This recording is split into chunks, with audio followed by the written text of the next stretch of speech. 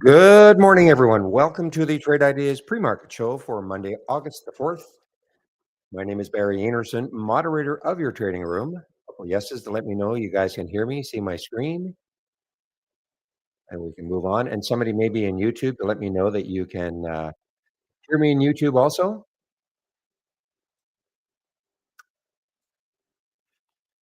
Don't everybody talk at once.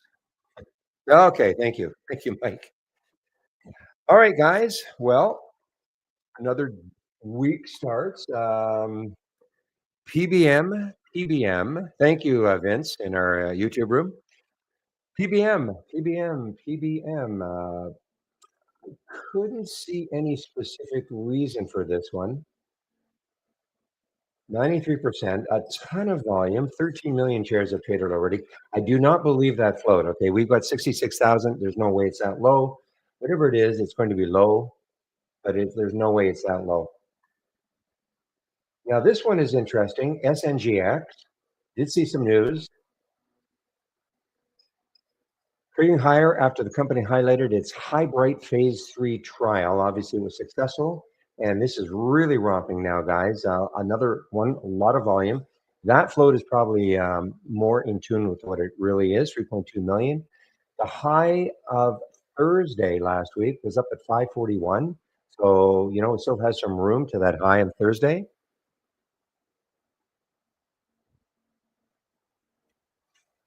Well, thank you for popping in, Vince, and letting me know you can hear me. Cool. Now, Verb, and again, I think the market's getting tired of this. So this popped up to 22.49. It just pulled back to 14. So they raised $558 million to launch first public ton coin with Kingsway. So digital asset management play. But I think the market's getting really tired of these. But anyway, there's Verb. Still a huge move, even though they pulled back from 22 this morning. Now, I was going to actually mention our ARTL as a pop-up, but this has come all the way back down. Nobody got nailed in this one. So up to $16 and now back down to 960. Actually down 5% for the day. I want to say they did a financing, unregistered equity sale.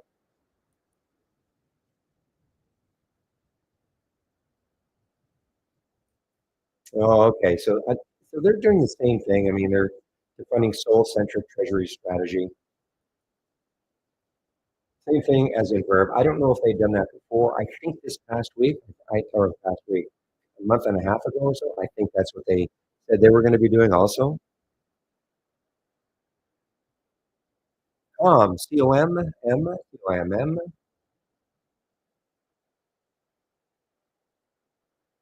Almost looks like this is a buyout, or is it just a?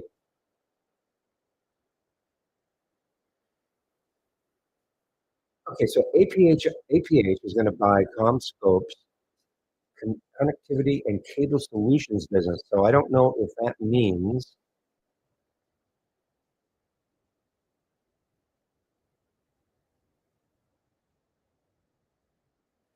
It looks like they're selling this off, but they still remain a company, so they're not selling themselves. So the unit that CommScope, CommScope is selling designs, manufactures, and supports. Okay, so it's a unit of CommScope. So they still exist. They're not selling themselves completely. They're raising a whack of money, $10.5 billion. They have a lot of debt.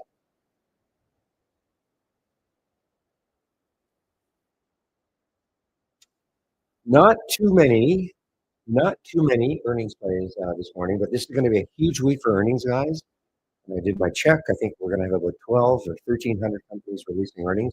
Not too many this morning, but for the balance of the week, we're going to have a ton of earnings plays. One that I was looking at, Wayfair. Wayfair is doing well. Not so much. I mean, actually, when you look at this, I mean, the positioning lifetime range. So, I mean, Wayfair is having a good earnings release, but And this was a 300 pandemic. Yeah, this is a pandemic. Okay, so this is during the pandemic, $369. But at any rate, they've had several months up, and this looks like we're going to have a continuation. And that's Wayfair on earnings. W.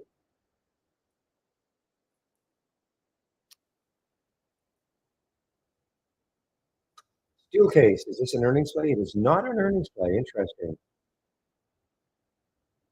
Office equipment, well, I think of them as being chairs, probably desks and chairs.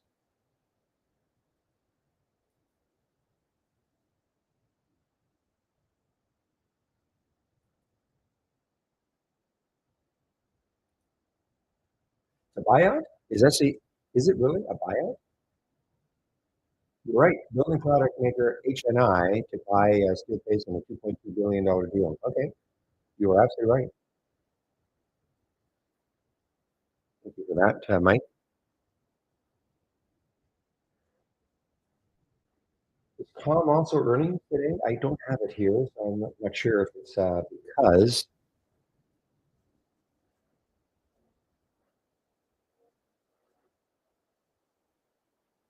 we have, okay, now we have it August 7th pre-market.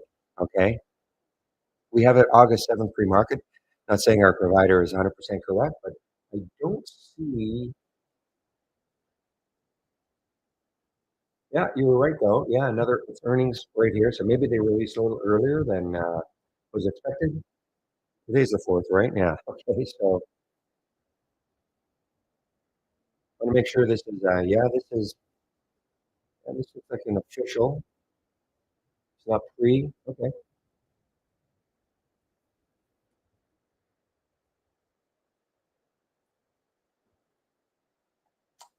Yeah, BT on the move here, guys. BT Brands.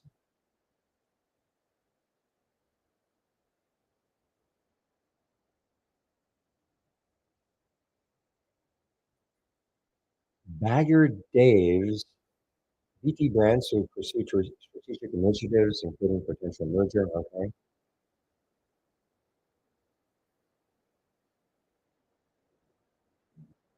Not sure I've seen. I thought for some reason I thought there was a crypto play, but I guess that's BT. Okay. Dairy Queen, really? Overtime and Dairy Queen franchises. Okay. Oh, and the Dairy Queen franchise.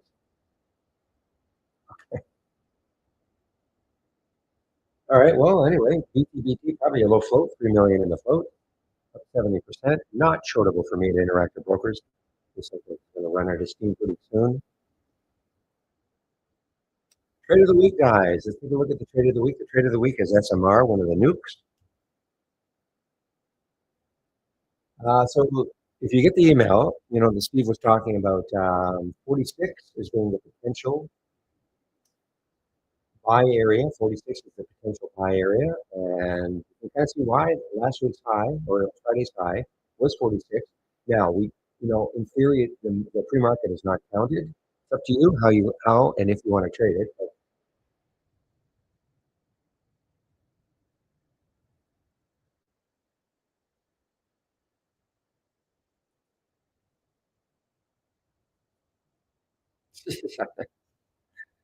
I'm not doing anything, Mike.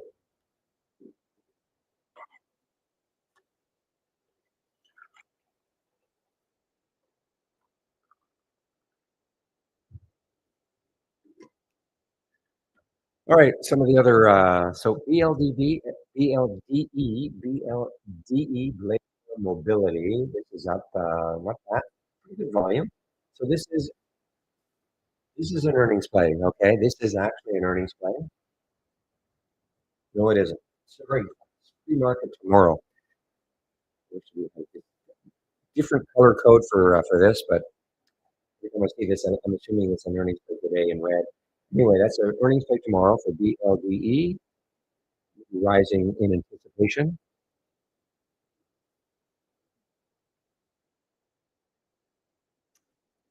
This is an earnings play. There was hardly any volume though. Yeah, ENR, Energizer, obviously the battery manufacturer, Energizer. And this was, I mean, it's a big pop. There's no volume yet, only 13,000 shares. So see what happens once it really opens. Once it gets rolling. Again, only 13,000 shares, but a nice gap.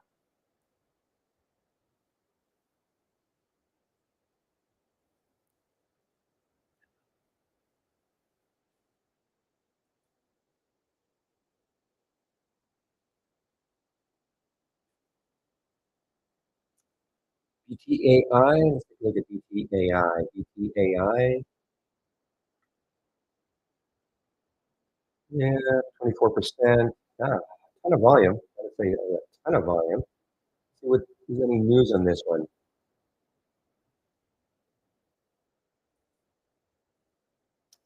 Yeah, so Wainwright, you should discount them. They're so very lofty projections all the time. So a buy and a target of 8, and we're sitting at 171.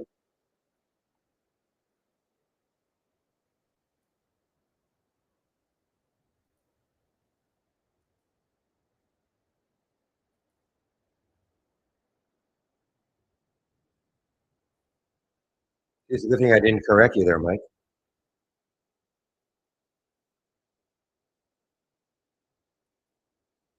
The one that got people are probably familiar with, Tyson Foods. This is an earnings play. Tyson Foods, TSN. This is an earnings play.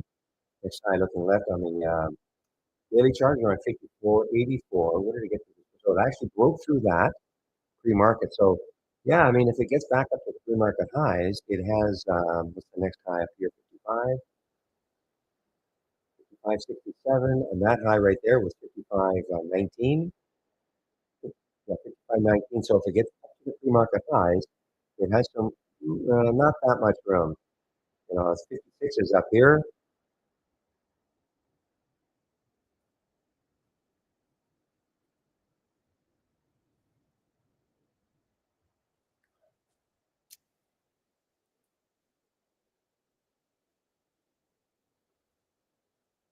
Yeah, pretty good volume, 200,000 shares. This is a ZEP.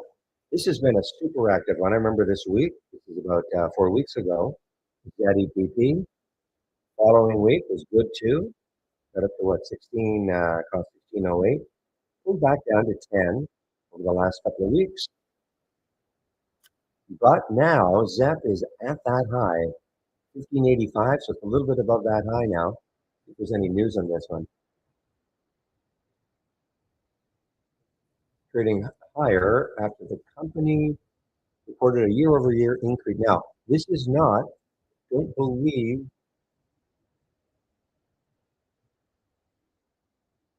well, looks like this is an earnings play also. We don't have it until August 20th, but this does look like it's an earnings play. I'm just looking, I always have to check to see if it's a preliminary release, but it looks like this is actually an earnings play. Okay. We're reporting, I think, guiding higher.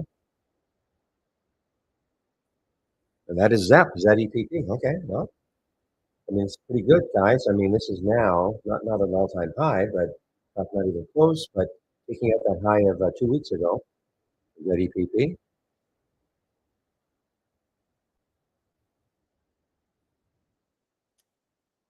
Joby continues here, guys. Joby, Joby, Joby, continuing. So I've talked about this one in the past. In my opinion, this is the leader in this sector. The eVTOL sector, vertical takeoff and landing, electric vertical takeoff and landing sector. So you can see if it gets over 1857, this would be an all-time high right up here. Okay.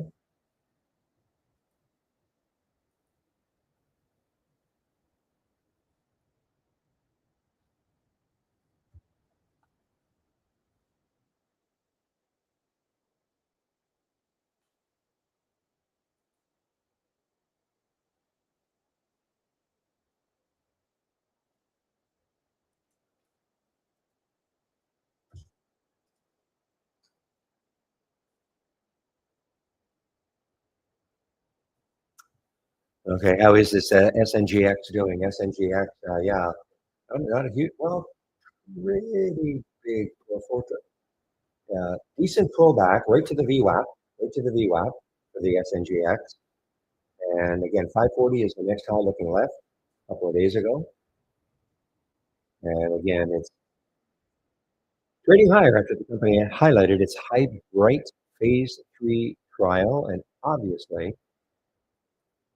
this is late stage pipeline win, not pipeline, not gas guys or oil, boosts investor confidence in high growth therapeutic areas. And so this is actually now, right at the pre-market high, SNGX, low float, 3.2 million in the float.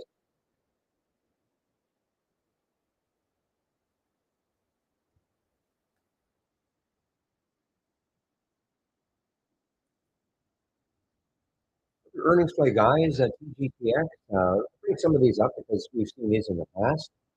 Uh, so look what happened on Friday. It got into the 200-day moving average. We did close it. We did close above.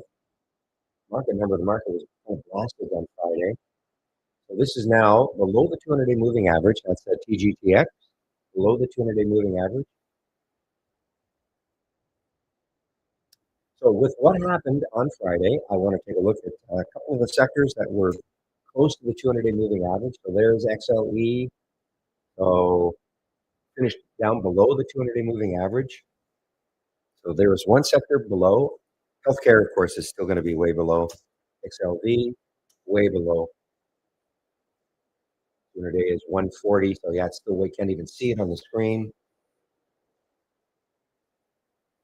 But you know what? Let me go through them all the major sectors, and just see what they look like right now.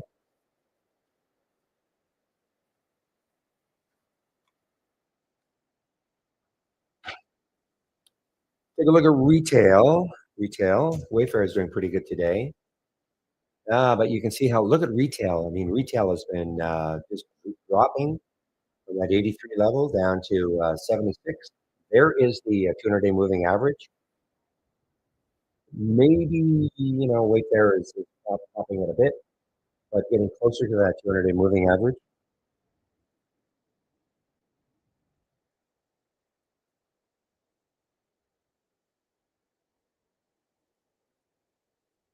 I think, yeah, communications yeah, I mean, communications, I mean, it's still above it. We're getting closer though. Technology, XLK, and then, well, bad couple of days for technology. The 200-day is 230, so still well above it. Take a look at SMH. That means, I mean, still well above it, but a lot of the candles are going to look like this because of Friday, or the bars.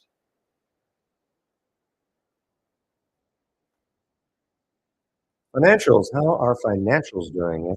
XLF. Wow. Okay, where is that 200-day? You know what? We're getting close to that. 49.86. 200-day is not that far below financials. That was a big drop for financials on Friday. XLI, industrials.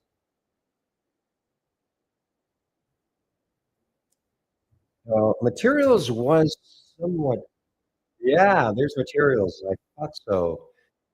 On Thursday, it actually closed below the 200-day, and now it is below. Well, still below. So those are three major sectors now below the 200-day moving average. Let's take a look at utilities, XLU. So this is now a lot of times if the market gets a little bit nervous, utilities, people look at utilities, they're dividend bearing stocks usually. So they're kind of a flight to safety, a little bit of a flight to safety.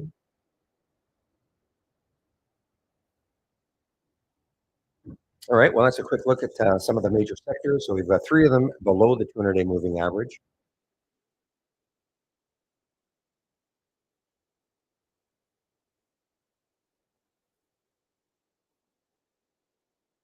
Yeah, it's a holiday for me, sort of. I guess not really. I'm here.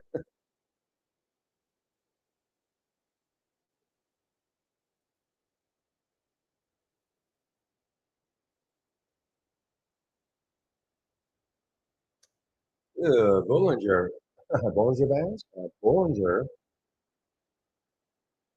Innovations. I don't think I've ever really seen this one before. Is this fairly new? Yeah, this looks like an IPO back here. I don't really remember this. Wow, not a good one. Not a good one. I wouldn't want to be these people up here who look at this BINI continuing to move down here. This was actually halted at 3:30 Eastern time this morning due to news. Well, they're doing a reverse split for tomorrow.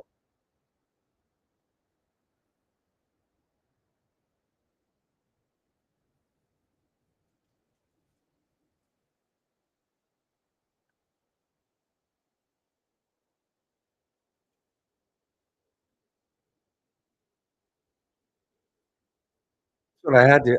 That's what I wanted to see. I wanted to make sure I was right. That's a 250 to one for 250. Reverse split. And this looks like it's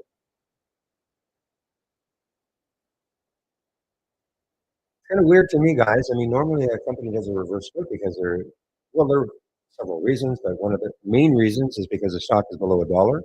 The stock is not supposed to take effect until tomorrow, though, right? It looks like it's already happened because otherwise that price would be multiplied by 250. It looks like it's already happened. Maybe that's wrong. Maybe it was actually effective today.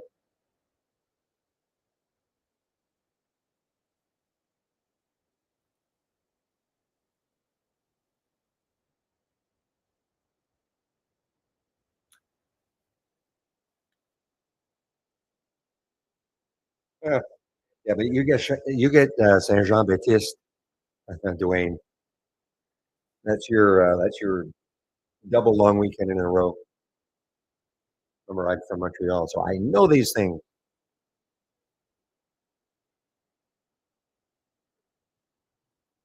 Joby continues, guys. Joby continues here.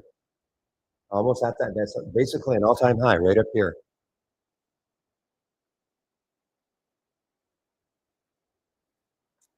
Take a look at unit. Okay, not sure what's happening with unit. There's no volume, so I can't. There's just no volume. They entered into some news entry into a definitive agreement. So they've merged. Okay, some kind of a merger. Okay, or see, is that who asked that question?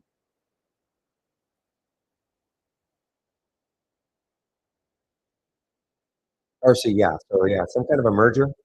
Not much volume yet.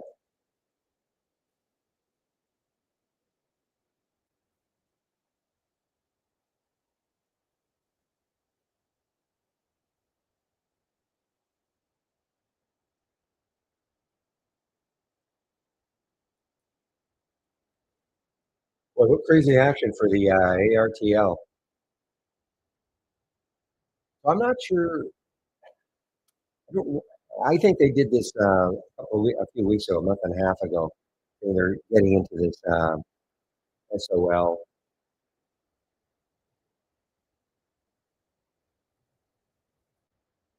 I don't know why it had this pop then.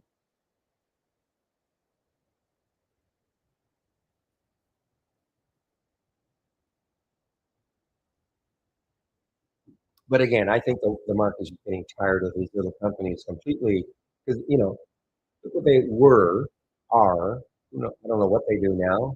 Do they still even do any of this, or they're just completely now into digital asset management?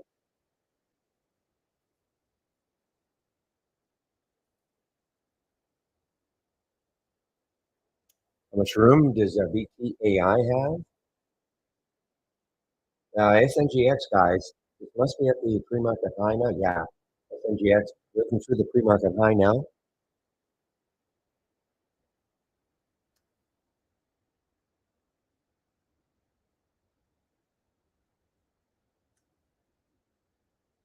BTAI or BBAI? I don't see.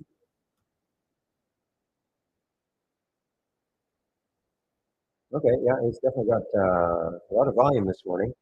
Well, I mean, last week's Friday's high was $2, so I mean, that could stall it right there. and nobody's saying it's going to get there from 173, but that's what I see looking left. It's all right around the $2 level.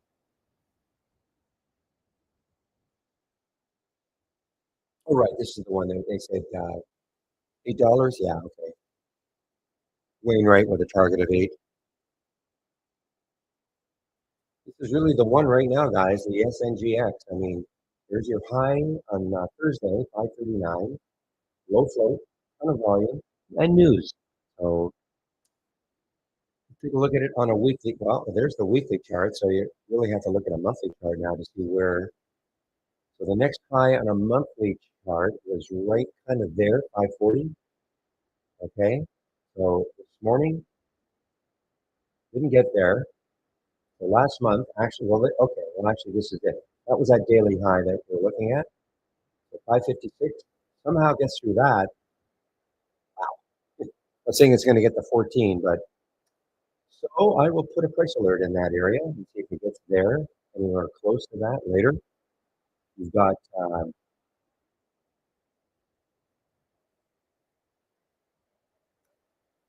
so 154. You know, all I'm doing is just looking at a daily chart.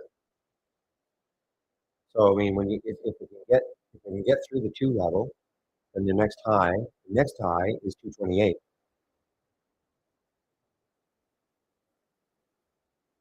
That's all. Whether 2 is resistance or this is resistance, but that that remember now. That's all I do. I just look left. And if I see it on the daily chart and I point to that as a potential area that it could stall,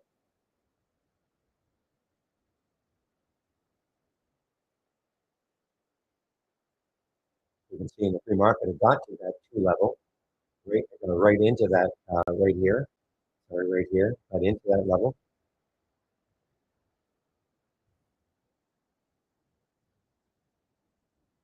And actually, remember Friday it got to the 2 level also.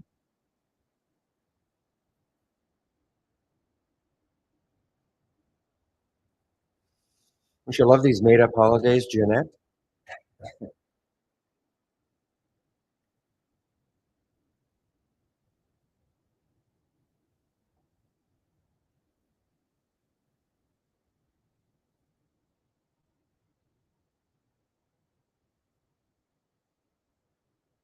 Oh, big pop here for MNE, guys. I can see why, the trade of the week is SMR. There are obviously several in the sector. NNE is one of them. OKLO is another. LTBR is another. Like the SMR. I can see why, because it has not had, I mean, it looks, NNE has pulled back a little bit more, I guess.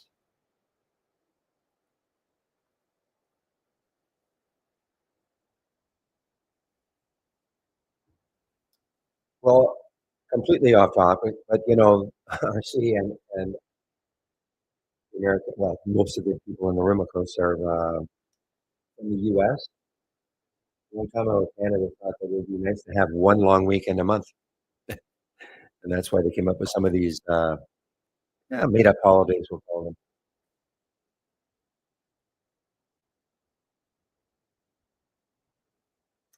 All right, guys, it's 9:20. Whoa, just give me a moment. Okay, I've got time. I forgot. I've got to get my layout up. So save my layout.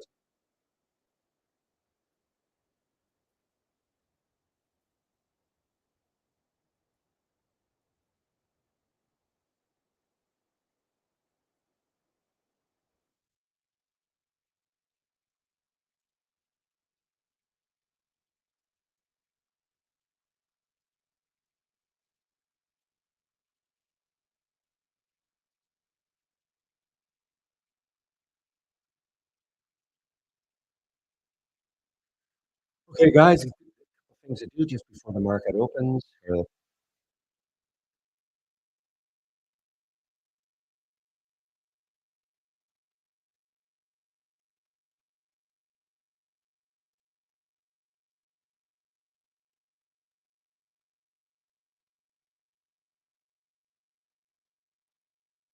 Okay, guys, we're now open.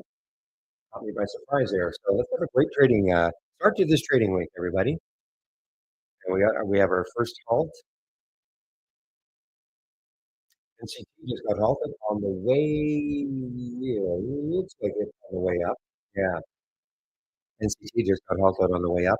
Now, and if you've been following, been in the room for a while, you know I'm really just paying attention to the gap continuation or reversal scans. Don't- You know, because we're not totally into like today is not a huge earnings release day.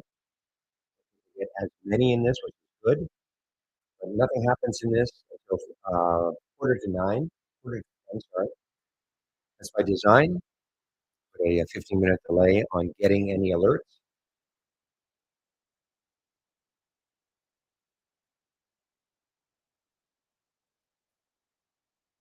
And again, I typically don't trade in the first 15 minutes. I kind of let things settle down a little bit. What's the market doing? So the market is that's a big pop, 1.6. Yeah, on the SPY, falls up. Keys are up just a little.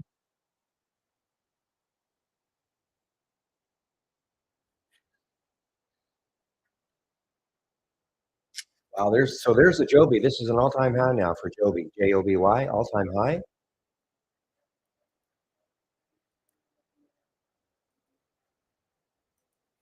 Yeah, all-time high now for Joby, guys. On the move in a big way.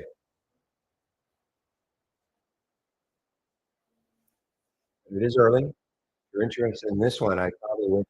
I mean, it may just rip right from the beginning. I mean, it already obviously ripped, but 19, I think, was a nice take up, but it's an all-time high right now.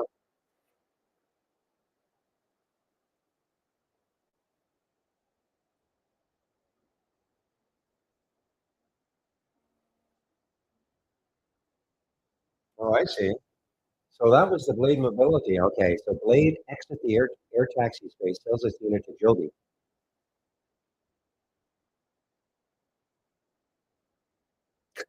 I mean, you know, you read some of these things. So Blade exits the air taxi space in order to focus solely on medical. Oh, okay, medical air transport. Okay, I thought they were like a bio of some sort. Okay, medical air transport. Okay, that makes sense.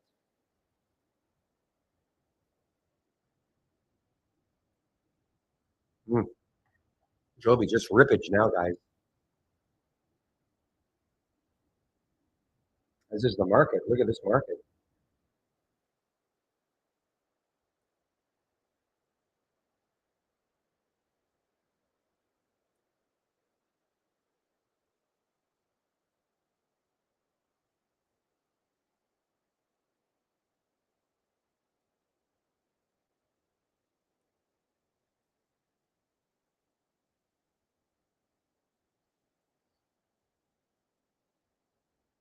So what you're seeing here now, let me just back this up. Change from the close. So this is the same as I had before. The pre-market actives up. The difference is these are the top six. Okay, the top six. You can choose to see how many you want.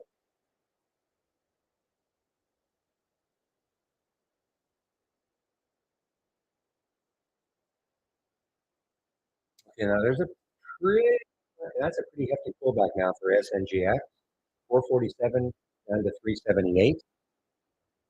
So if you're interested in this one, well, here it is. I mean, it's through the VWAP. It's through the VWAP right now. So the next one, maybe if the VWAP had held it, I would do that support.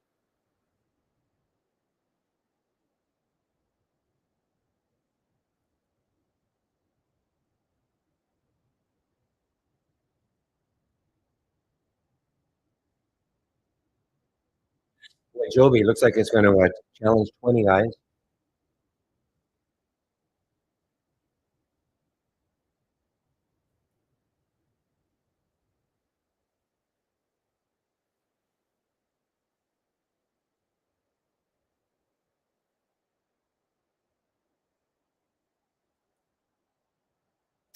So I do see that SCS, it showed up in the combo scan, but this is a buyout, so you can it's flatlining across. So I don't know. Shady's in C or will be if it's over 175. I don't think I saw that one in the free market at all. CLYM.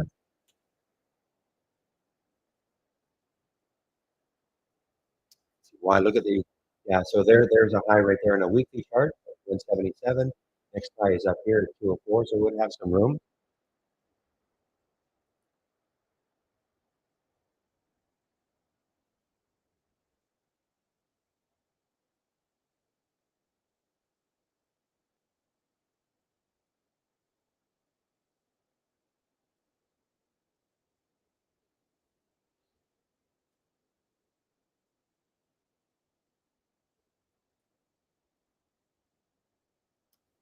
Well, okay. I mean, it is moving a little bit, but again, this is a buyout, okay? This SCS is a buyout. Typically don't look at the buyouts. Boy, Joby's over 20 now, guys. JOBY over 20. Somebody asked me a few weeks ago or a couple of weeks ago about swing trading, and I only mentioned Joby. I mean, I'm not a swing trader, but I said, this is in my opinion, the leader in the sector.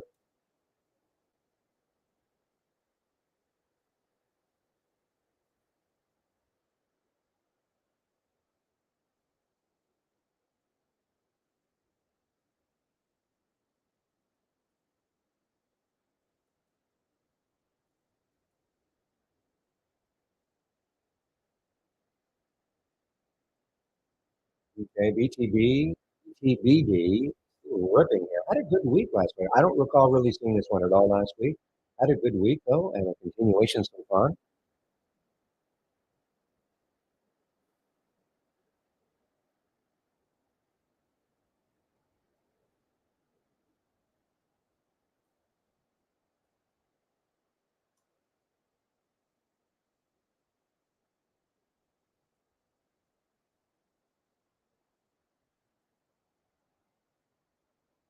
Market continues to rip higher here, guys. Nice opening 5-minute bar, followed up by another one.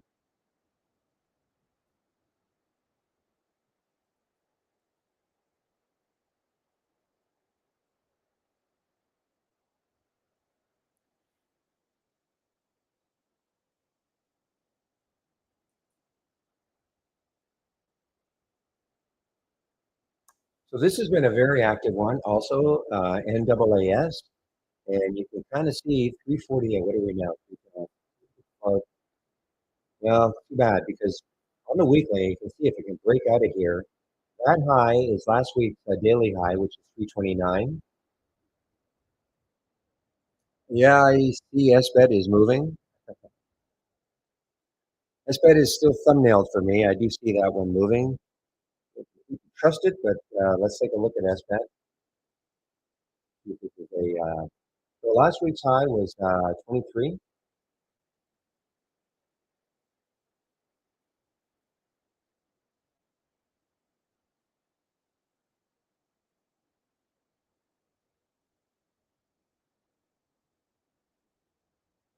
Keeping an eye on Shady's CLYM, so hanging around the 171 mark.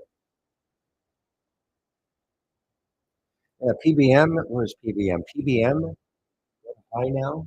Yeah, so when I got up here 580, so it pulled back, and of course, ton of room on the weekly chart, guys. Wow, $11 on the weekly chart. I think it's going to get there, but at least you look at that. Let me get back to my daily chart and maybe a high closer. Yeah, a little closer, but not much. I mean, the next high is Thursday's high up at 950. So, a ton of room, ton of room. We can move if we want to. Good volume, great volume, tremendous volume. 1,100 times normal up to this time of day. Uh, you know what though? I don't believe that. So what I'm going to do is I'm going to that other website. I'm going to check that float.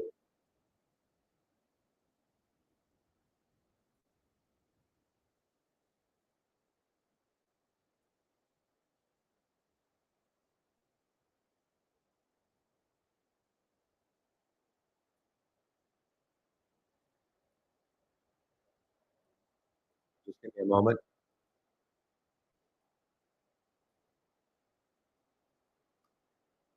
So what are we looking at here? We are trying to see about this PBM. Yeah, okay, PBM. Well, 700. Okay, I mean it's 700,000. It's not six. It's a factor of 10 out. It's still super low.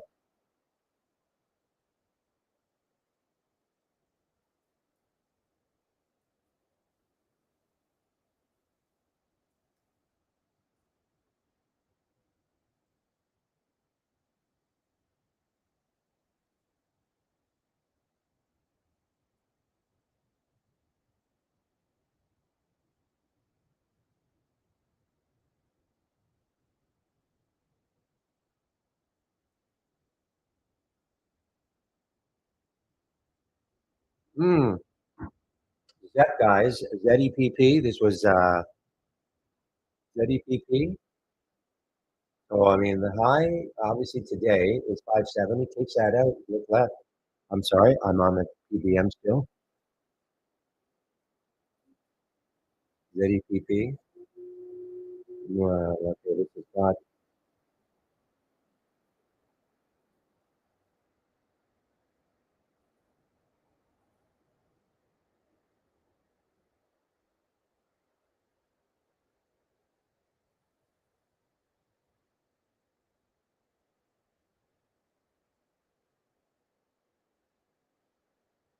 So it looks like the next high on a monthly chart looks like it's right here around 2047 for ZEPP.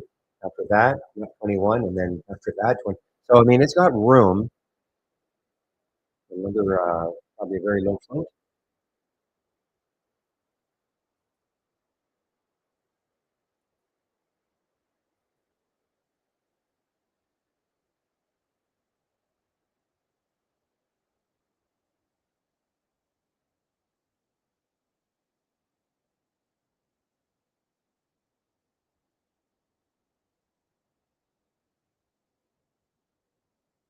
You look at SBAT now, guys. This is why I tough intraday trader, in my opinion. But because look what it did. I mean, it got all the way up to 1890, was all the way back down to 18.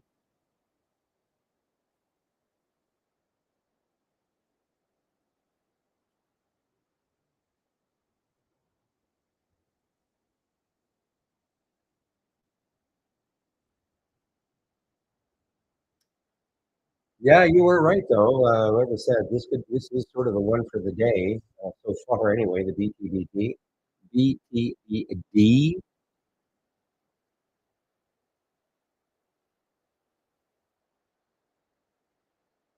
I mean, it operates Burger Time restaurants. I don't think we have Burger Time in Canada, and like one Dairy Queen franchise. I'm sure we don't have them in Canada.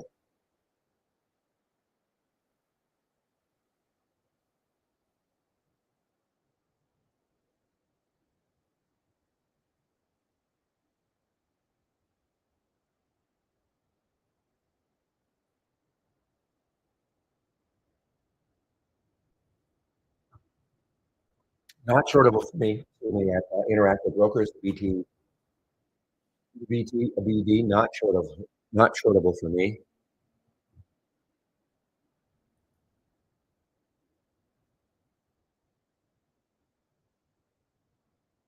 Okay, now, just to give you an idea about how you can use this, I'm going to go over my homepage in about 15 minutes and show you the scans that I'm currently sharing, okay? When you see a negative number here, okay, say for the PBN, that means it's pulled back. It's still positive because it's green, okay? It's positive, it's green. That means it's pulled back when you see a negative number. Obviously, when you see, and this is the move within a 5 minute period. So you can see BTBD, a tremendous move within a 5 minute period. And you can just see it, okay? Give me one moment.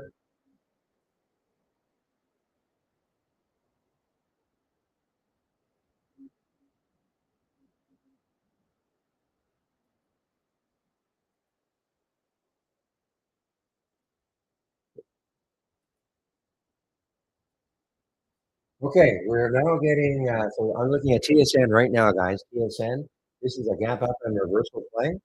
TSN, so mildly positive for the day. Market's still higher though, ripping higher. Love to see.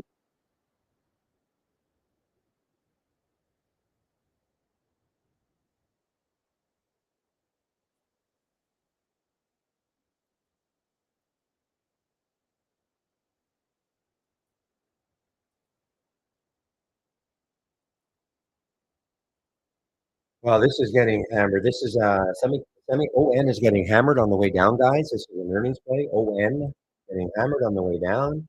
The low here is 51.48, so it's getting close.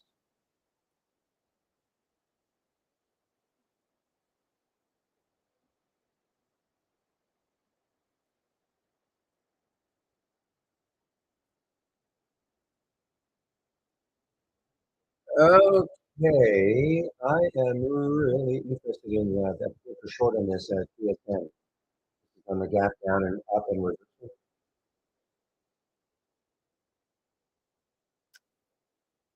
opening for BTBT potential. So this is faulted question in our YouTube room. Well, if you're in it now, that's not what you want to see. 422 is the halt. So this is the first time I am displaying this screen. Okay, this is from Interactive Brokers, the blue screen you see. This is Interactive Brokers, nothing to do with trade ideas. So there's the halt price. Can't see the symbol, but it is the BTBD. This column trying to tell you where it could open. Okay, where it could open. So if you're in this one, you don't want to see a number below the 422. Okay, but doesn't have to open lower, but that's what it's telling you. And normally they are 5 minute halt. So if it's a 5 minute halt, it'll open at 9:50 for 4 seconds.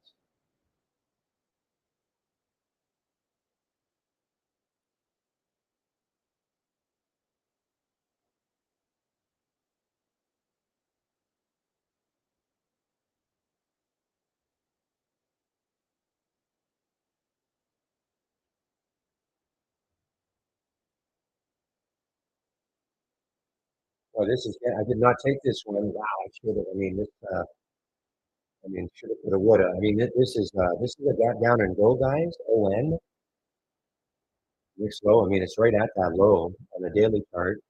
It's an earnings play for ON. Obviously not good.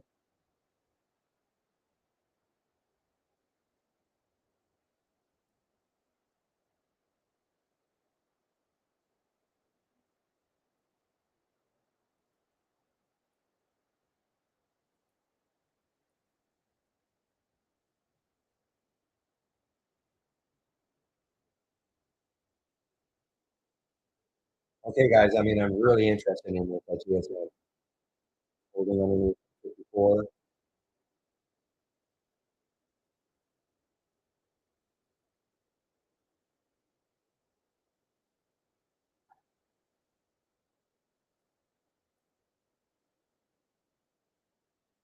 Okay, well, I got some in the 80s. Okay, let's see if it's talking about the TSN,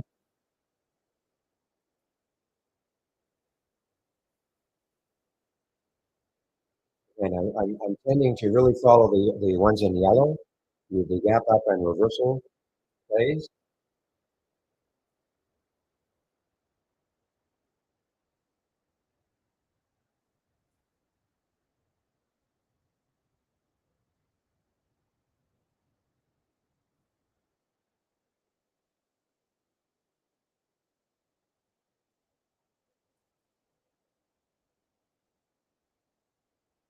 So here's the flip side of that. This is the gap down and reversal play, HNI. Okay, so is this an earnings play? It's not an earnings play. You got hammered down for some reason. Ah, these are the guys taking over Steelcase. Okay, so this is very typical. So this is typical. The acquiring company sometimes takes a hit. This is a big hit, though. Shareholders are not happy that they're trying to take over Steelcase.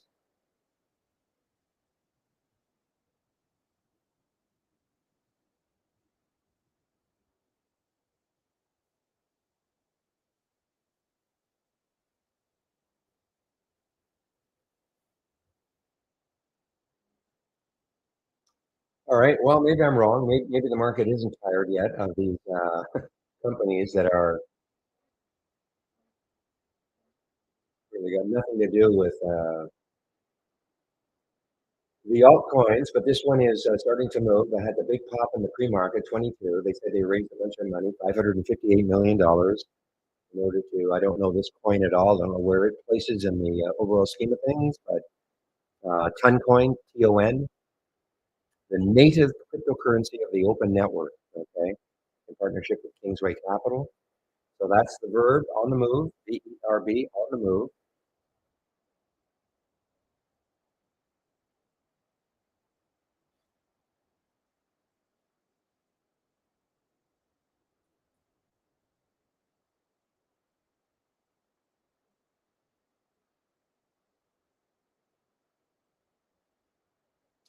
Well, I was horribly wrong about the SC.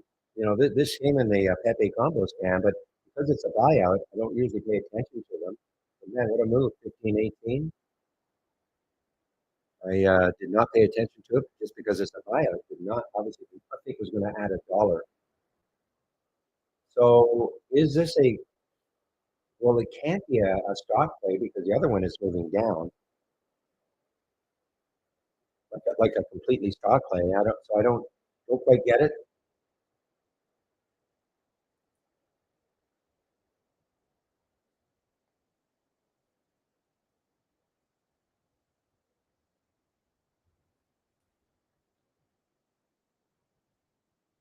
So Shady now has adjusted his entry for CLYM. I have that one thumbnail. I have a price alert actually on it. See right there. Yeah, it takes about 171. I can see what he's looking at. So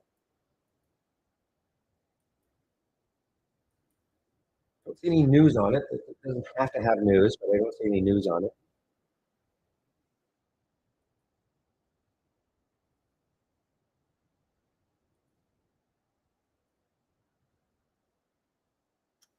Wow. So far the gap down and goes have really worked. What are we on right now? ON, the BRKR, another one, 32.94 was the alert. It is an earnings play. It's too cheap for me to short, but let's take a look at the REPL. Yeah, a lot of shares available. Well, you know what? The next low is 322. You know what? I'm going to put a price there underneath five. Takes it out. I may take a flyer on this one as a short. A lot of shares available. Interactive brokers, 455,000. Just because of the room it's got. The next low looking left is way down here at $3 or so.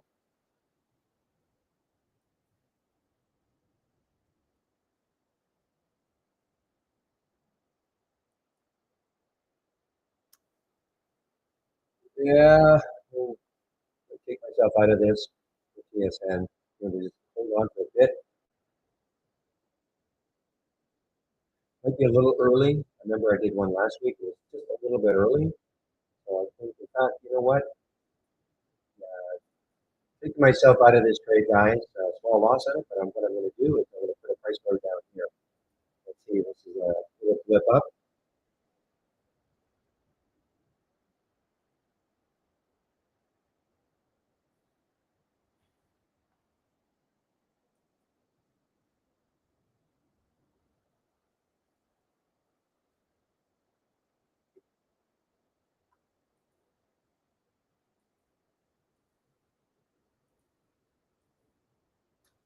Well, TGTX is cratering here, and this is from our AI also. Just noticing it's from our AI also.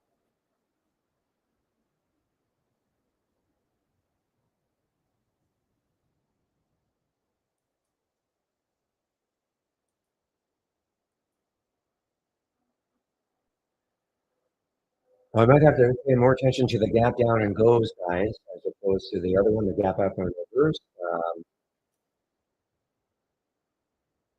Yes, it recovered.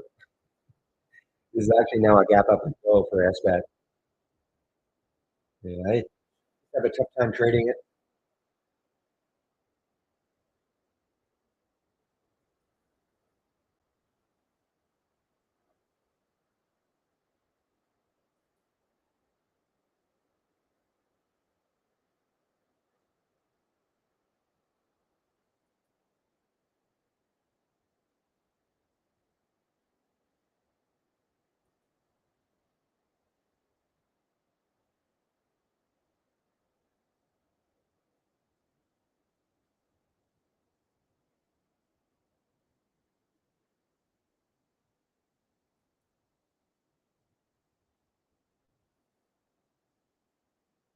Okay, this is this is not room, guys.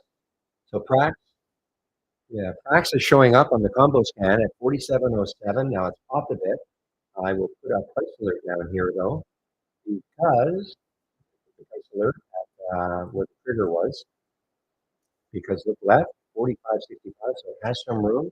This is an earnings play, PRAX. It is an earnings play.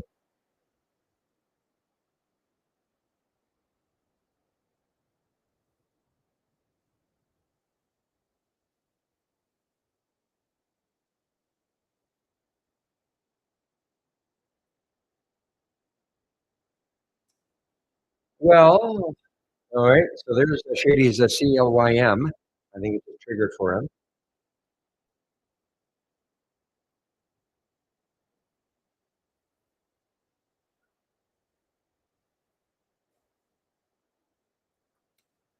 So AEO has been in the news, at least. This is a gap up and go.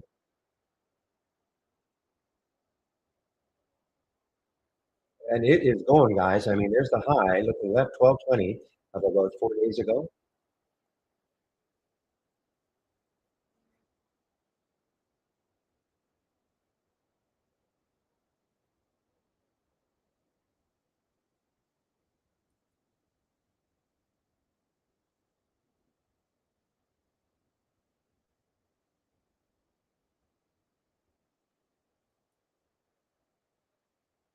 Okay, PGY. I won't take this one because of the look left. It's 30.96. If we can take this out though, 30.96, that's about $1. Okay, this is an earnings play coming up.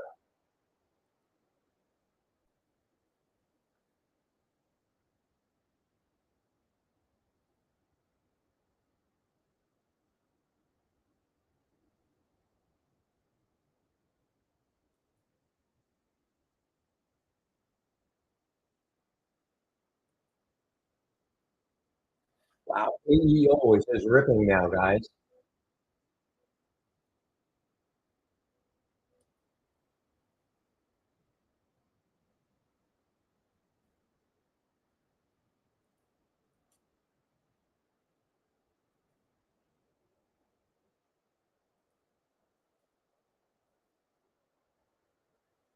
Boy, the longer it holds over 12,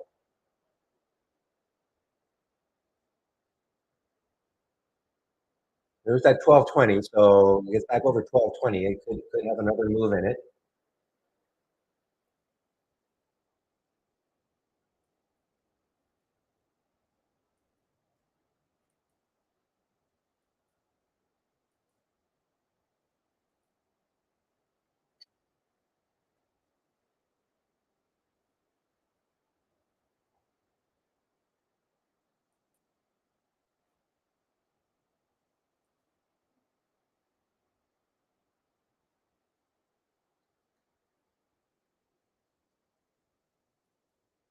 Yeah, I'm definitely keeping an eye on AEO. If it takes out that 1222 again,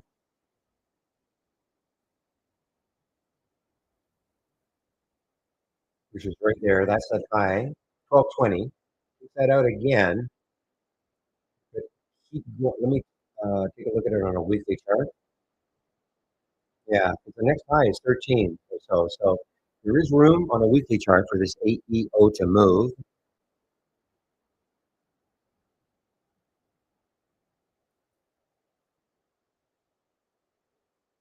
Well, a couple of good ones from our AI. I cannot believe the CS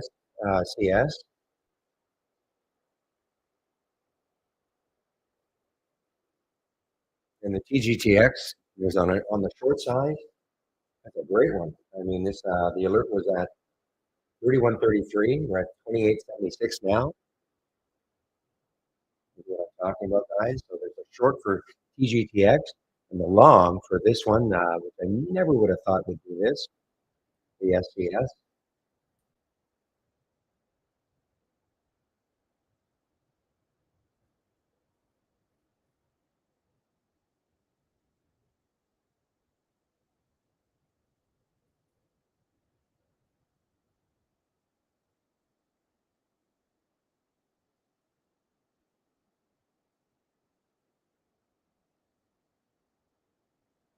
Yeah, GTX. I mean, guys, this is really. Where could it bounce? Let's see if we can play it on a bounce at all. The weekly low.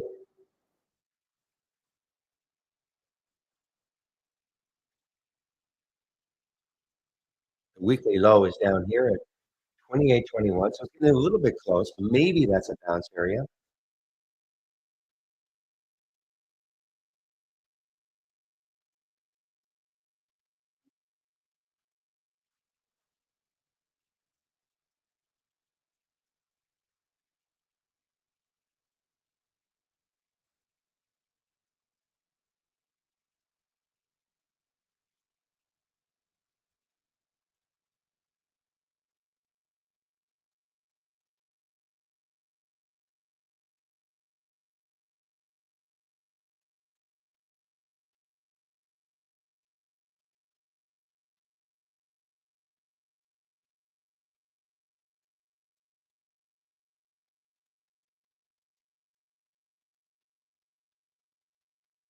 All right, guys, KGS. This is another earnings play, Kodiak Gas Services, and this is another earnings play, and it is, I mean, it's got room down to here, 30.59, so about a dollar, a little over a dollar.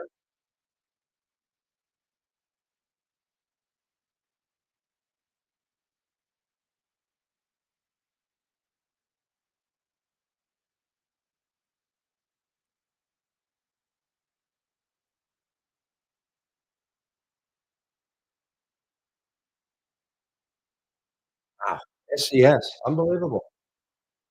What a move on a buyout.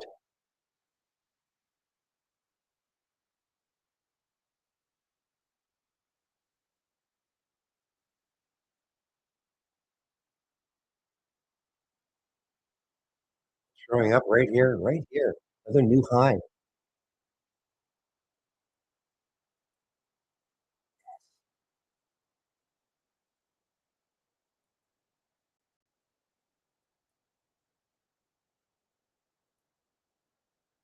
KGS on the way down, guys. KGS on the way down.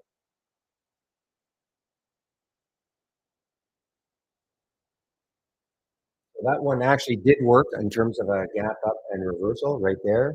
32.15. I did not get it there.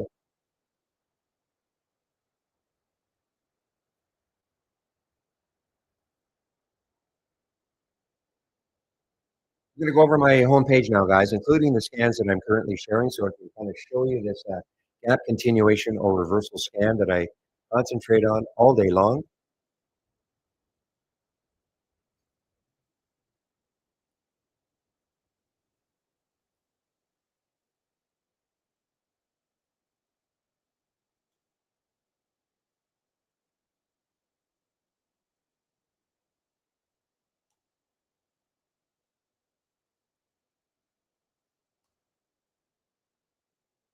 Okay, so I put my homepage link in, both on YouTube room and call it the main room.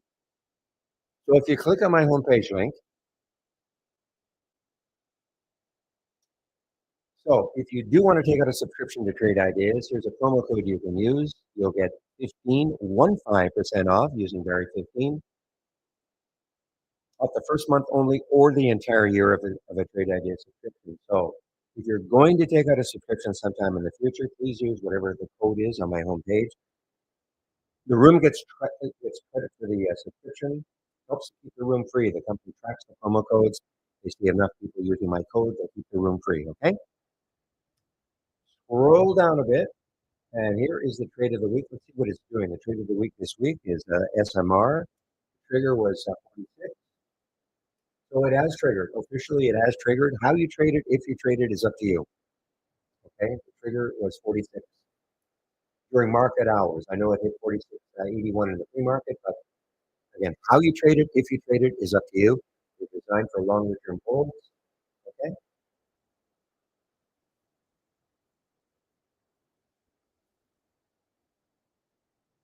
What's happening right now, guys? PGY looks like it's taken out that 31 now. Education section is here. First thing to do, if you take out a subscription to Trade Ideas, getting started with Trade Ideas, mandatory, okay? Now, if you don't have Trade Ideas and you're wondering about it, is this a product a good fit for you? Well, this is what I would do. I would take a look starting on the second video. There are, again, I think there are 8 short videos to take a look at, and that could give you an idea, should be able to give you an idea if this program is right for you. So that's what I would do if you don't have it. Back to basics. If you're new to trading, this is designed for you. This is all free. A lot of videos are here. Again, it's designed for those of you who are new to trading. Now, looking for my scans, not our scans, but my scans. So if we click on my homepage link, you'll be at the top, middle section right here. Here they are.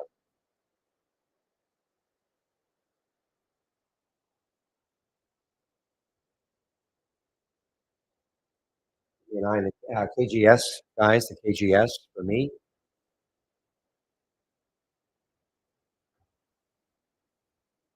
So here's what you can see. I'm going to change the sort here.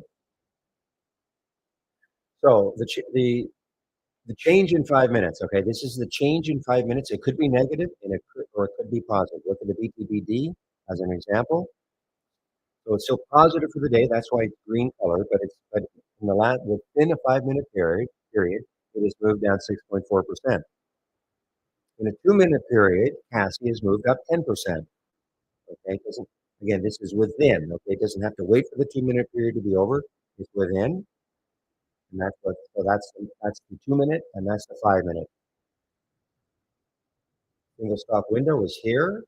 The momentum scan is here. Now, if you load it from my homepage, it might look a little bit different, like it will. What I've done here, you don't have to do the same thing. I only want to see what's happened here with the BTBD. It made a new high for the day at 9:56, and it would have made new highs between 9:56 and whenever this is 9:50. I only want to see it when it makes a new high every 5 minutes. That's what I want to see. It doesn't have to be what you want to see. What you would see is something like this with the stock over and over again. Okay, every time this is another scan, of course, but that's what you're probably seeing if you load it from my homepage. You'll see the stock over and over again, and I want to see it, but only if it makes a new high every 5 minutes. That's just me. Okay, you don't have to do the same thing.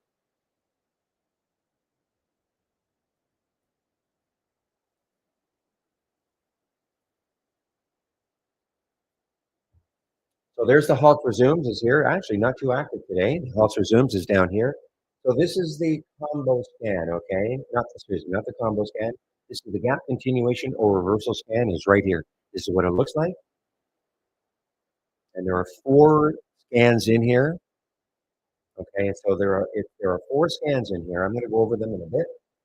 And the other one, obviously I should have taken this one, the STS. This is the abnormal, this is the combo scan. The Pepe combo scan is right here. Only a couple of alerts today. There's American Eagle right back up. Do I take it?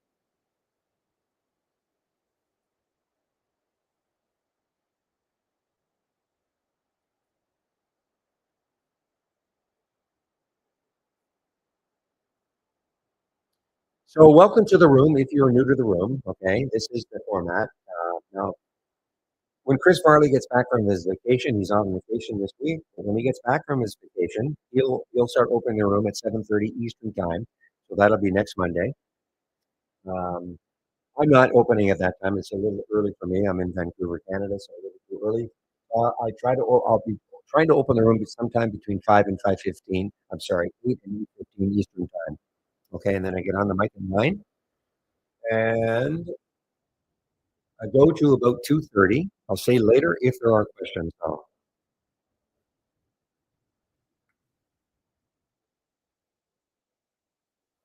this is a trading room, but it's also a support room. So if you do have questions, you can ask questions all day long. I'll do my best to answer them.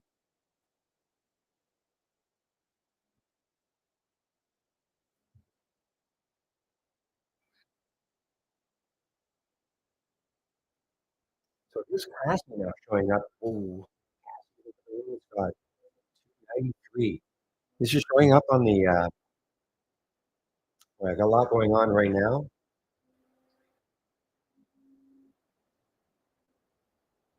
Low float, 2.6 million in the float. China stock only trading 1,782 times normal up to this time of day. That's what that delta volume number is indicating.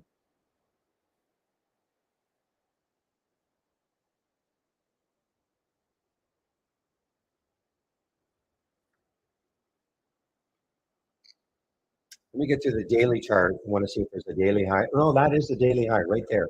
So that week, a month and a half ago, some day within that week, that was the daily high, 292.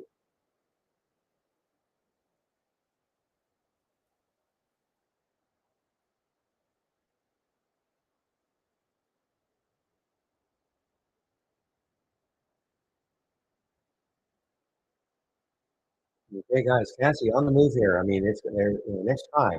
It's a ton of room, ton of room.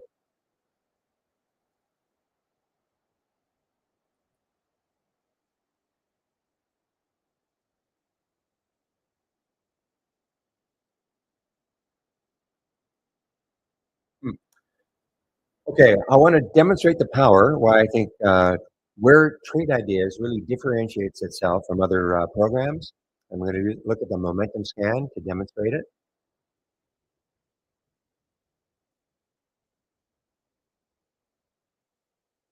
So in this scan, this is what it's looking for.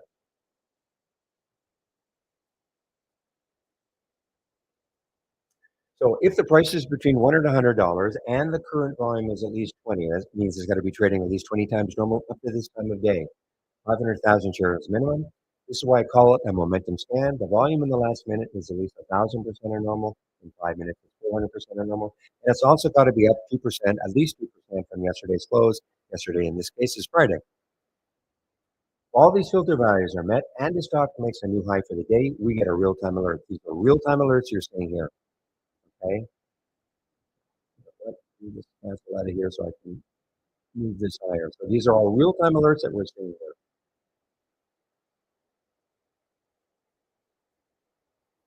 So there are a lot of screening programs out there that you can buy, and this is the screening aspect of Trade Ideas. Typically, a screener would be used to say, show me the stocks up the most today, show me the stocks down the most today. In this case, show me the stocks that are moving the most in 5 minutes, percentage-wise. In this case, the ones that are moving the most 2 minutes, percentage-wise. Could be a negative number, could be a positive number. Okay, that's what a screener typically does. So what we can do though is take a one big step forward in that we can take the screening values, filter values, and apply what we call a trigger to the scan. The scan. So in this case, the trigger is a new high for the day. So if you like the scan the way it is, you can have it. Again, you will see the symbol over and over again every time it makes a new high. You don't have to change it. I've just, excuse me, I just said, you know what? Only show it every time it makes a new 5 minute high. Okay, these are real time alerts, so you don't have to do the same thing. So if you like the scan again the way it is in terms of the filter values, you can have it. But maybe you don't like my price range. Maybe there's something else you don't like about it in terms of the values.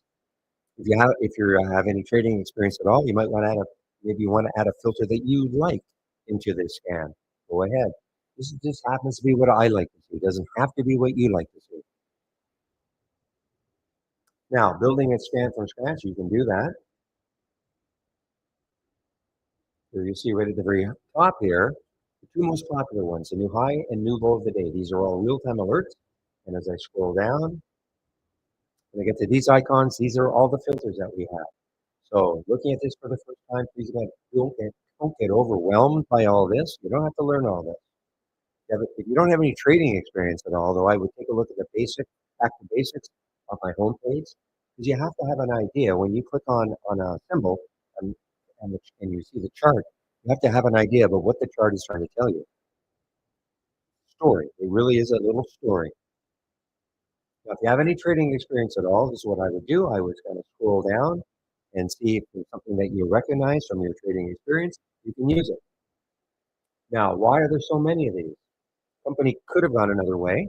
When they started in 2003, they could have said, well, let's make people learn a programming language in order to create a scan. Darn, I didn't take the AEO again. I see it's up again, AEO. So again, we could have said, you're going to have to learn a programming language in order to create a scan. So that would have been a lot harder. So instead, they said, why don't we try to create enough different real-time alerts and all those different filters so that anybody with any trading experience could find a way to combine them to give them the type of scan they were looking for.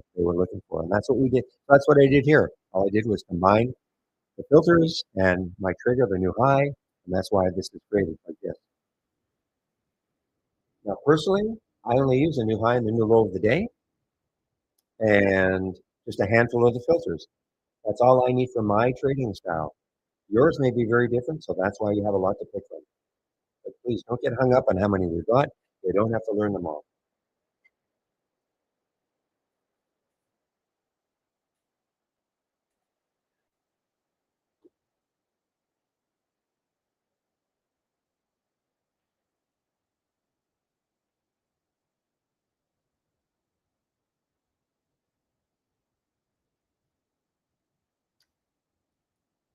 Okay, well, KGS is still giving me something.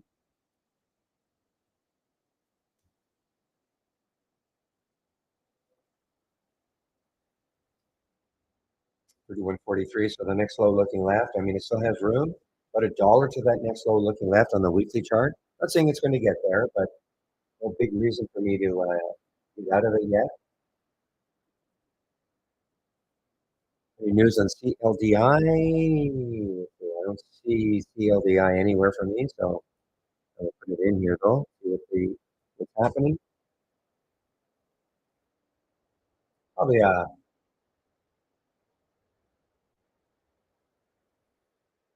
yeah, I don't know. I don't see any news on it unless they.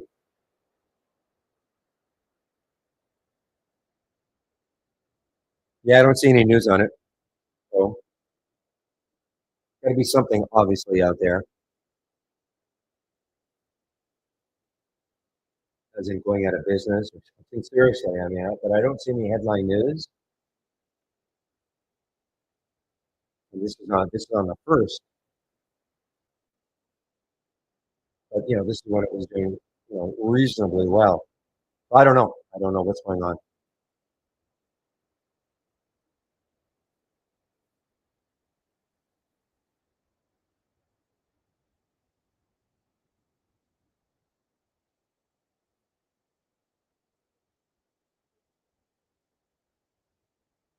Okay, well, I'm not feeling too badly that I did not get into the AEO.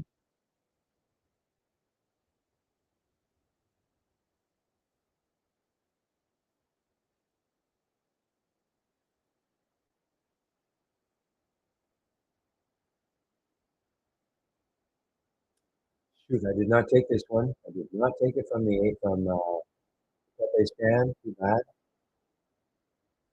Really trying to just concentrate on this scan here, though, guys. I have to admit, a continuation or reversal scan.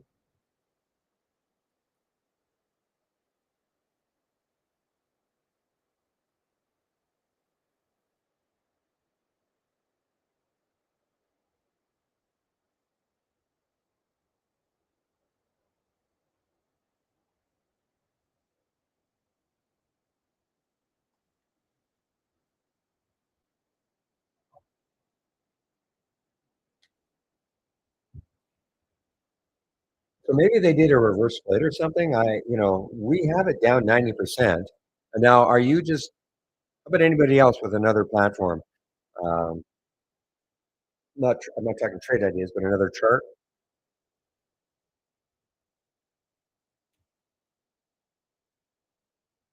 I mean, look, they're just flatlining right now.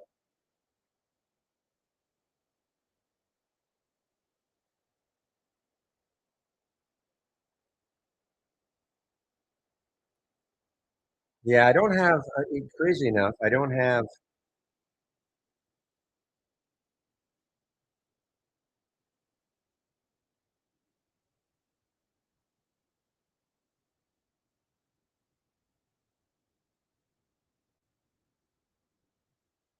I don't have an IB chart up.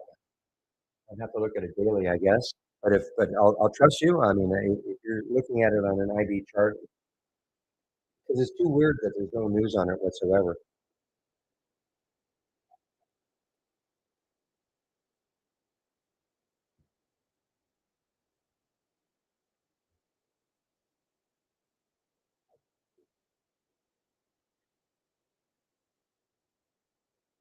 All right, Shady's CLYM moving a bit here.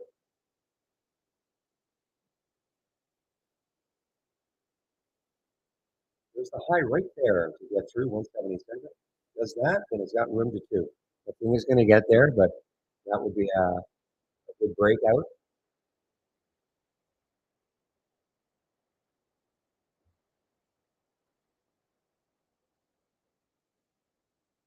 Probably.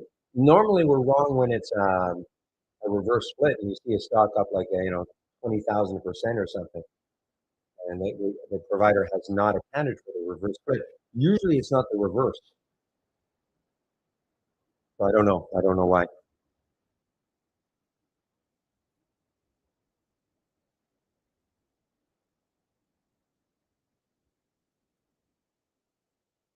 Or you can see CLYM now showing up in the momentum scan right here.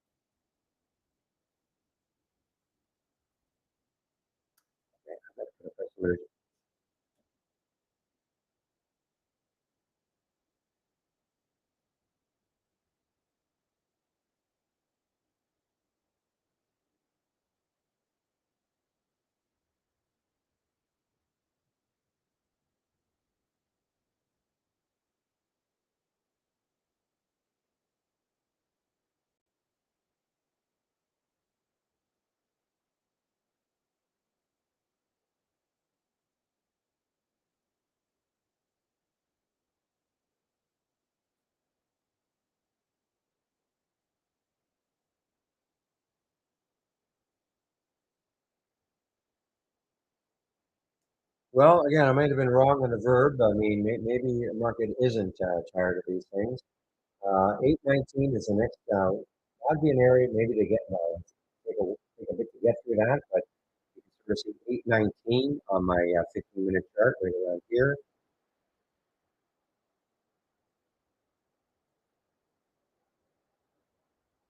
We did get up to 2225. Something to do with a ton coin.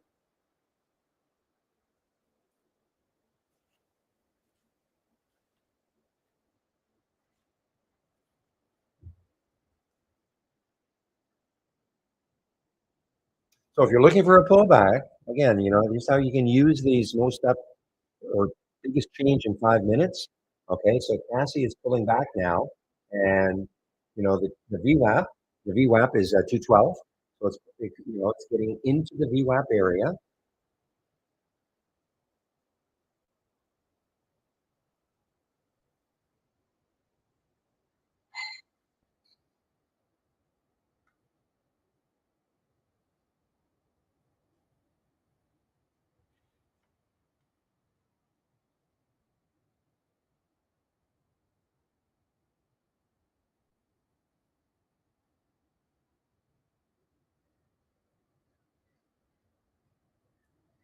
Or Joby, guys, Joby again is just made a new high.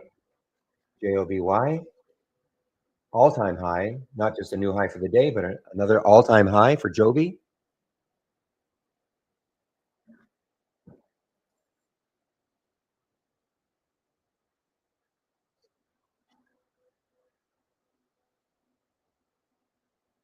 Here's another one that could get interesting. I mean, the ATLX, Atlas Lithium out of Brazil. There's the high right there, daily high and a weekly high, 549. Takes that out. And the next high on a weekly chart, anyway, is almost 6. So it would have a little bit of room to run.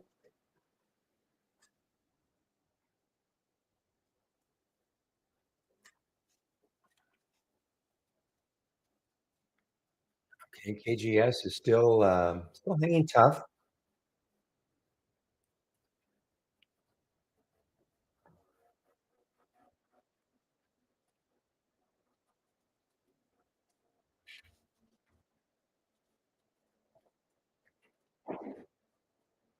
So here's Verb right on the VWAP now. Verb 1635, little like right in the VWAP area, pulling back into it. Not shortable for me at Interactive Brokers.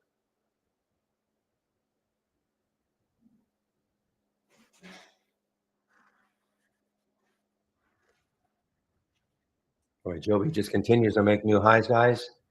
Did not get into this one. Only two trades today. A little loss on the AEO, and then I'm still in the KGS.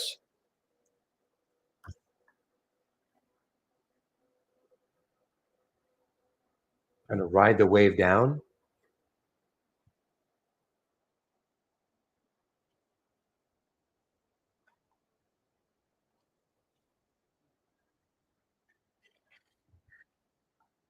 That's what we'd like to see. So put a little price alert underneath again.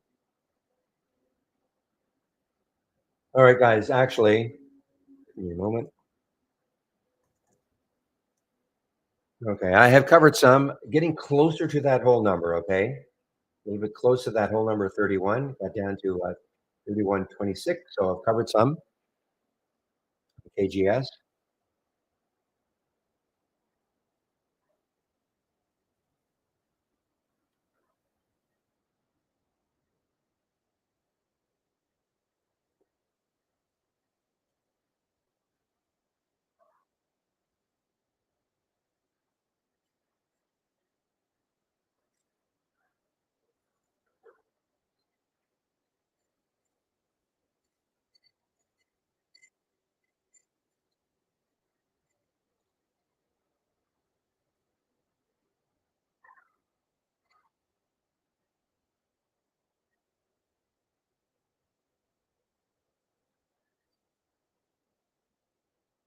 Where this calm is getting hit now, guys. Look. Well, obviously, a ton of room underneath.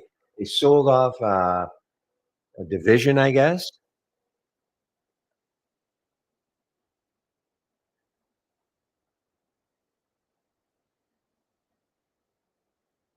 So it's still up 67%, but it's really starting to fade.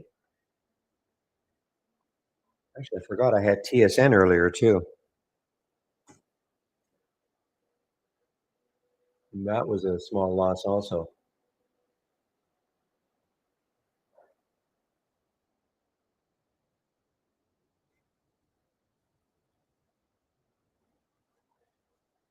Well, PGY, I had a price alert in this area and I did not take it. I got sidetracked on it. 31.97 is the next high. Got room. PGY does have some room. Boy, the ON, this was a really good one on a gap down and go. Though it did have a pop up here, okay? But from here, from about right here, well, I'm sorry, that's free market. So there's 930. So on a gap up and go, it just sort of rested here for a while, but now it's continuing to make new lows.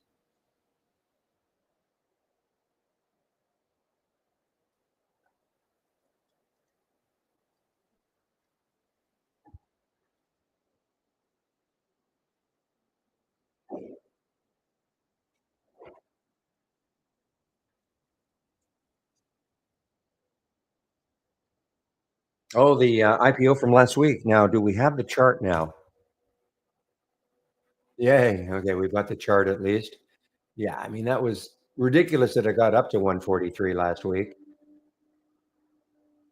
And this is, oh my goodness. So there are shorts available. So only what, 3 days of trading, and there are actually a lot of shorts available. Interactive Brokers. Well, got to put a price alert at the low of that day. That was it. That's the day. I think it was Thursday. Well, you know what? It's a daily chart. So yeah, that was Thursday. So it opened on Thursday. Friday continued. Put a price alert there. See if it takes that out. Surprise! There are a lot of shorts available. Interactive Brokers, 800,000.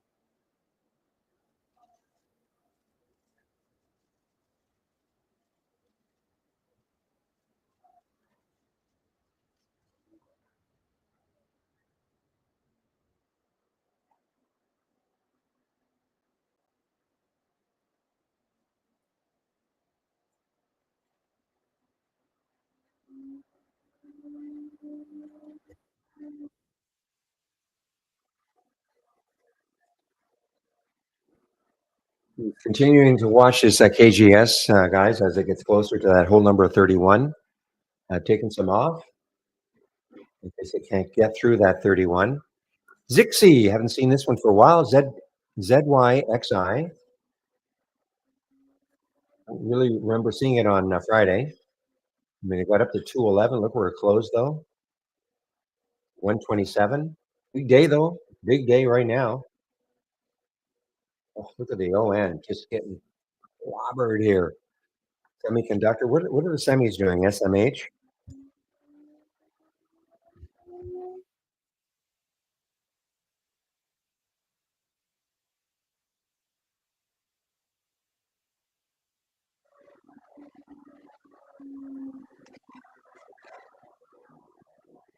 Okay, Shady's CLYM making a little move again.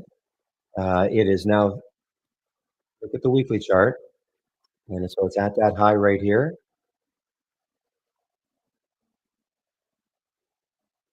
Wow, PTS. I mean, it could.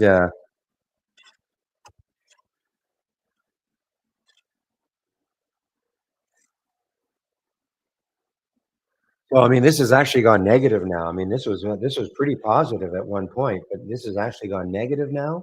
Earnings play, Kodiak Gas Services, AGS. Now, these are not going to be rocket ships, with huge percentage moves, but I'll take them.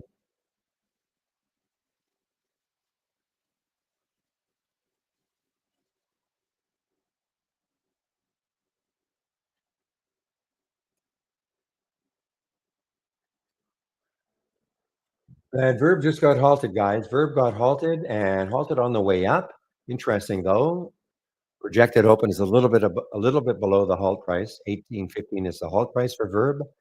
18 is the potential open. This can change easily though. Again, this blue screen is from Interactive Brokers. Okay, nothing to do with trade ideas. Time and sales from Interactive Brokers.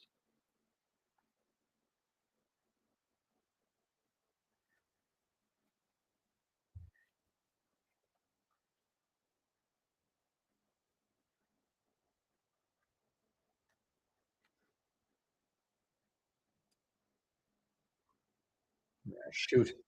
Well, PGY would have worked for me, but I just didn't see it in time. Had the price alert, but I was wrapped up doing something else.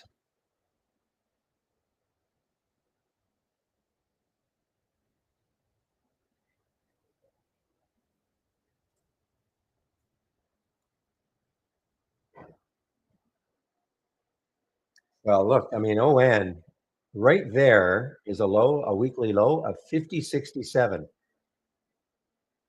If it takes this out, look left, look at this low down here, 41.41 for ON.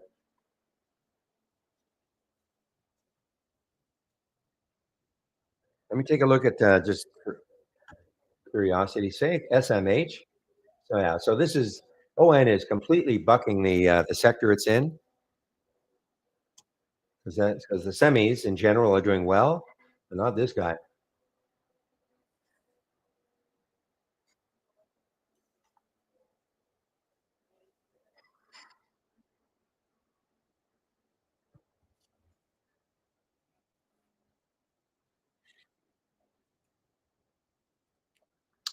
Yeah, I'm just going to click on this one, the gyro.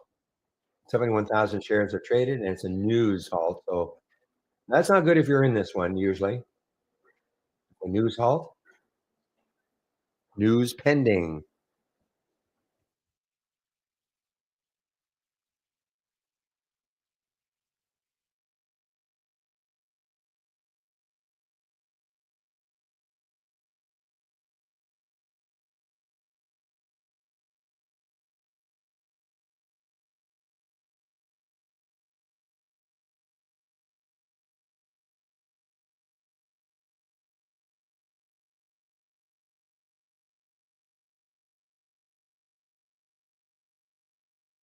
Well, no, I just put myself on mute. Okay, big O.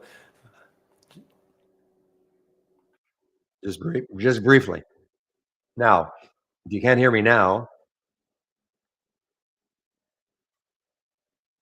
So I'll have to. Can you hear me now, Big O?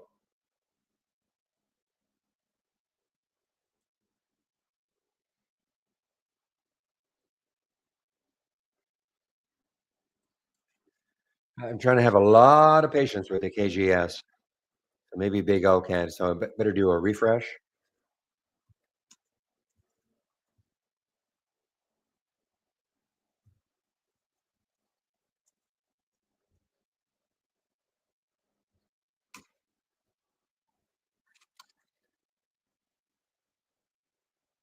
Look at SBAT. This is why I don't even know why I still have this thing thumbnail, but look at SBAT. I mean, nice big move up to $20 and then right back down to 1869. And doing this thing again just can never, well, never. Rarely does it seem to hold its highs.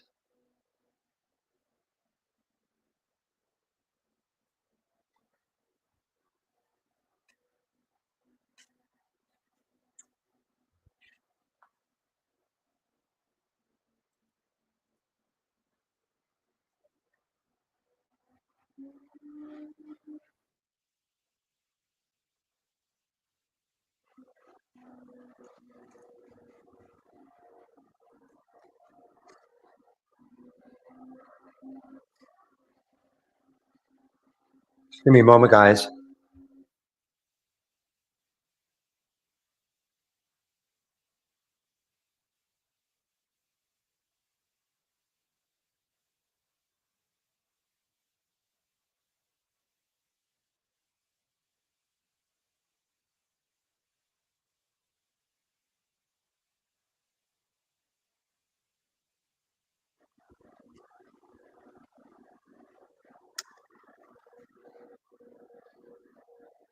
Okay, now there's finally a bit of a pullback now for Joby, guys. So if you're into the pullbacks, you can see we're at 1960, 1970 or so is the VWAP, still above that by 30 odd cents.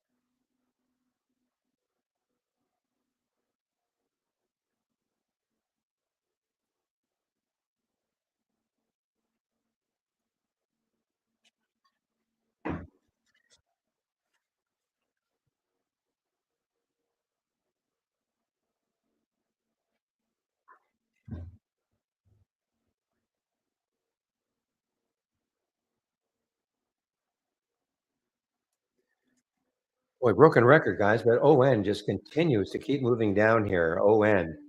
I mean, it's right at that low, I think, 50.67, 50.71, right at that low, that weekly low. Takes that out underneath, $41. Interesting because I mean the semis are doing well in general. I don't know what happened to these guys exactly.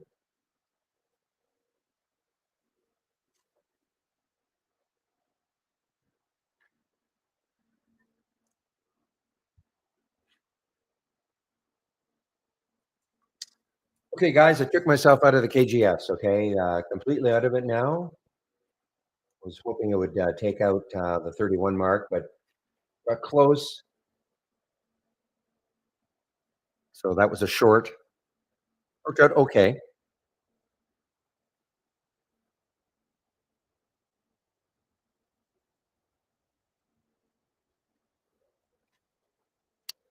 So today being Monday, typically it would have been Chris Farley taking over for me in our YouTube room, but he's on vacation, so I'm not sure who it's going to be. Could be Andy actually. We'll find out who is going to do that.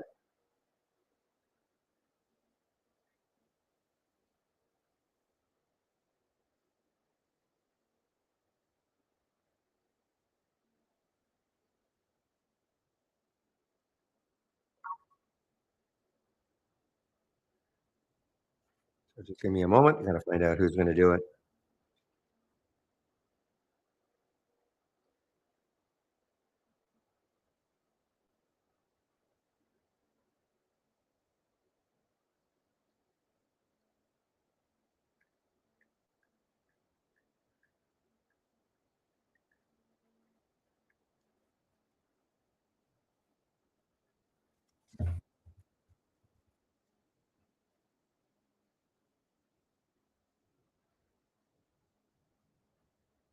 All right, guys. Now Joby is getting closer to the VWAP.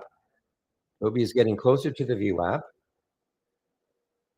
So will the VWAP hold it? I mean, you can see it right there around 19, call it the 1970 level. Okay, so it's pulling back. Will the VWAP hold it? Act as support?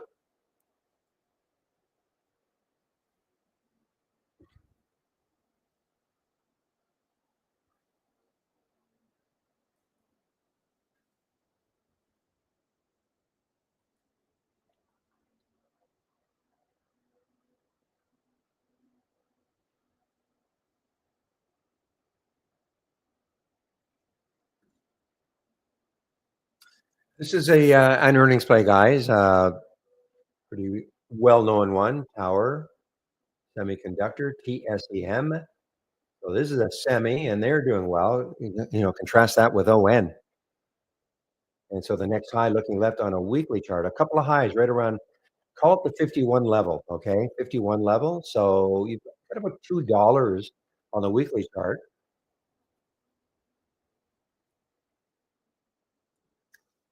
Man, I'm pretty ticked off at myself for just not thinking that SCS would not move.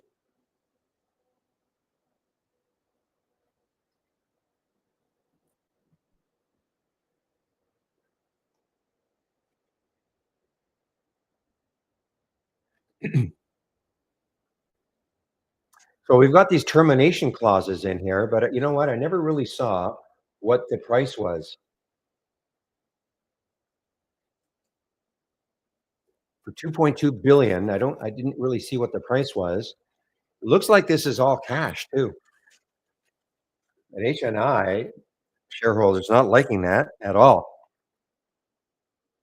Yeah, well, they're sort of recovering a bit here, but at one point they got down to what, six $36.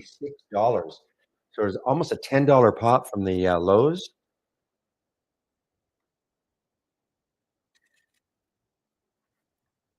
It is still down 10% for the day. That is going to be one heck of a. Well, it's a weekly candle, but that's the daily candle. It's going to be one heck of a candle, especially if it keeps moving higher and higher.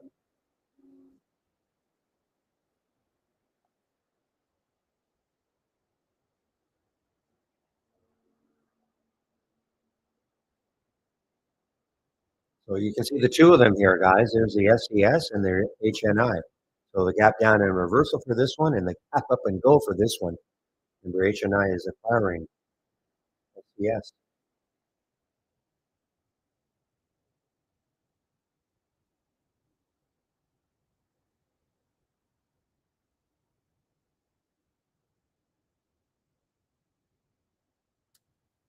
All right, guys. I just had a confirmation. It'll be Andy. He'll take over for me in our YouTube room at around noon Eastern. I'll take my break.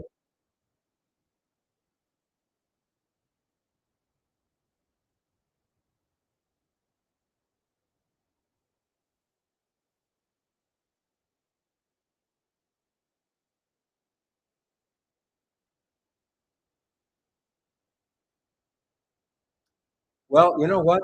This is shortable too. For me at Interactive Brokers, 1.72 million are available. There is the next high on a daily chart looking left.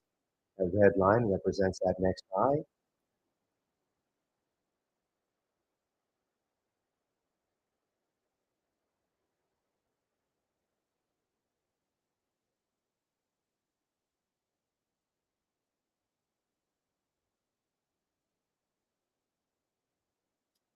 Hey, INV has been halted. Volatility halt on the way up, guys.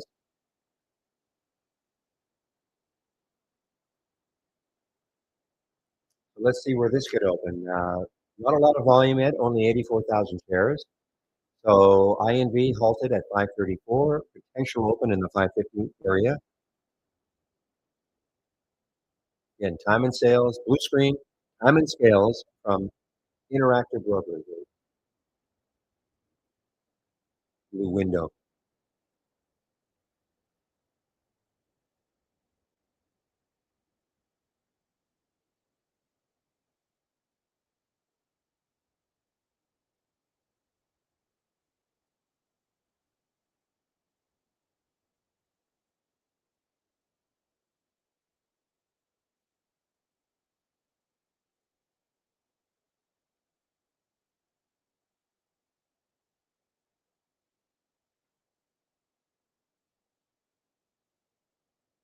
All right, the market now. So after that nice run for about an hour, I guess, now we're just kind of direction unknown. There's the VWAP, 628 down there. So will it, if it keeps drifting down a little bit, will the VWAP hold it? I got support. It's driving me crazy. Look at this. I mean, there's the HNI and the SES front and center on this scan.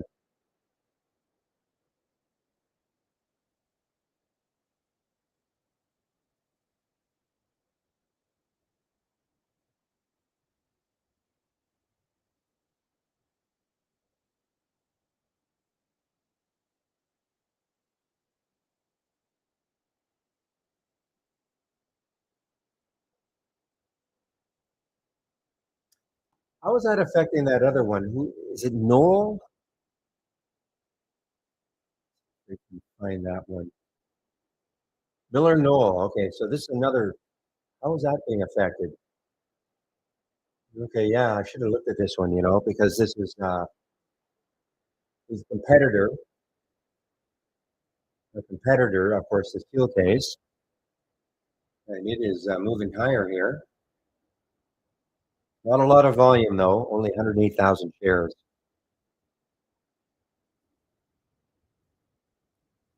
A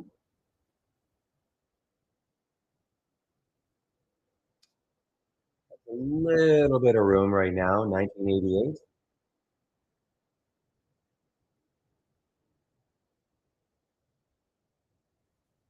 Well, it's been for me. It's been kind of choppy. AEO. I mean, you see what it did. It got right into that high. That would have to take that high out. But that red line on my chart, daily chart, that actually represents the next high.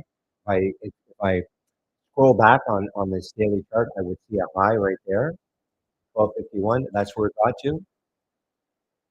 So we probably have to take that out. If it did take that out, in that week, which is the week of May 12th, and then if it did take that out, it's got, on a weekly chart anyway, it's got some room to 13 or so, but it's struggling to take out that high.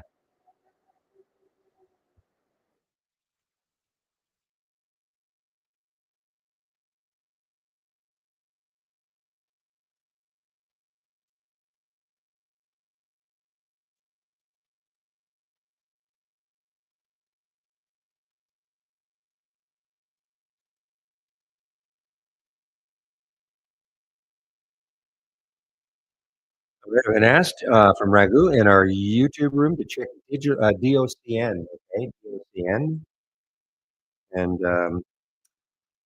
hi Mohammed, how are you? In our YouTube room, DOCN. So the only thing I can say about it is that obviously on a weekly chart, it's got some room, 2970. At earnings coming up, oh, it's yeah tomorrow. Has earnings tomorrow. If you're asking me what I think is going to happen, I have no idea regarding earnings, but just have earnings tomorrow. That's about all I can say about it. And it's a downtrend, but maybe there's people are thinking maybe the earnings are going to whatever they come out with going to be okay. That's all I can say about it.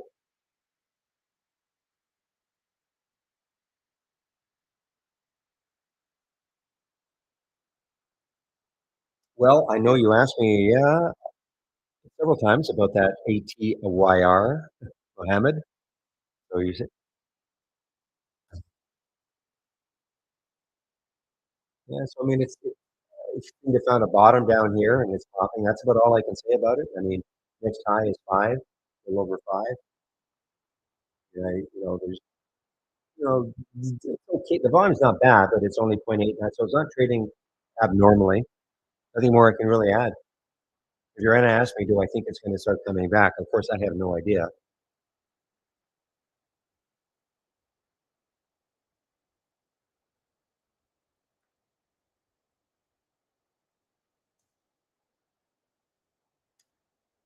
Is there a short squeeze? You mean happening right now? Well, I mean, the short float is 12%. Well, I don't think it's a big. You're going to have some news. I mean, it's up 3.5%. I get it. I've been asked. It's a short squeeze. I have to see tomorrow. I mean, if earnings come out and they're, stellar, after being down all these days, yeah, I mean, there's people 12%. I mean, it's not crazy high as far as a short flow percent.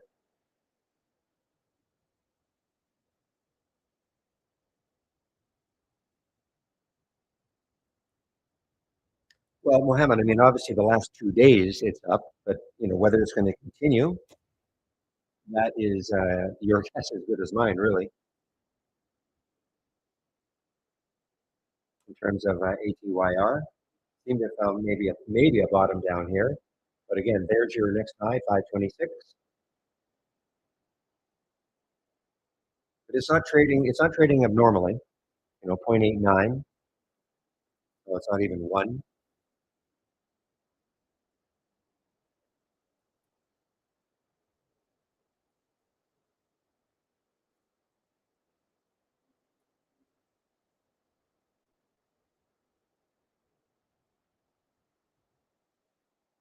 Well, some of the short squeezes will have like 20, 30, 40%. Okay.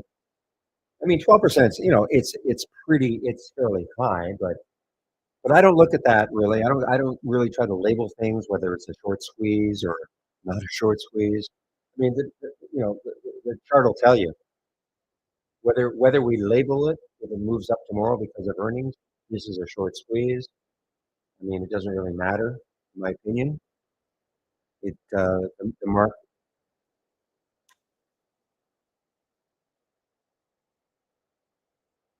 but you have to wait and see tomorrow. See what happens pre-market tomorrow with DOCN.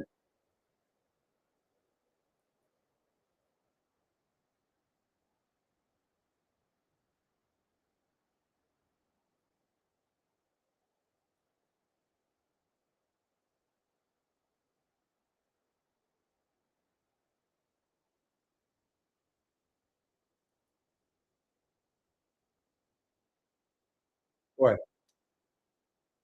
what a run now! It's about a $10 run from the high HNI, or sorry, from the low today.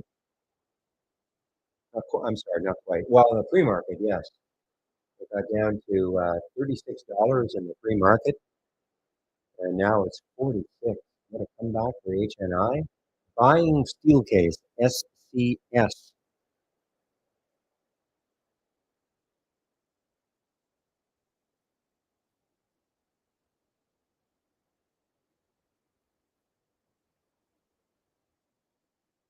All right, well, things have quieted down now for me in terms of new alerts, brand new alerts. Just as I said that, well, it's not really an alert. I call this more information. So INV just resumed. Wow, what a pop. 534, and it popped up to 664. Not a lot. Well, the volume picked up, obviously. There wasn't that much volume when it was halted. The volume obviously has picked up, INV.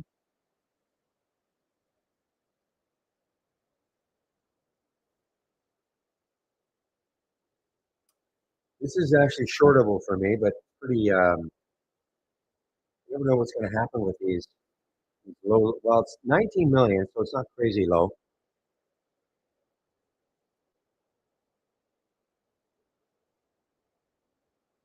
Well, Hitler, I see you're right. Well, we have 19.8 million in the float, not 50. So I didn't check the other site.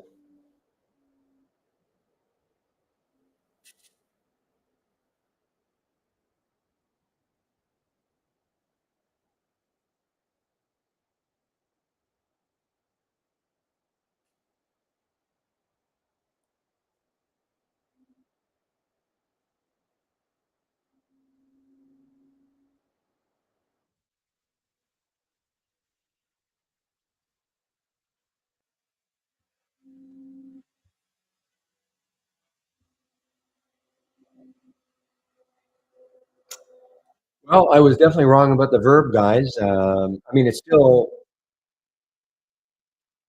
high is still up here around 22 in the pre-market. I really didn't think it would have this sort of a comeback. maybe, we're getting a little too tired of these little companies saying we're investing a whole bunch in some kind of an altcoin.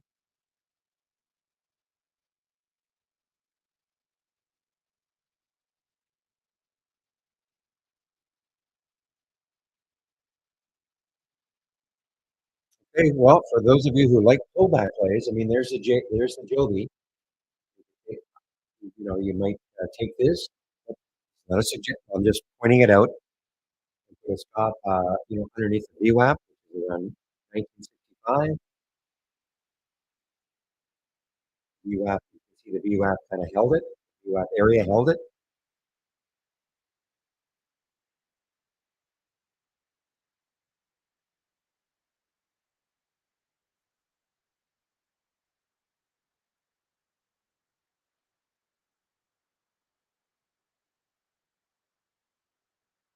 Pull back also for the BTBD.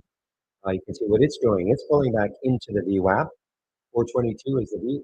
422. So a little ways to go. It's the VWAP area. Now, why the purple line, which is the VWAP, is different from this number here? It's actually looking at the pre-market data too, which I think is okay. I don't think. I mean, if the stock is trading a lot in the pre-market, why wouldn't we want to have the VWAP reflecting that?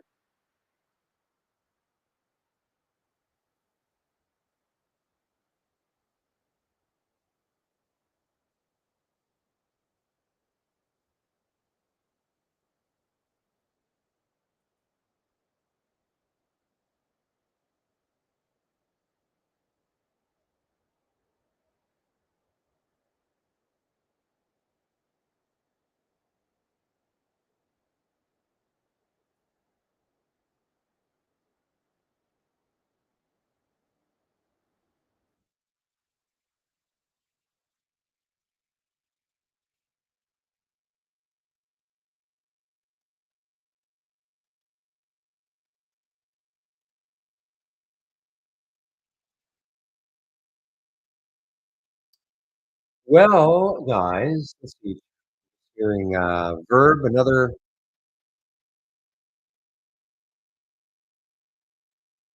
Okay, guys. Well, again, if you took that pullback for Joby, you're looking pretty good right now. JOBY.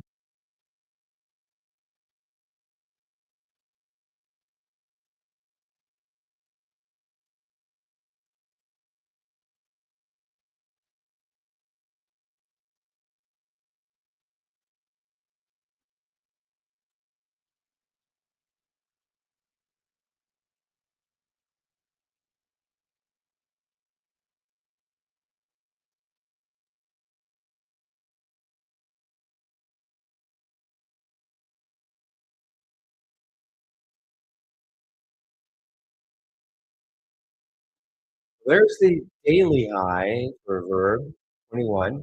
There's the pre-market high is up here. Pre-market high was 2247.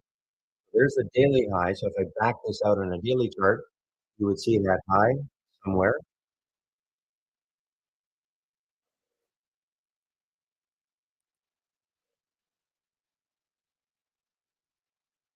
So wow, I mean, this is a good room. This is like in theory. So we're at 2126 right here. So looking left on a monthly chart, 2126. Next high is 27.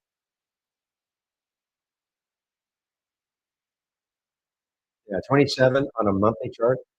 That was back in that, yeah, July of last year. So about a year ago, the high will float. Oh, here's a new one. Okay, here's a new one. A gap up and go.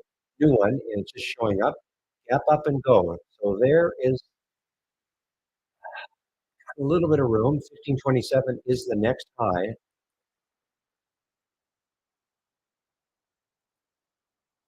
Right there, you can see that high right there. Now, I typically don't like to take a trade if it's very close to the whole number. I like to see the break of the whole number. Problem with that, if it breaks the whole number, it's going to be close to that high. If it can get through that, though, then the high is 16. So, you know what? I'll put a price alert around the 1526 level. See if it, number one, takes out 15. I know I'm going to be giving up some, but can get to 1527 and continue to move. The next high is 16, so there would be some room. And again, this is showing up in the scan here, the reversal scan. I was going to go over this. So in this particular, and this is one I'm sharing on my homepage, okay, the gap continuation or reverse. So it's called a multi-strategy window. You can, what the normal use of a multi-strategy window is, if you don't have a lot of screen space, say you only have one monitor. So if you had several alert windows on your monitor, you could group them together and put them into a multi-strategy window.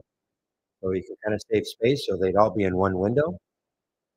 And I have plenty of screen space, but sometimes what I like to do is gap together kind of similar scans. So in this particular case, these are all gap scans, and here they are. The gap up and go, the gap down and reverse, the gap up and reverse, the gap down and go.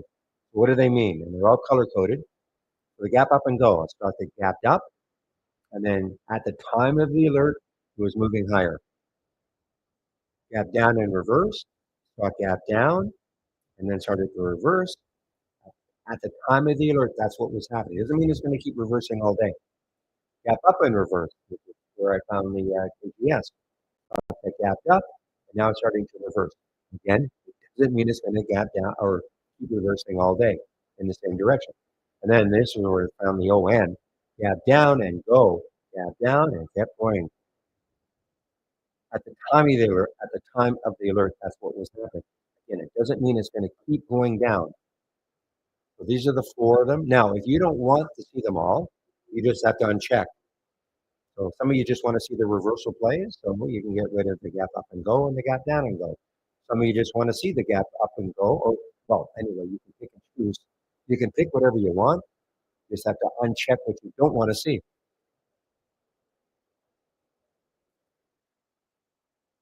So now the American Eagle, yeah, so it did take out that high right there.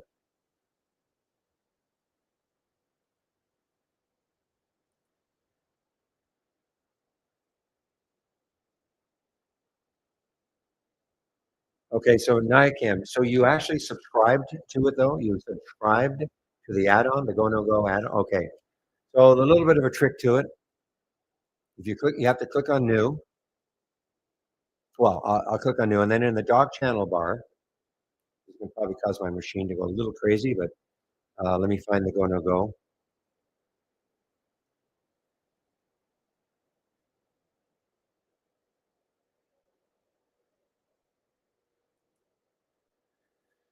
So what you're seeing here is not a Go No Go chart. Obviously, you have to click on any alert. Okay, any alert over here, and then it'll turn into the Go No Go chart. Oh, you don't have the channel, the Go No Go chart channel. You have to. Oh, you do have it. Okay, so you just have to click on any alert that you see over here. Okay, these are all scans based on. You don't have this. That if you don't have anything in here, that means oh, you don't have the Go No Go chart, the channel. Okay, so click on new, and then dock channel bar. Dock channel bar, not the channel bar. Okay, dock to channel bar, and then you probably have to click on show more. Okay, so you're clicking on dock to channel bar. Click on show more. When you do that, they'll all come up. And I don't like that. I don't like it. People don't realize they've got to do that or what it even means. But so, and then you can click on Go No Go charts. So to turn this into a Go No Go chart, you do have to click on an alert in here. Okay, there should be a lot of them. You should see that. The minute you do that, then it turns into a Go No Go chart. Now you can actually, typically you can click on any one of your alerts outside of the channel, and it'll still show. Okay.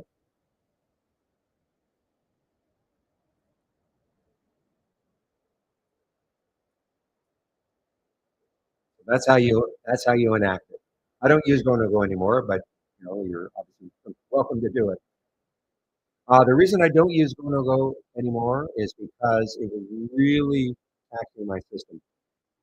That's the only reason. I did like it, but I find the Trade Wave is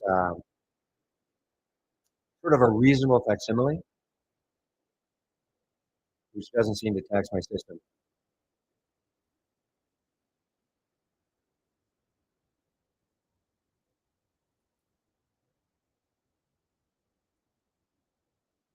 Well, I think they're kind of similar. I mean, it's not a, you know, for my purposes, they're kind of similar.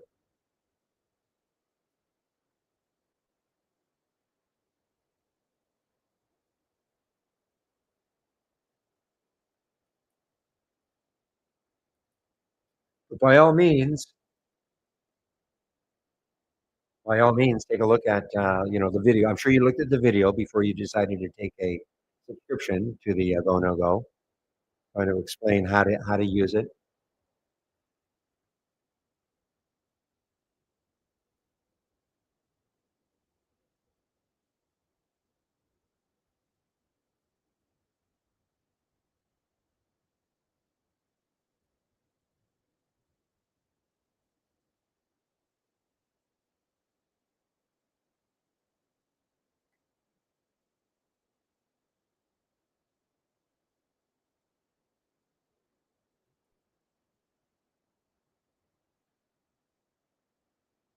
Yeah, that got halted again, didn't it?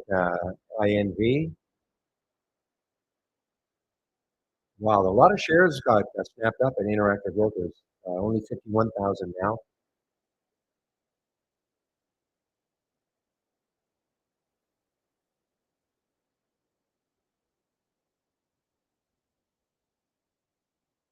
Ooh, Verb got ugly and halted on the way down now. Halted on the way down. 1846, 1810. Potential open area.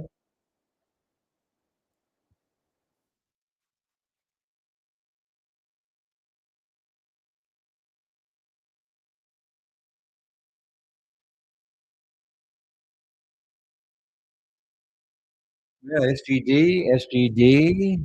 Thank you. SGD top here. The daily high 210. Next high for that 236.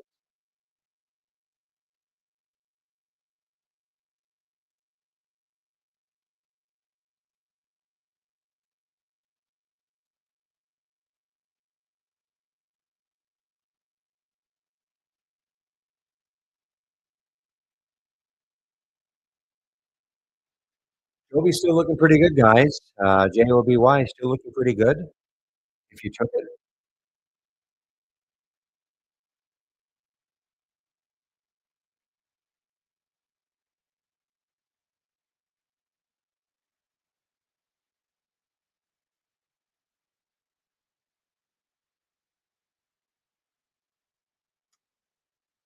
Okay, now this gap down and reversal for Grouper. This is an earnings play at pre-market, trying to recover.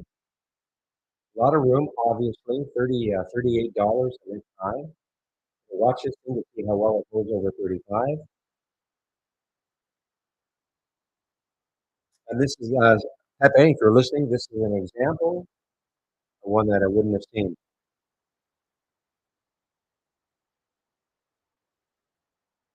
Because at the beginning, I think this was a gap down and go. Yeah, see? Yeah, this was a gap down and go.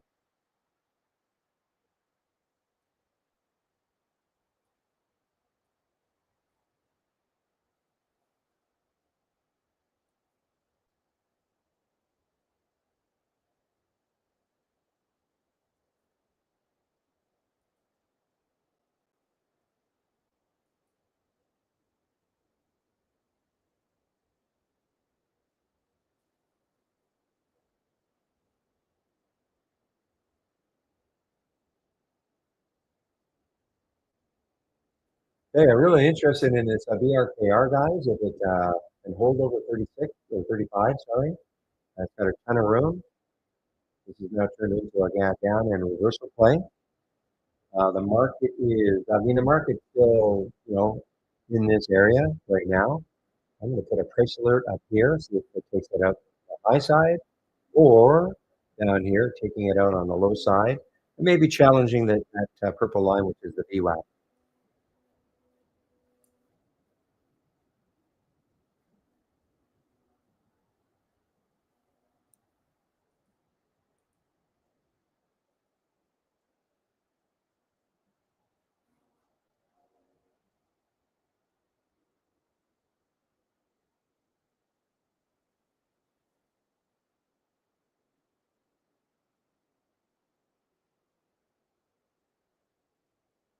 I'm continuing to watch the VRKR. Big float, pretty big float. Well, 103 million. Certainly not a low float. It will all have to be low floats, but I'm looking away so far. It's holding over 35.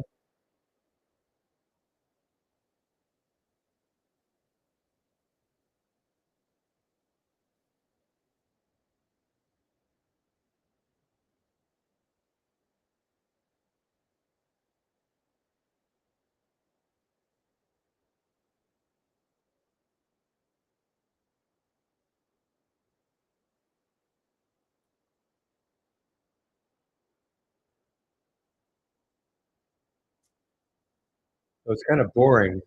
Well, okay, now it just dropped underneath. So yeah, the bid ask, the bid 34.98. So I don't know. I might just forget about it. Kind of boring right now. I'll put a price alert around the 35.816 mark and see if it takes that out. That bid has to be there though also.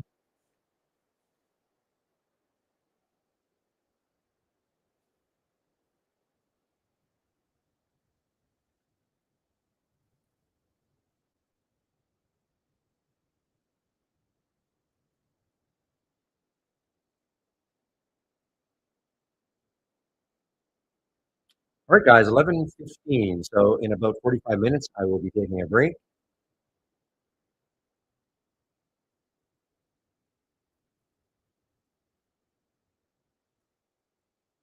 Again, guys, Joby making a new high now. Joby making a new high for the day. JOBY.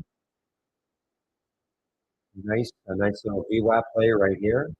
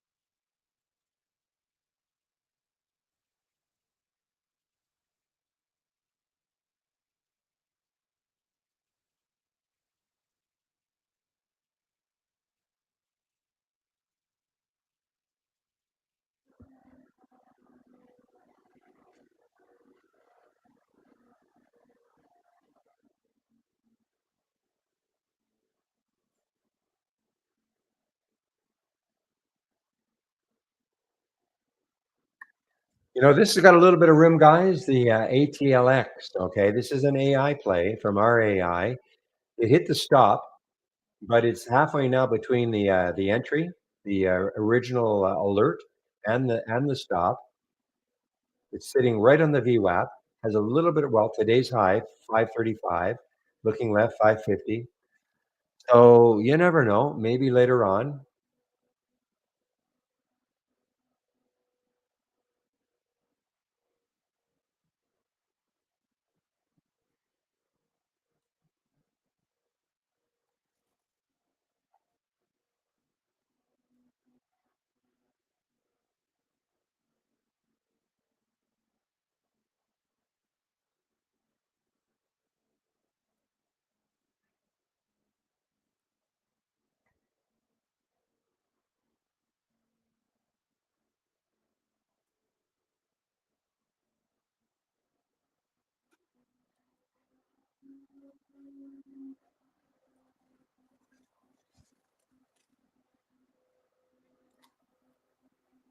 Man, it's hard to watch. See SCS continuing to make a new high here, but it is shortable for me. And there is the next high looking left on the daily chart, just around 17. I'm going to watch this and maybe take a potential short on it.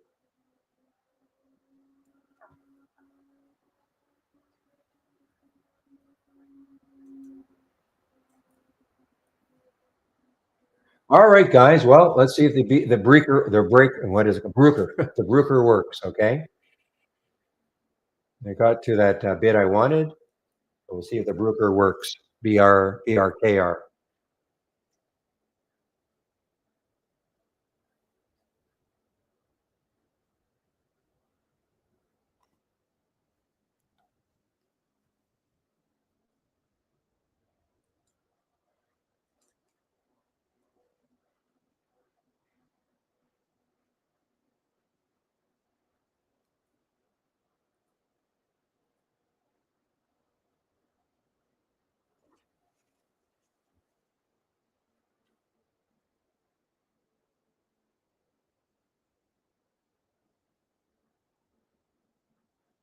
Now it's an earnings play, and obviously, you got hit, beaten down on earnings. So I mean, it's still there. I mean, it's not like earnings are miraculously recovered, and now it's all good news. But we're trying to play this as a reversal play over that whole number. HNI just HNI and SCS are just continuing to move higher and higher. This is still down for the day. What a comeback!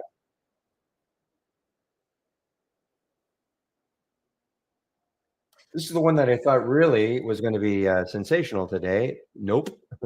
SNGX still, well, it's up 14%, but this was really moving in the pre-market. It looked like it had decent news to maybe keep the enthusiasm, but nope.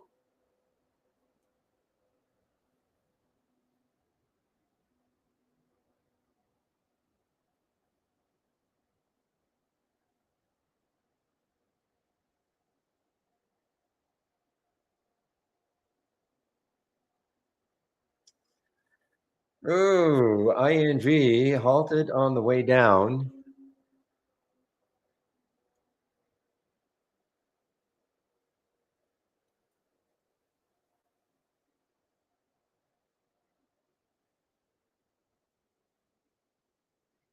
Yay! Nice little move.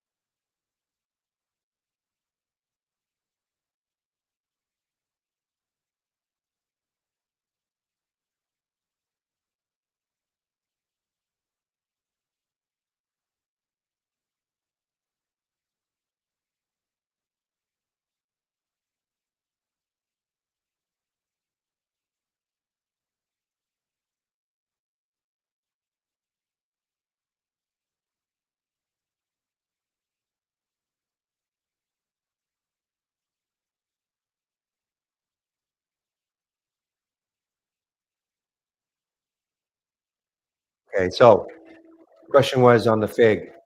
So I've got actually a price alert set down here, the low of the opening day, Thursday. I was surprised to see that there were a lot of shorts available right now at Interactive Brokers, almost 850,000 after only basically 2 days. I have a price alert set down here. I may take this short if it breaks. If it breaks it again, I just think it was crazy. Not it was nonsense that I got up to 142.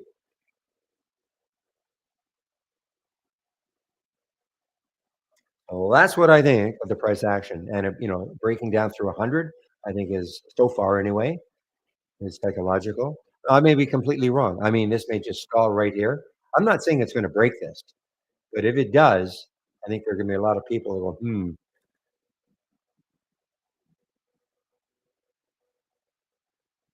because that's where it opened.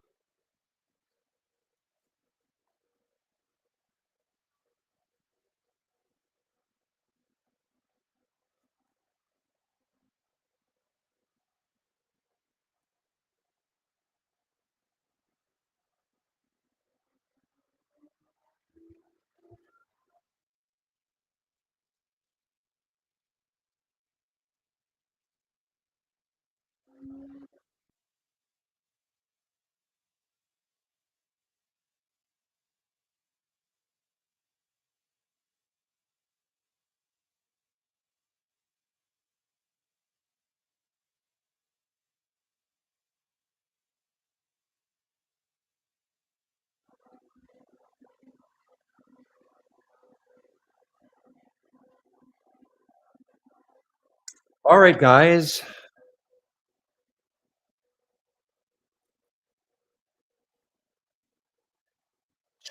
Joby, I did not take that one. That was just, again, not a big pullback player. I'm just pointing out these opportunities for those of you who are a little more in tune to taking pullback, but that was just, almost textbook for the Joby.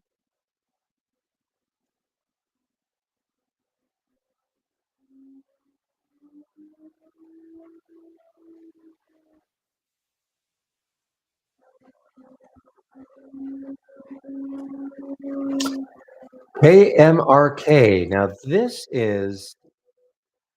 was, another terrible IPO. $5 up in this area, 163, trying to have a little bounce today. A terrible IPO. Right, Bruker.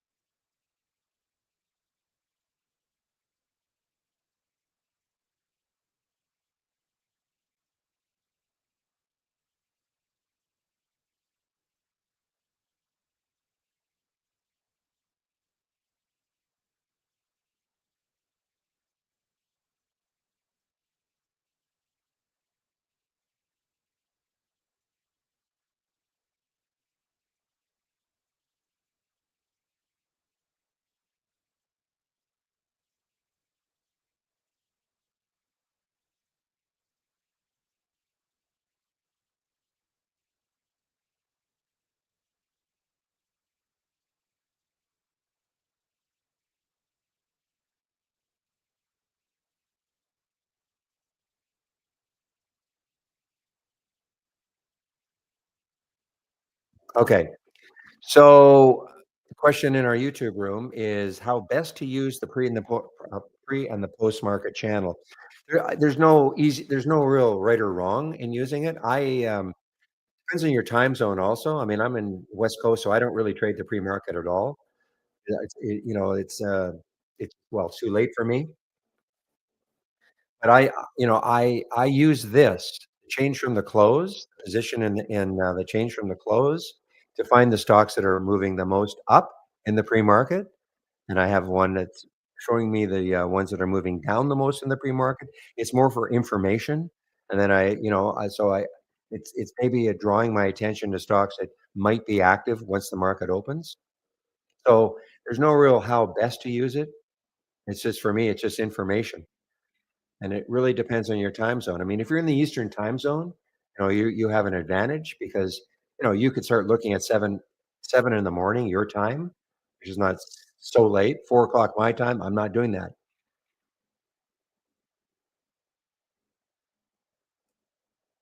Okay, so there's really no how best to use it.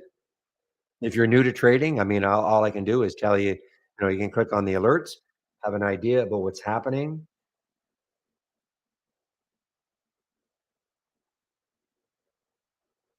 Oh, so you have a big advantage then in the UK. You can really trade the pre-market.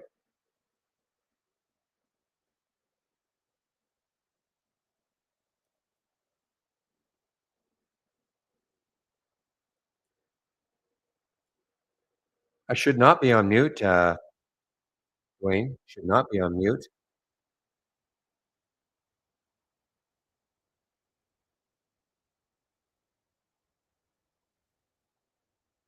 So, I mean, just concentrate on the ones with a lot of volume. If you have, again, I don't know what your trading experience is like, but you'll see enough stocks in the pre-market that are trading a lot of volume. Those are the ones that I probably watch and figure out how to trade them if you're into trading the pre-market.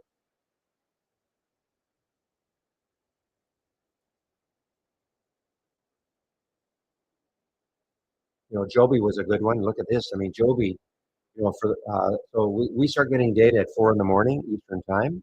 So look at Joby, and then all of a sudden around 7 o'clock, it started to move. You could have watched that, and I know a little bit about Joby as an example.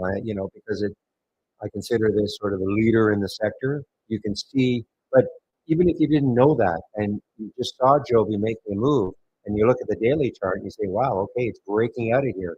That could be an idea to trade."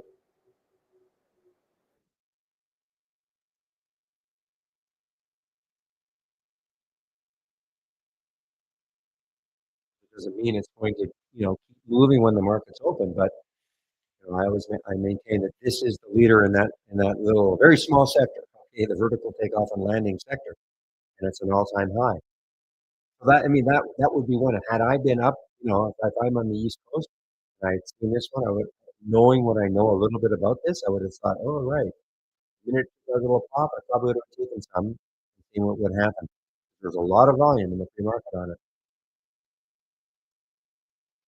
That's one example. There were others, of course, but that's one example.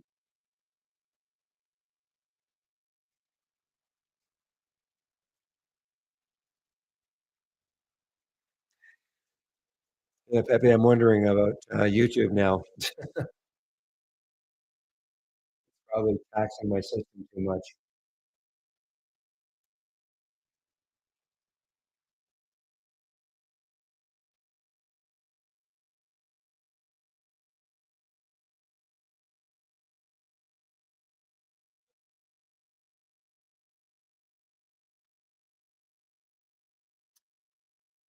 It's just sort of really started today. Yeah, it's edge. I mean, I'm looking at my CPU, like 22% for right now for edge. Sometimes it pops up to 30%.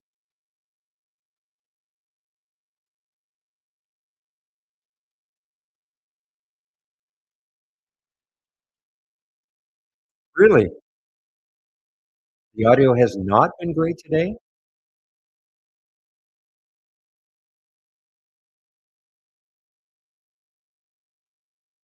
Really? I wonder why.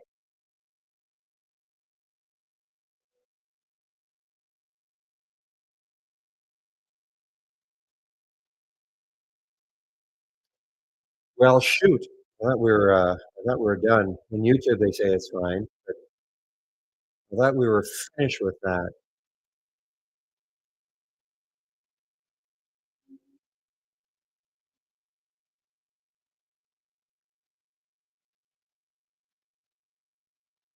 Hmm. It's really weird how some say the audio good all morning and some say it's been choppy. It's very strange. Um, I haven't done anything differently, and yet people on YouTube, some are saying it's fine.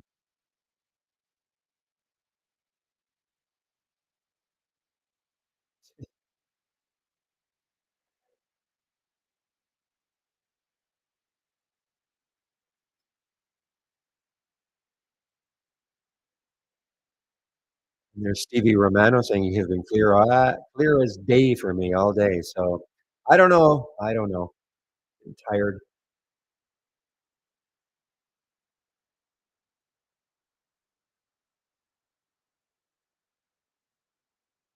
Okay, so you're saying that Andy's in his swing trade letter or swing trade newsletter, it's hit the target. Okay, Ragu. Okay,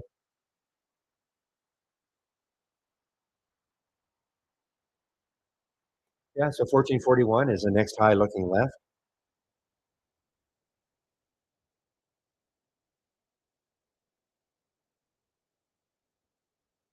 So no, I really can't add anything more to that, Ragu. I mean, I think that he lays it out in the newsletter. I mean, 1441 is. I know this was the trade of the week last week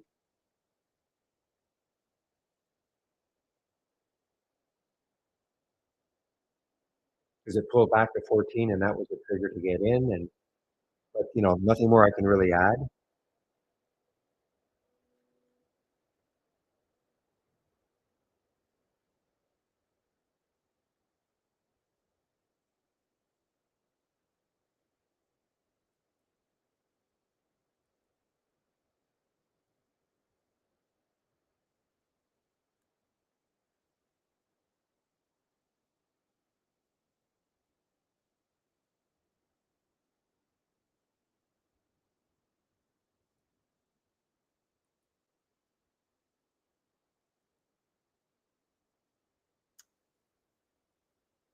All right, guys. Well, let's see. I don't really like what I can do with the choppiness or whatever's happening for some and not for the audio and some, and some say it's just perfect. So I don't know what to do.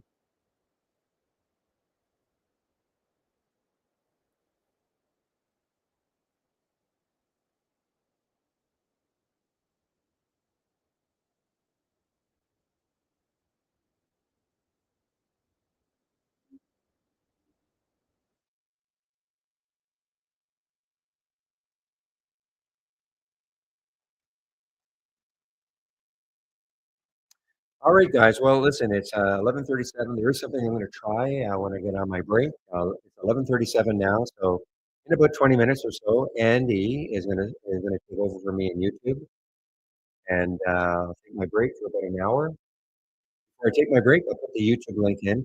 So Ragu, you can ask Andy. He'll be in the he'll be taking over from me, but I don't know what more he's going to say. I mean, these are longer term holds, I guess.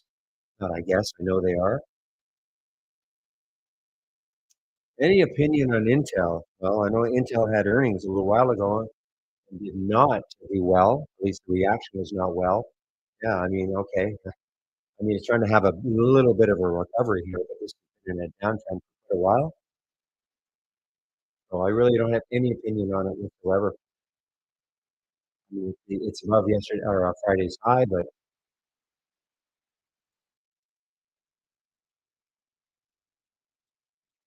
for all the reasons that got hammered down on earnings, they're still there, obviously. Almost like a dead company, old school, fabulous, when but it looks like People just don't care about it anymore.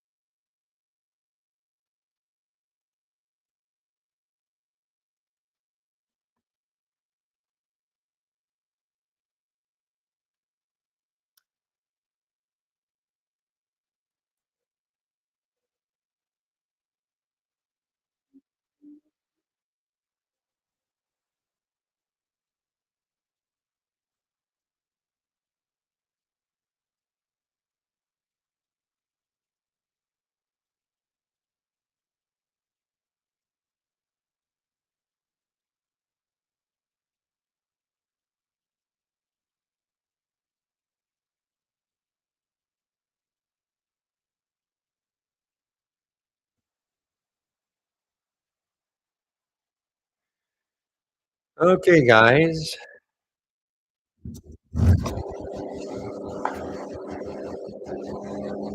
Here's a new one. I haven't seen this one today. PTHL.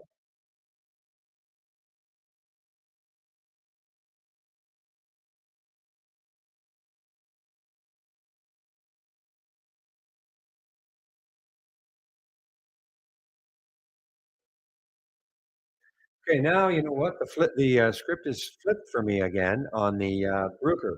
Now it might be turning into what it was earlier on in the day, and a reversal play.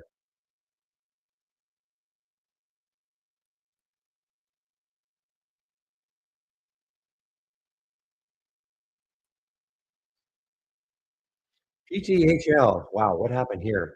Is this what? Yeah, this is again. Almost forget about it, guys. This is one of those China stocks. It's got halted on that day, went all the way down to 178. One of those pricier China stocks that out of almost out of nowhere they get halted.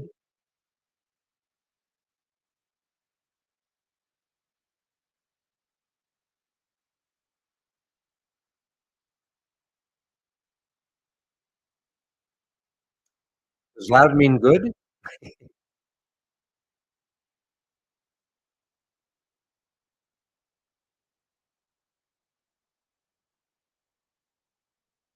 There's some dials on my mic that I sometimes play around with.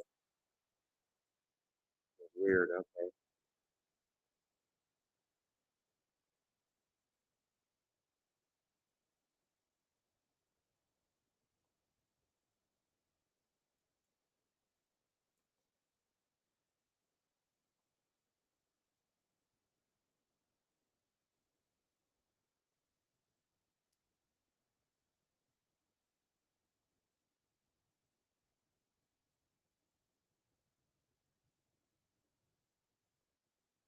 Yeah. Well, anyways, I'm not sure about like news manipulation or anything like that, but you've seen this. We've seen this act before with some of these China stocks that just have runs up, low floats, and then one day, whatever that day is the day in which they just collapse. There's been a few of those.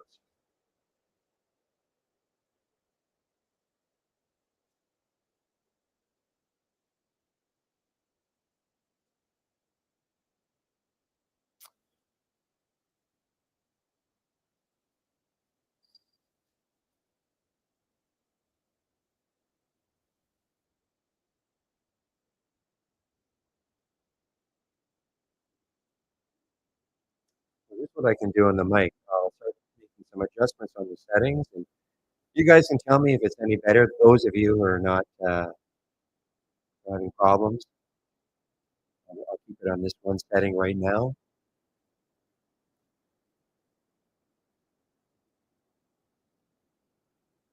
And let's see. So Cassie's got a pullback here. Cassie's has a pullback, but yeah, this is shortable for me.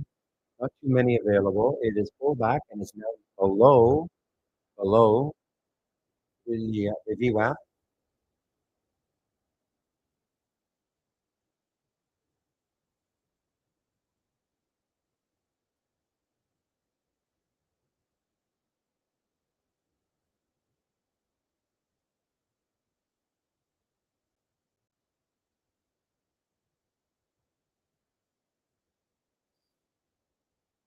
So looking at this here, the change from the close, actually what I want to do is look at the position in daily range now and see where is the stock.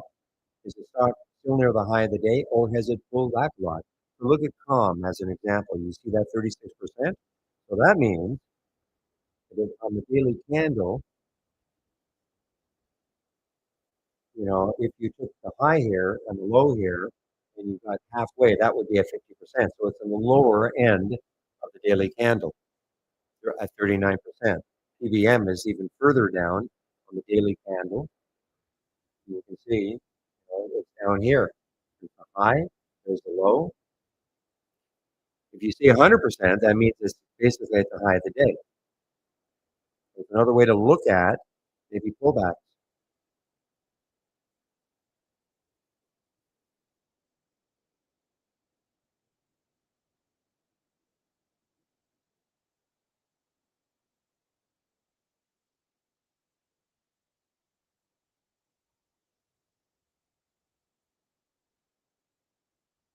Yeah, I chickened out on this one.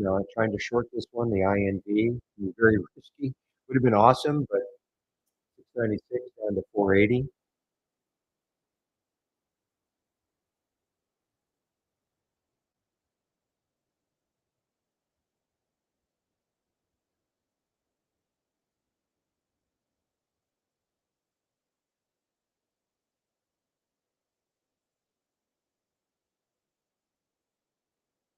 Probably why it crashed, but why was it going up? if, if there wasn't some kind of manipulation. I mean, I know what it's saying, a speculative article in the bear case saying it might be,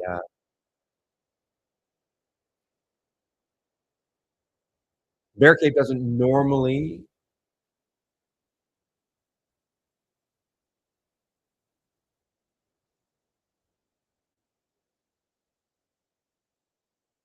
but who started, I guess, the false rumors of a potential acquisition?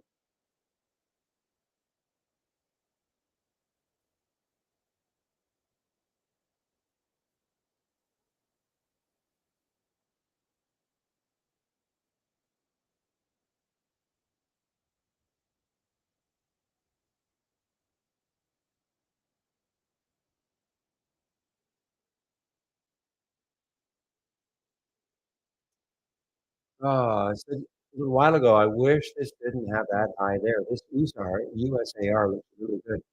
Excuse me, $15 would be the next high. That's the high there, 15.30.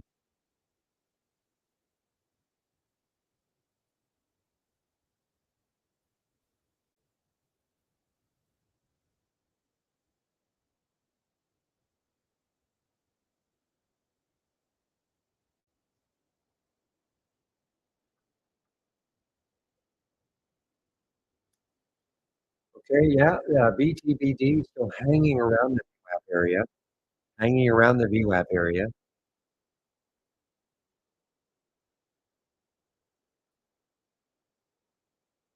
All right, guys, so in about 10 minutes, I'll be taking my break. I'll put the YouTube link in before I take my break in the main room, and you will take over for me on YouTube.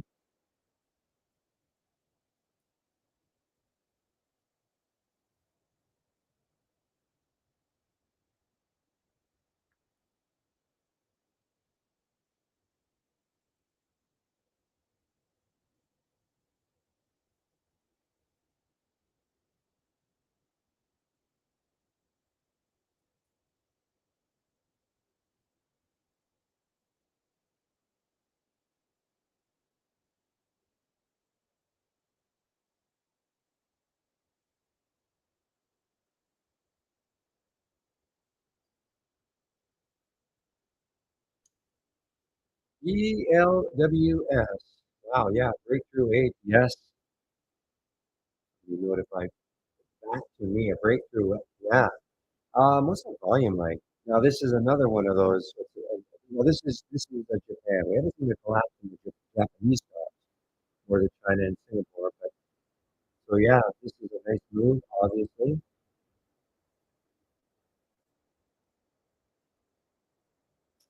this was the news on last week. Satoshi Kobayashi. when it is interim CFO. So that helped the stock. And this is sort of continuation.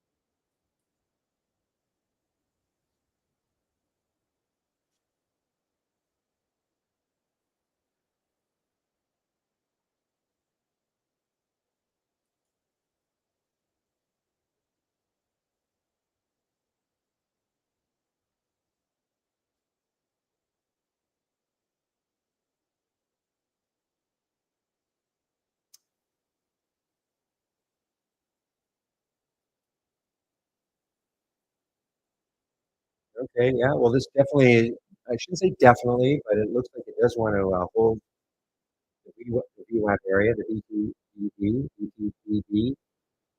and it's moving from it.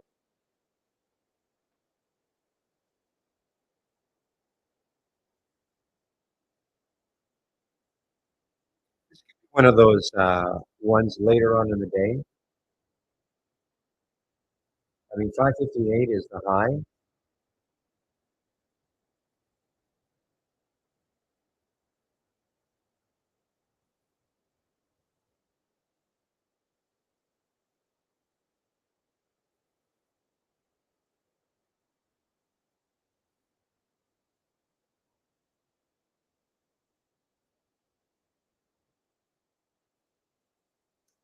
Well, you can see where SCS got, guys. So I'm really interested in potentially shorting this. So I'm going to be in my break, so I'm not going to initiate anything.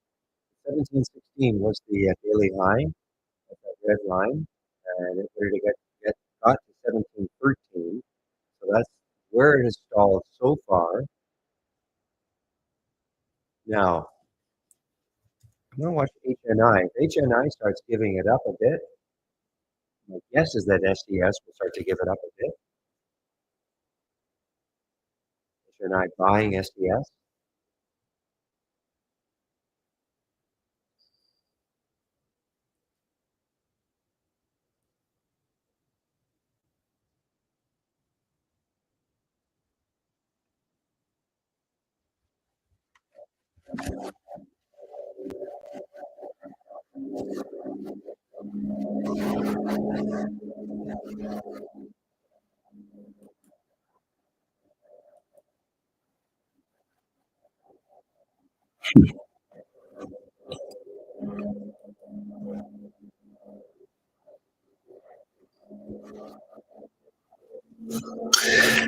Yeah, there are some shares available for me here. Short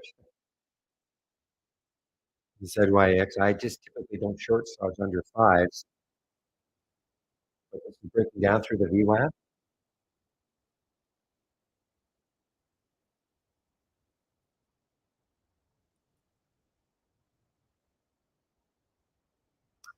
Okay, guys. So what I'm going to do now is put the YouTube link in.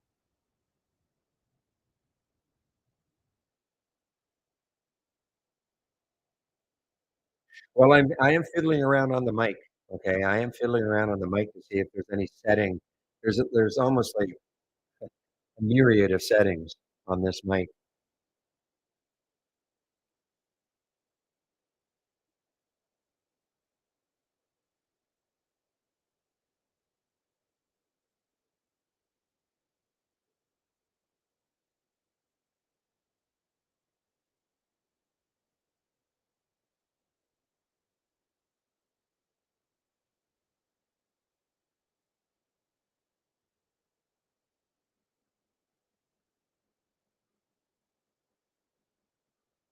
Okay, guys. So what I'm going to do is I'm just going to put the YouTube link in the main room. Okay, obviously YouTubers stay where you are. Andy will show up and take over for me in about a little over 5 minutes from now. And do you trade ideas? So there's the link. Don't well, you can go now if you want because obviously I do have a stream going, but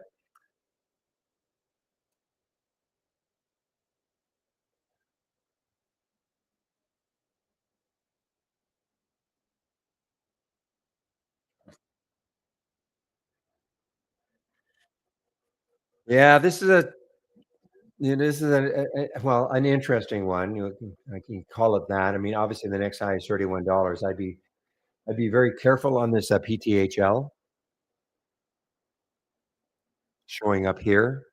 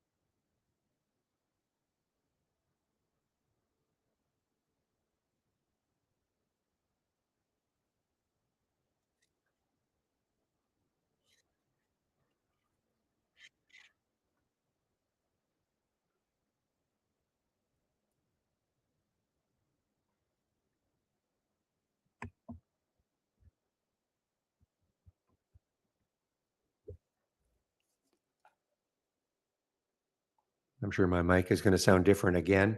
Okay, guys, SGD. Let's take a look at SGD to see if it's so just underneath the VWAP, just underneath the VWAP. See if it pops through. I'll put a price alert in that area.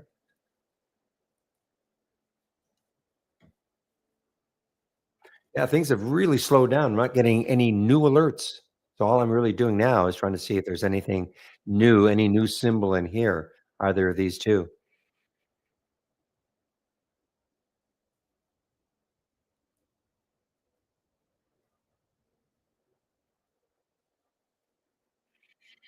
Yeah. So when you say nonstop, you're talking about a nonstop bounce. Yeah, that's a great bounce for COMM. I was looking at shorting this one earlier, but it's through the VWAP.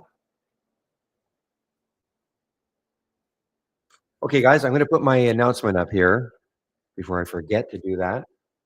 Just waiting for Andy to show up.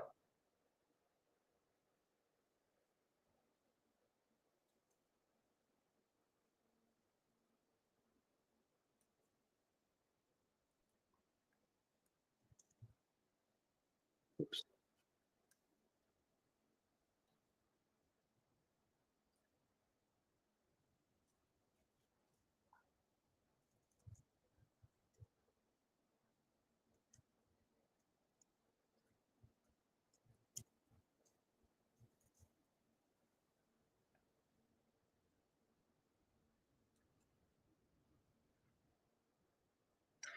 This one is, but this is a gap up and go. I've seen it all morning. I typically don't.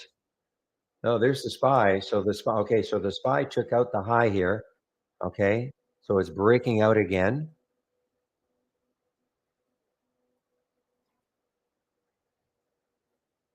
So I don't usually trade gold plays unless there had some specific news,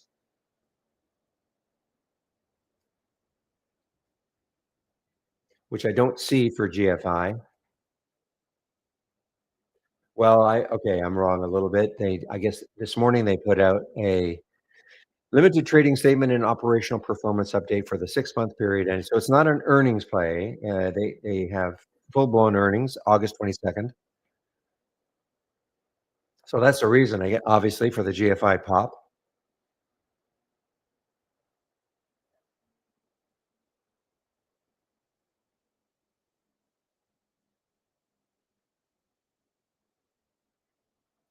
Well, this is the one I missed earlier. I had in my price alert, and I just kind of forgot about it, the PGY on the 3089 break. Now, yeah, it still has a little bit of room. I'm talking about the PGY, has a little bit of room to 32, so it's about 50 cents.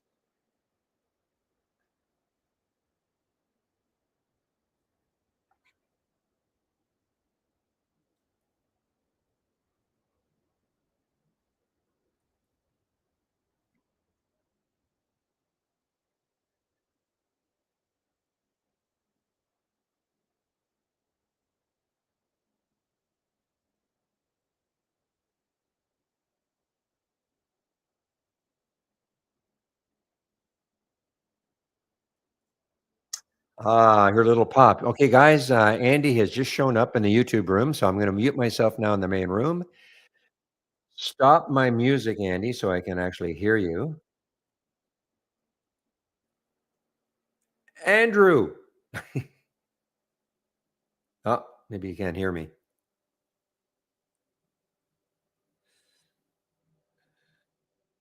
Okay. Guys in the YouTube room, can you hear Andy? I cannot hear him.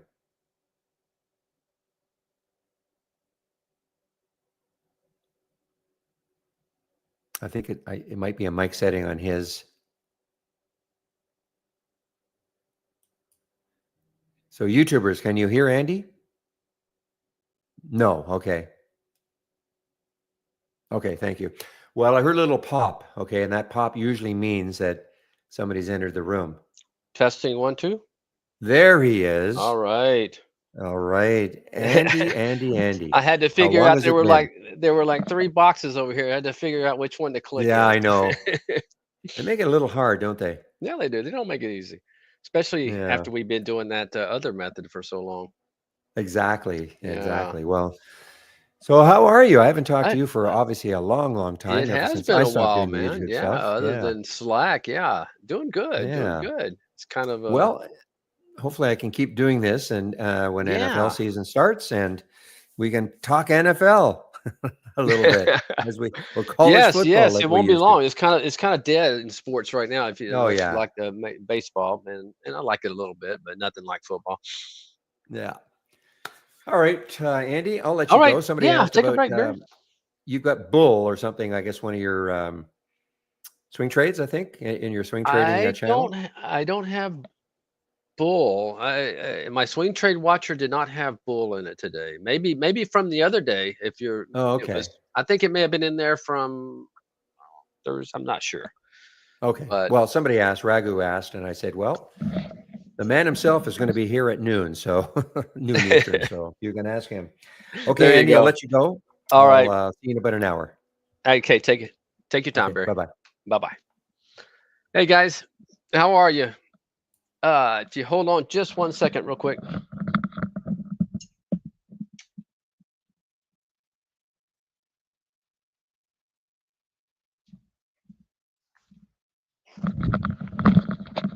All right, sorry about that. How's it going, Bill? Trader 77, yeah, Frisco man. Yeah, I was San Diego man for about a week, so or for 5 days, I should say. Had a good time getting out of the heat, but doing good. All right, guys, this is I'm hijacking Barry's room for about an hour. So if you guys have any questions about the software, just drop it in the YouTube chat there, and I'll do my best to answer it. Other than that, we can talk markets. We can talk stocks. If you want to look at stocks, we can definitely talk software. So this is actually the first time for me I'm able to see these because we just had a recent dev version, and I was on vacation and didn't download it till last night. So maybe you're seeing it on berries. You get these little signals now in your chart. I'm sure there'll be a toggle somewhere once it's released in to you guys if you do not want to see them. It just kind of gives you an idea what maybe the stock is doing at the time. I think there'll be some filters in there too. So in other words, if a stock all of a sudden has a huge amount of volume, it'll come in there and show you as well. So, but all right, I'm not doing a lot this morning. Luckily, I got out at the right time last week. Saved a lot of money in those 2 ugly days, and I really wasn't crazy about this gap up today, not doing a lot. I did come in long some, SLV silver and Newmont that I held over from Friday. It's doing, looking pretty good, but other than that, now not doing a whole lot. Trying to think, I did buy some AI today, uh, not too long ago, actually, probably about 30 minutes ago, looking like potential bar reversal there after getting hit pretty hard or a potential SEO CEO change. Webull. Yeah, I'm not. Let me look at Bull. I haven't even looked at it today.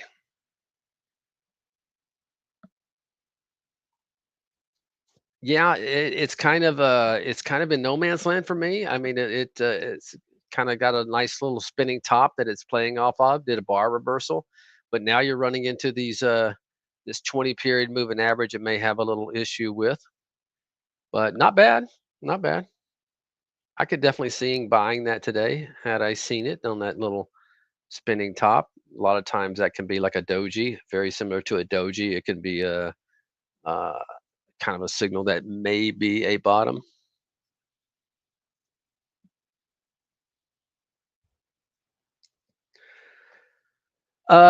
Yes, Scott. Let's see. It's a good question. He said, I'm interested in learning about trading system that can work for me. Are there various channels where people show their systems like Barry does? Not, I wouldn't say so much shows their systems. There are definitely some channels for different types of traders. Me, I'm a swing trader. I actually have a trader, uh, and I don't know why not in here. Let's see if it's been put in there yet. Yeah, I don't know why our channel bars are like this, but in the normal channel bar,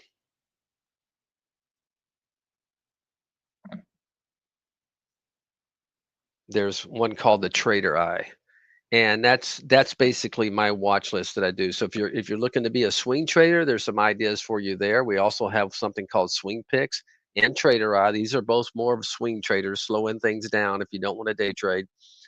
Uh, and I have a watch list in there, and this is the exact same watch list that I have here. And there was some good. I also do a video for Twitter and for YouTube, X in YouTube, with some of the stocks I'm highlighting. And today, the ones that I highlighted, KGC was a beautiful little setup here, breaking out from the get go. What else did I do? I like Rocket. I gave it a shot this morning. I got stopped out. Didn't like that action, but this one I think has the potential to, you know, break out of this monthly high here pretty soon. We'll see what happens, but I'm not in it right now. What else is on the list? Boeing is not did not trigger today, but I like the way this one is potentially setting up for a bar reversal and a move. And then we have other things too. You know, I like I said, Scott, I don't know if you're interested in day trading but not scalping, which seems too fast for me. Yes, that's a good idea. Uh, I would suggest, I mean, explosive winners. I mean, these are stocks that are going to be doing good, big volume, are going to be having momentum behind them, volume and direction. So those a lot of times can be nice long day trades. Uh, Momentum is another one. I know it sounds like obviously scalping, but uh, doesn't have to be. You know, a lot of times these momentum stocks will keep going, you know, all day, especially if they have a ton of relative volume behind them. Let me just let me clear some of these out.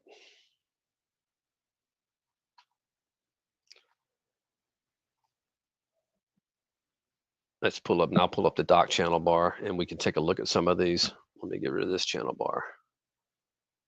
And what you want to do here, if you want to look at some of the channels, is go to new and then go to the doc channel bar. And this way you can look at them without messing up your entire layout.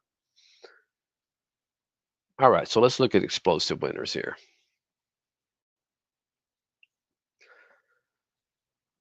All right, they're going to have, you know, you're going to have it in a race. You're going to have it in a tree map, or if you, just want to look at a multi-strategy window showing you new highs, new lows, you can look at it there. Looks like we also have a trade wave built into the 15-minute chart that we're showing you. And also, you can switch to the daily if you want to do that.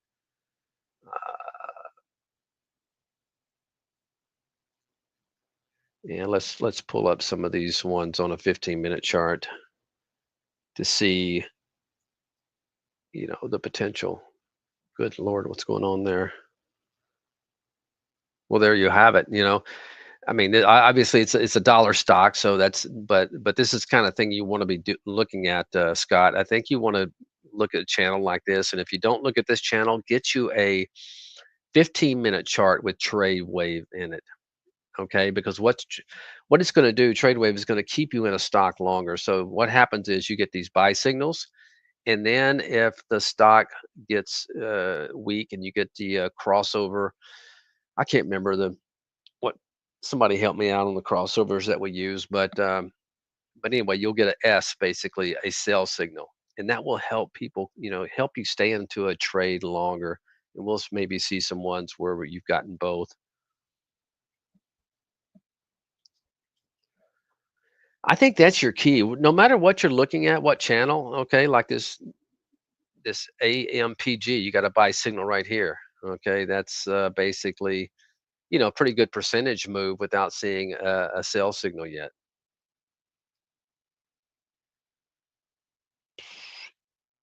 Momentum. Go down here and click on the show more.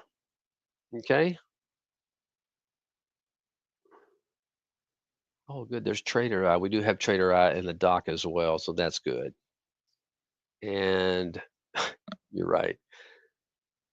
Yeah, that's a little bit. It's a little bit frustrating on my end too. I don't know. So you're going to have to go to a regular channel bar to see those. What I would do if I were you, spend some time, Scott, and kind of going through these channels, finding the alerts or top lists, the things that you like, and then what you can do is say you like this race right here, but you don't want to have this channel up all the time. You have your own layout and you want to incorporate this into your own layout. So what you can do is just go through these, find the ones you like, right click. First, you want to duplicate it because if you just try to save this whole, I mean, this window inside this dock, it's going to save the whole dock for you. So what you want to do is just pop it out, just duplicate here. I'm sorry, the duplicate in free floating window. Okay, so that'll pop it out for you. Okay, now once you do that, you have this window that you like. You can right click it and just save it to the cloud. Just right click, save or share to cloud, and click on save. Now you have this thing in your channel, in your cloud. If I click on my cloud, you can see there I have that Velocity Vault, Ignite Your Profits. So that's what I would do. I would go through and save, some of these windows that you like. That way you can go to the momentum channel in a regular uh, uh, let me close out some of this before I do. And then you definitely want to get you like if you're using a browser, you want to use the browser chart. Okay, so right click, make sure it says use browser interface, and then if you just click on this,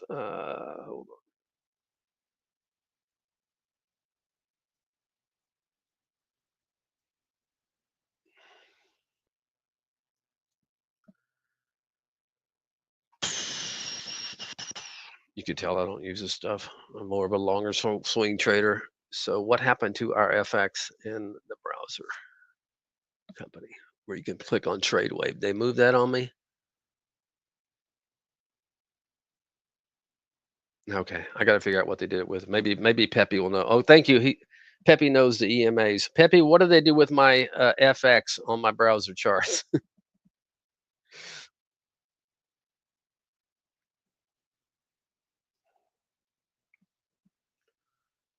It's under the indicators icon.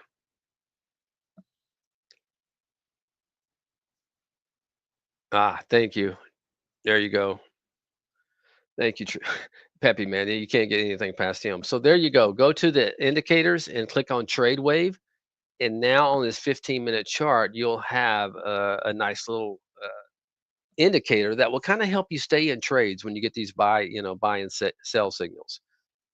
Now, if you're not scalping, sometimes like if you're in this BNA, which is probably not something you'd be playing anyway if you're day trading, but occasionally you'll get these signals and you'll end up stopping out for a flat or maybe a small loser. That's okay because when you hit those ones I was showing you earlier, you're going to ride those things for 4 or 5 hours, and that's what you want to do if you want to be a pure day trader, which I would highly recommend any day traders. Okay, because I day traded for almost probably 17 years, and everybody I knew out there who really made good money day trading, they weren't micro scalpers. Okay, they were riding things for 3, 4, 5 hours and actually adding two positions as they go up, or if you're short, go down. So I hope that helps you out there, Scott. Make sure you get you maybe the trade wave going on a 15-minute chart, and then go through the channels. Look at some of those scans. Look at the kind of stocks that maybe you feel like fits your style, and then make a layout. Make a layout with those scans in it, and a good 15-minute chart to help you.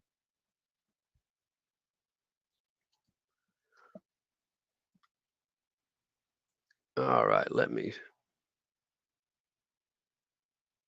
put this back in there. We'll keep the trade wave up for today.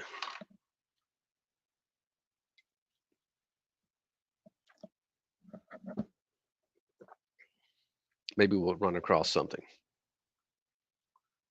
I'll tell you what we'll do. We'll pull that race up that I just did to the velocity vault.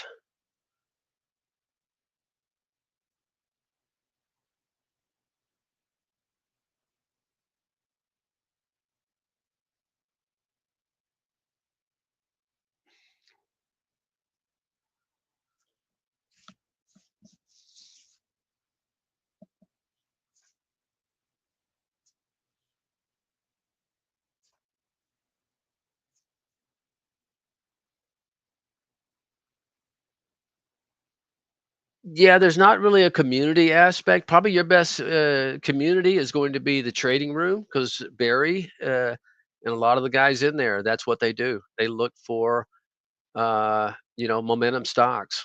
So as far as community goes, that's where you're going to find it. It's not going to be into a channel. There's just going to be ideas, floating around.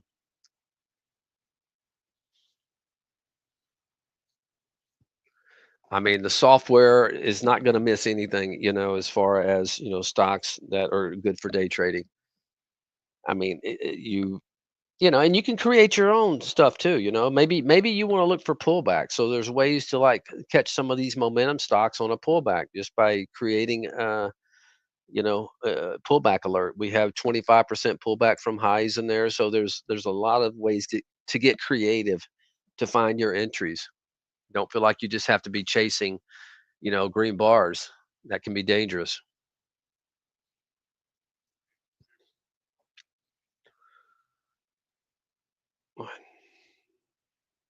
Newmont's on a roll. Silver. I can't get this silver to go any higher though.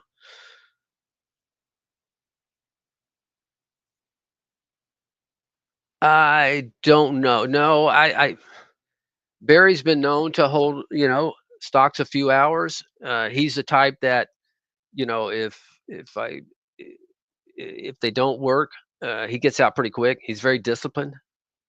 So he doesn't take big losers at all. So but at the same time, no, I've seen him ride stocks for, all day. Well, here you go. Let me show you that. All right. Let's say you want to build something real quick, Raghu. Let's go to new. Let's go to an alert window. Start from scratch. And the best way to do is just get in here and start playing around with these things on a weekend. Notice we have so many incredible filters. So uh, let's say let's start building the filters. Let's say a stock has to be above $5. Let's say $5 to 100. Let's say the relative volume, you want stock that has relative volume. Usually, obviously, momentum is usually associated with volume. You don't have to have it, but it's very dangerous to be playing stocks that are on the move with very low relative volume. So let's just do relative volume at 2.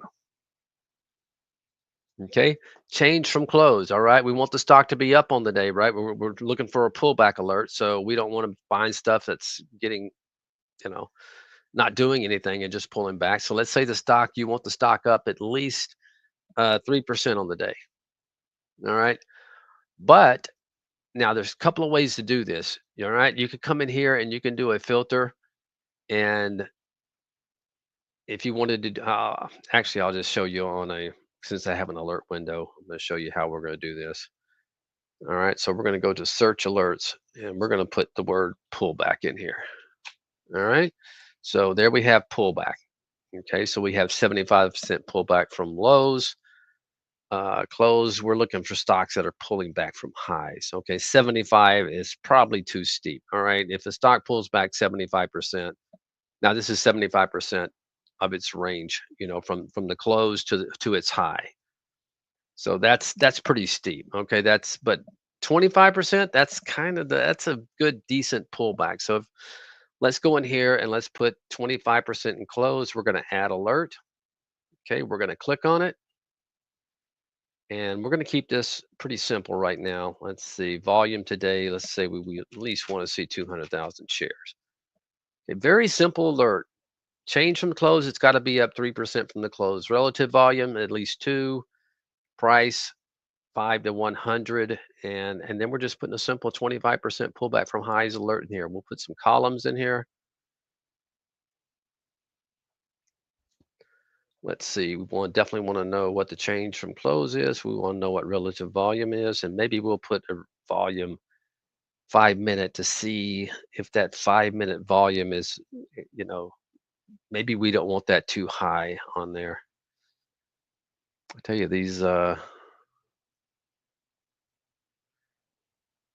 watch these financials. They've been pretty weak the last few days. Actually made some decent money on FAS. All right, so this looks pretty good. Now we're going to put a summary in here and just put, let's say, 25% pullback from highs. We got us a nice little alert, I think. Okay, so let's run it, see what we got.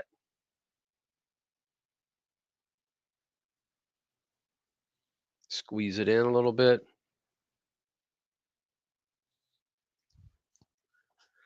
And let's do a history on it. We want to see what came through today.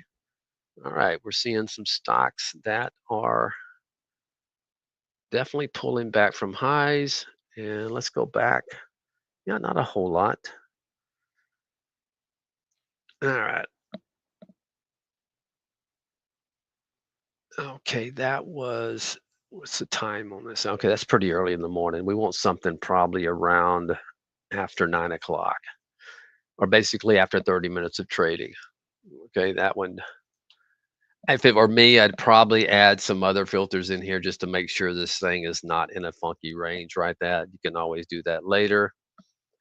AEO, there you have it. This morning, AEO pulled back. We got the alert at 12:06. So there you have it. You got this thing took off. You're saying, well, I don't want to trade this, chase this thing. I'm going to wait for a 25% alert. And there you have it. Okay. So COMM. There's another one. Look at that one. Boom. Clicked, and now it is running. Nice little feature and when you have an alert window, our software will show you, but with a blue arrow where it went off. Let's check out Misty here.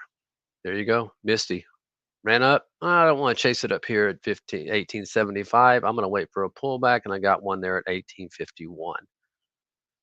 So Scott, it's who asked? No, Raghu. There you have it, Raghu. I mean, this is and I'll actually share this with you because this could be a very good tool. Maybe you want to be buying, these momentum stocks that's doing good relative volume when everybody else is selling.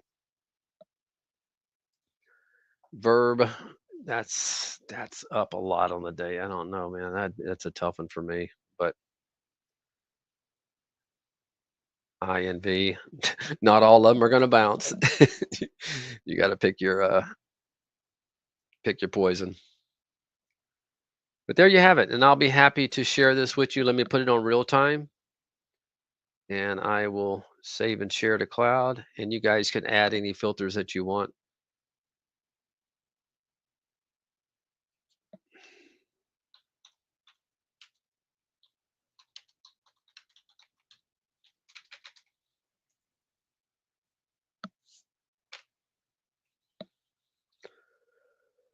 All right, we'll keep it open in case something else goes off.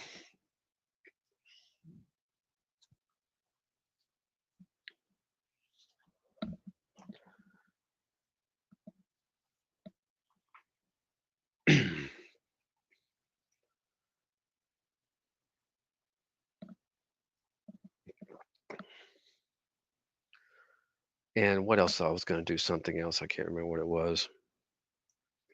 Well, let me check to see. I saw something.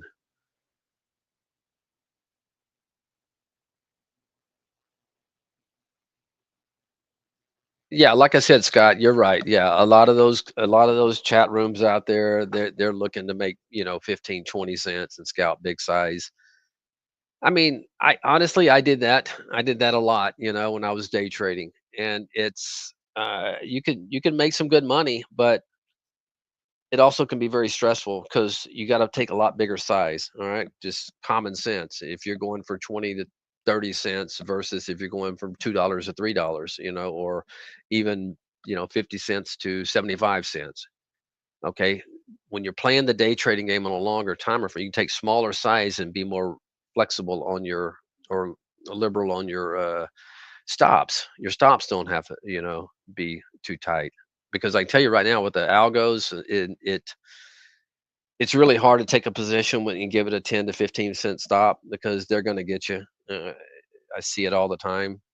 But, if you can take a position and give yourself 25-cent stop, and you're looking to make 75 cents to a dollar on the upside, that's a lot less stressful. You're going to see yourself getting stopped out a lot less, and and you're going to make more money because once you get in the rhythm of doing that, and you don't have to let the whole position run. Obviously it's hard to do in day trading to just take a position and let it run all day.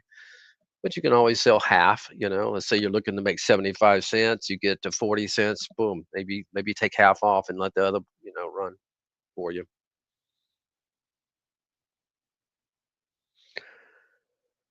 uh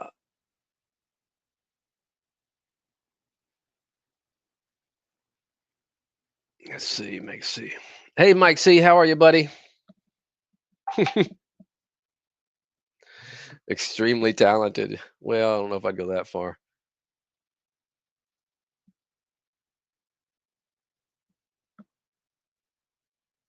Like this AI that I'm in. I'm not. This could end up being a swing, but more than likely it'll be a day trade because the stock's under pressure and it's in a downtrend. It's below all its moving averages, but so this is something that if it does get to this level, which it very well could, I would definitely be looking to probably peel off half of it. Once it gets feels the gap there.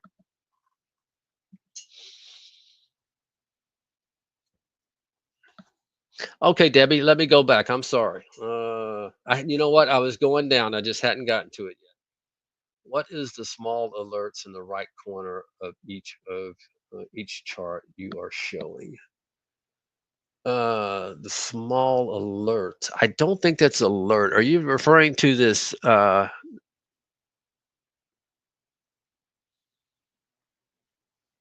you talking about these little pricing grid over here where it just gives you the price and the entry? Okay, so 22.94 would be my entry in this AI, and 23.19 is where it's currently trading.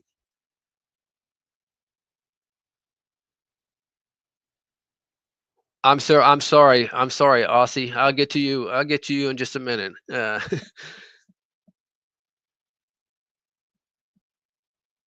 What happens is, yeah, I get to talking about it and they build up on me. But Debbie, I'm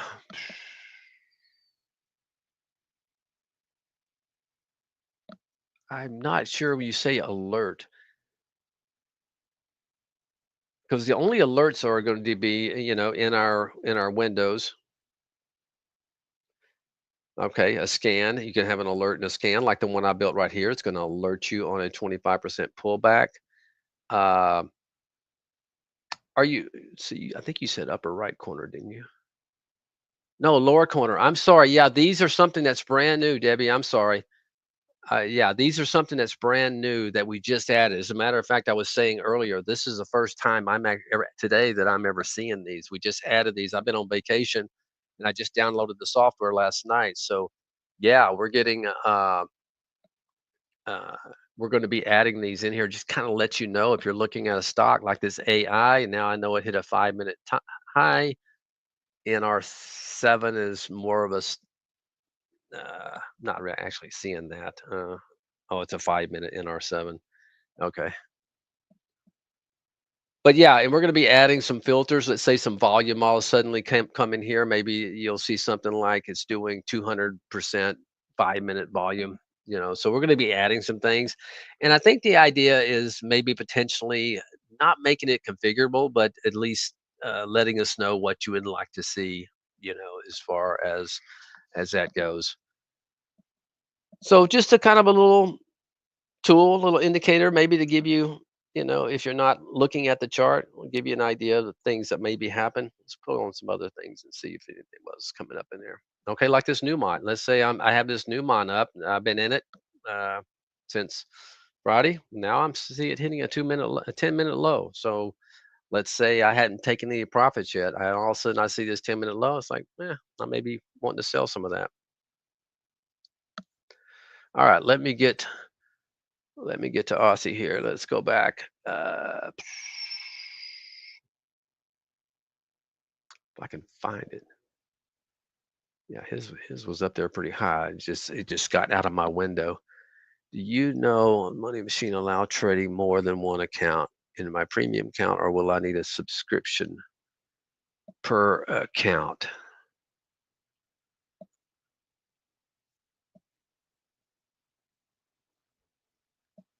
Are you refer? Is it? Also, I probably need more information on that. Are you referring trading just one broker or several or different brokers? Different brokers would be tough. Now, I know like at IB, they have like what's called like a master account where you can designate it to go to like I can't remember the correct name for it, but I'm just going to call it a master account where you can send it to that account and it can divvy it up to separate accounts in your under that umbrella. And but that's all done on their end. That's nothing that we do over here. You just basically send it to the master account and then they will uh, and you would just need one for that, one money machine. But if you're talking about having, you know, several brokerage accounts,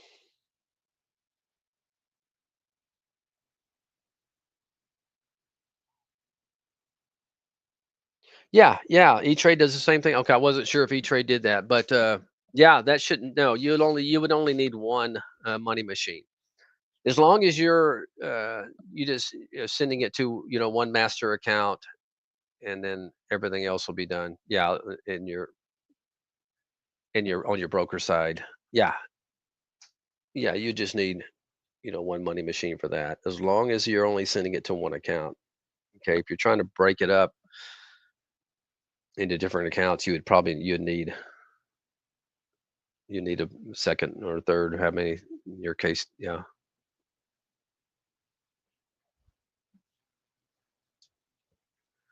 All right, Iris, I'm coming back to you. Where did you put the stop in VSAT? I don't think I traded VSAT. I hadn't even looked at VSAT. Or you asked me where would? Oh, I see.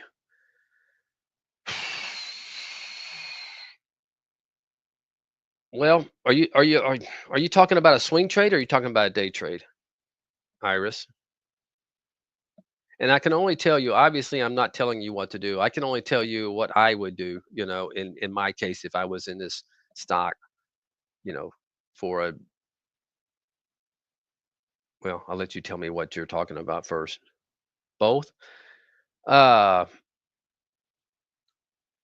well, if I was swinging this, and it depends on where I'm in from, if I'm in from around 15, Well, first of all, I'd be taking profits already. If I'm in from the day and I'm looking to, first of all, I would definitely look right and see what the stock is telling me. And you got a nice little gap here. And let me just span this so we can talk about this. Okay.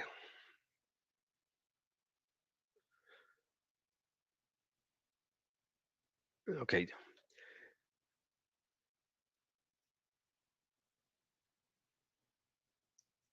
Okay. You're filling the gap right now going back to this day. And now obviously there's a gap right here as well. You got that gap. You just filled that gap right here. So honestly, if I'm in this, whether I'm in a day trade or a swing trade, I'm probably banging out some right here. You know, uh, Great volume today, 5 relative volume, strong. I mean, who knows where it may go? I mean, it looks like if it gets to this area, it's gonna go another, at least another dollar probably to this level right here. Uh, so if it were me, I'm taking profits at this level because you do have some congestion here. We would call this kind of a pivot level, okay? And as far as stop goes, okay, if you look back over here, it cleared this level and got into this gap. Okay. So once it got through this level right here, that was a major, uh, basic long term cup and handle, and it's through that. So now you're in this gap. So you'd want it to remain in this area and not fall down back into this range. So honestly, if it would go to lows, that would be my stop. That would probably be my stop, and whether I'm doing a day trade or a swing trade, because once you fought, for so long, to get back above this level and get into this gap, you definitely want it to remain in there and not fall right back in. Because if it falls right back into this range, who knows what it's going to do again? It could be coming back to this gap, you know. So personally, that's what I'm looking at. But I mean, you got a lot of things going in your favor if you're long right now. I mean, obviously, it's on high, so you have to be in the money. Uh, but honestly, yeah, that would be my stop.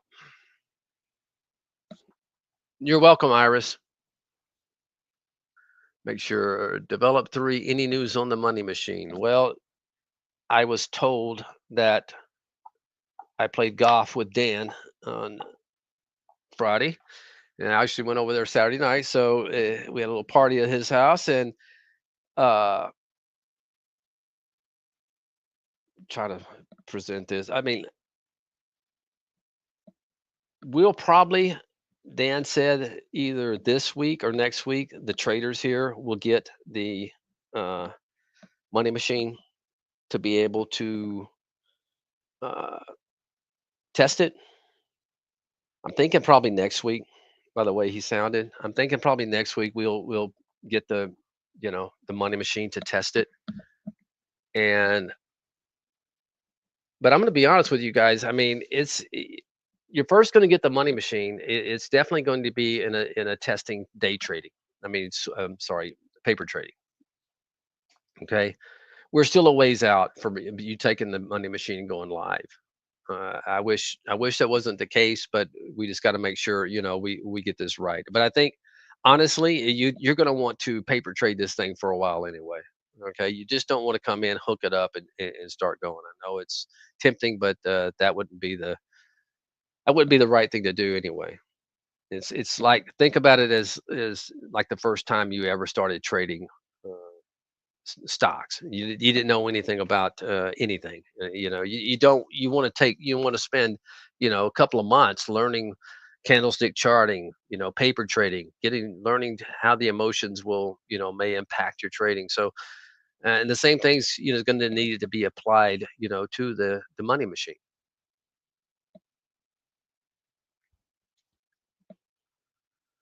So that's all I can tell you. I can't tell you when you're going to be able to paper trade it, but it's a good thing if we get it in our hands first, because we can definitely help with some of the configurations and some ideas on how it may make it better, for you guys. And you'll be able to you'll see it when we do these meetings, when we do these webinars.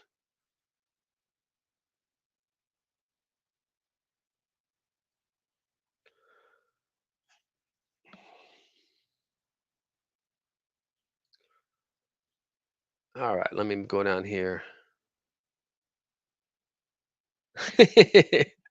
There you go, Mike C. Yes, Scott, we do have paper trading. Uh,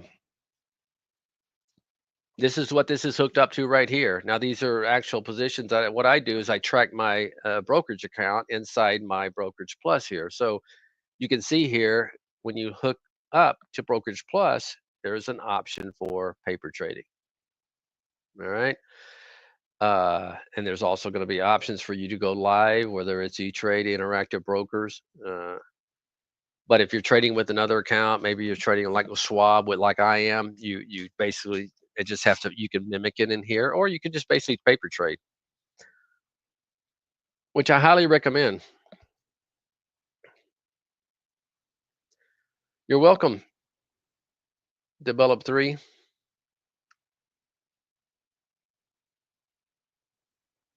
Don't find this symbol on the chart. You don't find what VSAT? V. What do you mean this symbols? You're welcome, Scott. Are you talking about these things right here? These kind of alerts?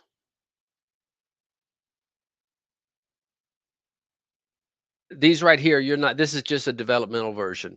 Okay. Yes, you'll be getting that soon. This is the developmental version that they give to us to knock around on to see if we can find any bugs. Uh, so like this VSAT, you got unusual number of prints coming in.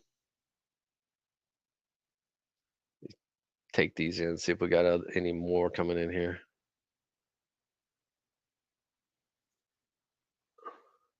New highs.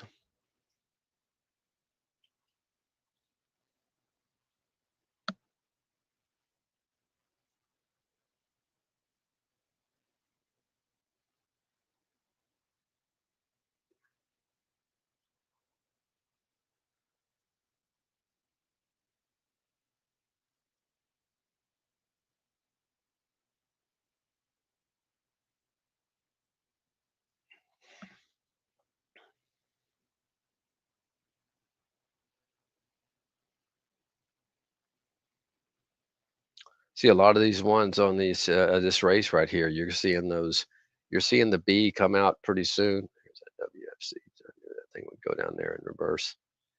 I almost bought it there once it filled the gap.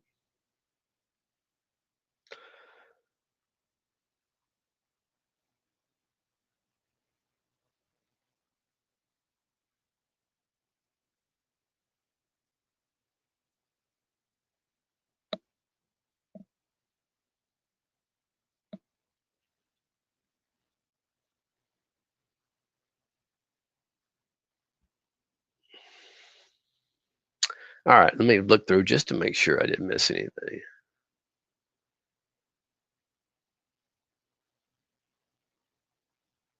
Yes, Aussie. So very, very similar to the brokerage, same brokerage plus. It's going to be basically function just like it. Everything's going to be done. The money machine will be done like inside the brokerage plus. So that's where you'll see your positions. It'll be under probably under strategies, just like you would if you had your own strategies.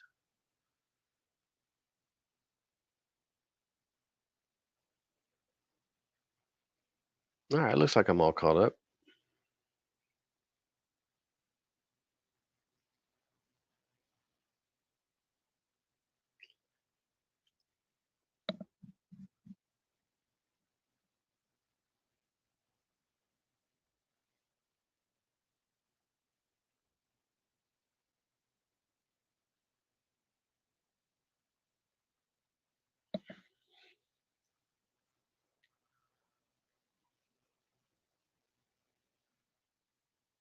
All right. Let's take a look around real quick. Let's see.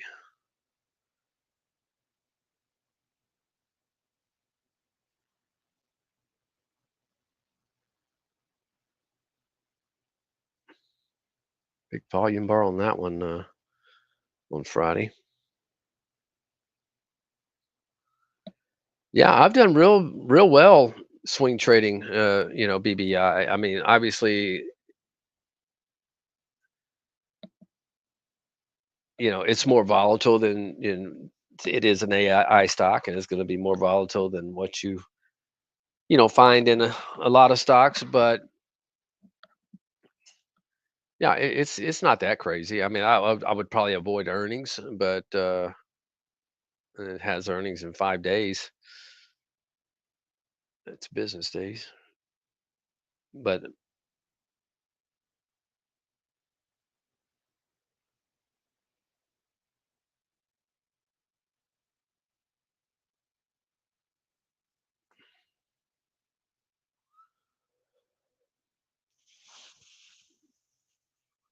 boy, SMR just could not get anything going today. And it's funny to see Oklo up 7.2% and SMR getting hit. Now they do have earnings coming out in 3 days, but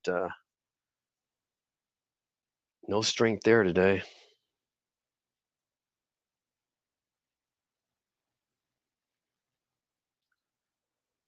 BBAI, I almost bought some sound this morning. Probably should have. Hoping this AI can get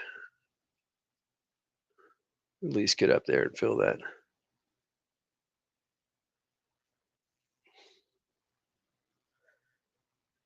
Yeah, they have earnings coming up tomorrow, don't they?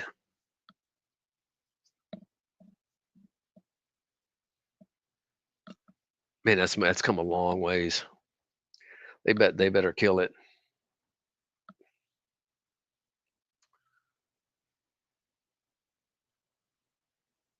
I mean, a lot of these earnings,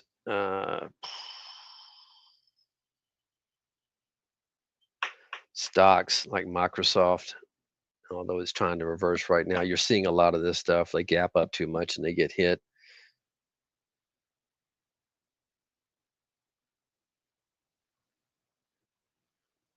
Amazon just can't get anything going. I'm glad I did not hold that into earnings.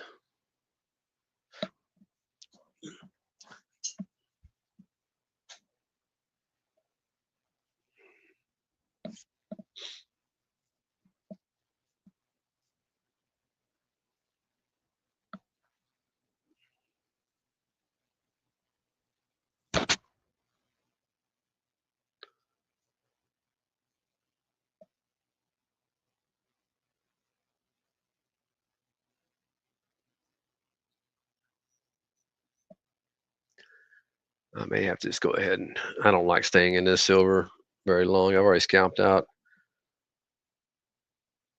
most of it. The same thing goes with Newmont. I may just ring the bell on these things. Although Newmont looks pretty good.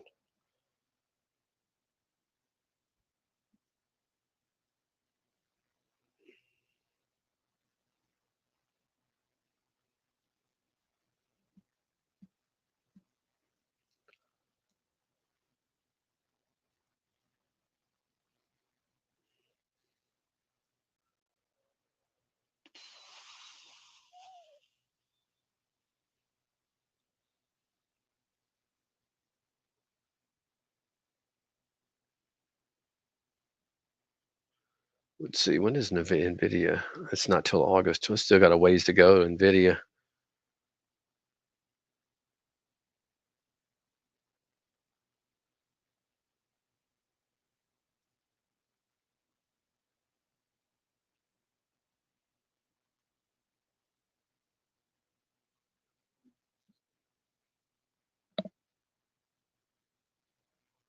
There's BA alert.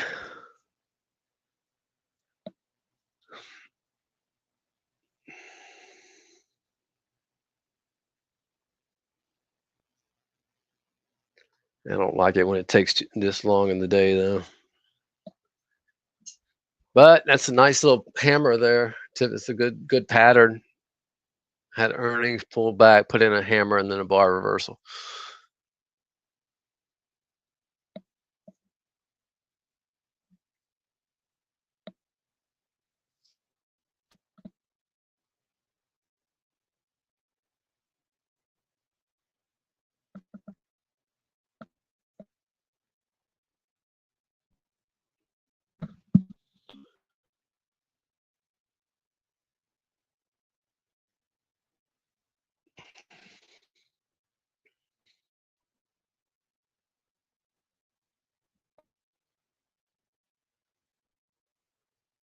We got into lows.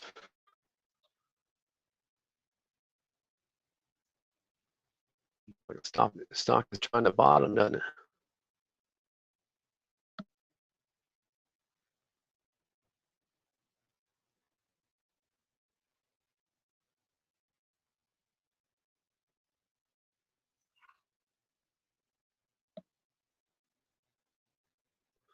Let's take a look at this.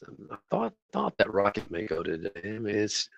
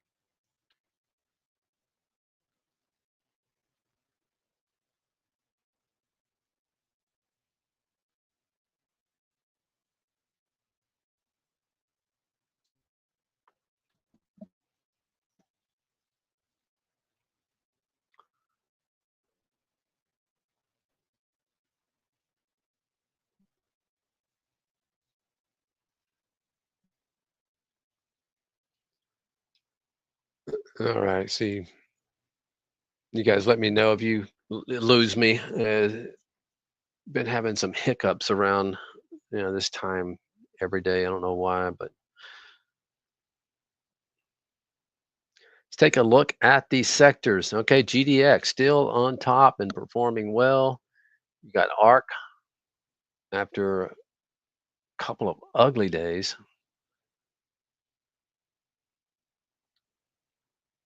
Still a hard market to trust.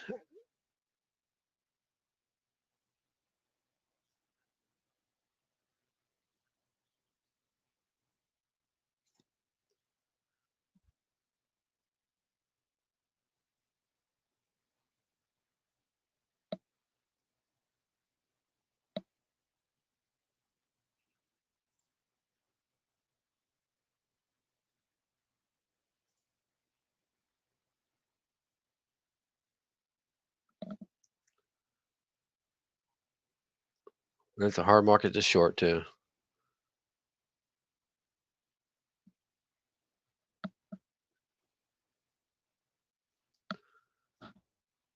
See if we can find some more momentum over here. This race. Verb. There you have it. You got the B signal this morning.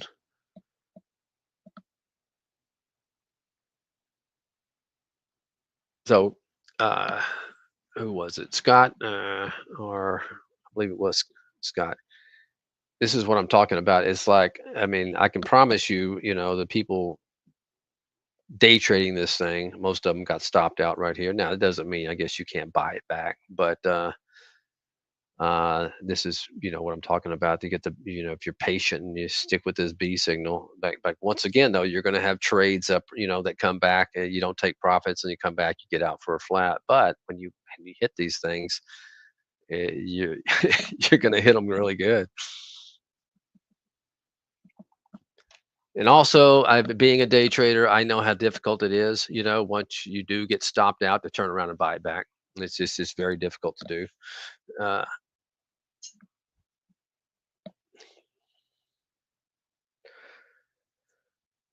Echo. Hey, Echo. Welcome aboard. Relatively new trader. What TI scans do you recommend to start with? When you say relatively new trader, how long you been trading?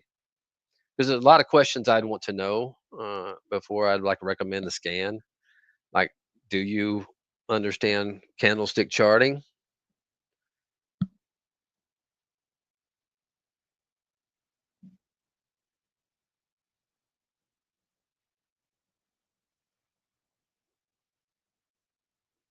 Because really, you want to start out with something very very basic. I mean, when you first start out, you don't want to be about 2 years. That's not bad. That's not that's you probably got more experience than most of us in here. So, uh, what type of trader are you? A day trader?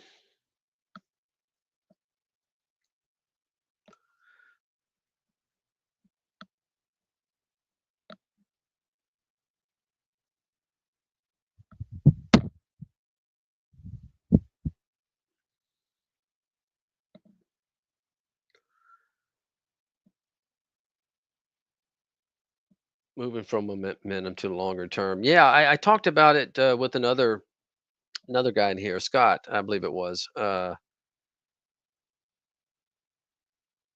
you want to do is get you a chart, like a 15-minute chart going with this indicators called Trade Wave. Okay, and this kind of gives you a nice little buy and sell signals. Just based upon moving average crossovers. I think Pepe said it was the 513. Uh, but honestly, it's not something you need to know as far as because sometimes the less you know when it comes to trading, the better. But it'll give you like these buy and sell signals, and just kind of, and then what I would do is just go through our channels. Uh, Explosive winners, trying to think is a good one. Momentum is a good one. Momentum, you're going to find some nice momentum stocks in there, and maybe look for these, buy signals. Or if you go up in our chat, our YouTube chat, you're going to see a link I dropped in there for a stock looking for pullbacks, 25% pullbacks from highs. This way you're not chasing those highs, and maybe you're looking for a pullback. And this is the one I'm referring to right here that's in there. Look for stocks, that pulled back, on the 15-minute time frame to a 25% pullback from basically from the range, the from where the stock closed the previous day to the high of the day. So gives you a nice little entry a lot of times. And that's one if you scroll up that I dropped in there. So you're just gonna you can do so much with our software. You could definitely find, momentum, but you have to be careful with momentum because a lot of times I think the problem people have as soon as they see it, they just chasing green candles, putting market buy and then wigging out when it stops. You don't want to be that guy.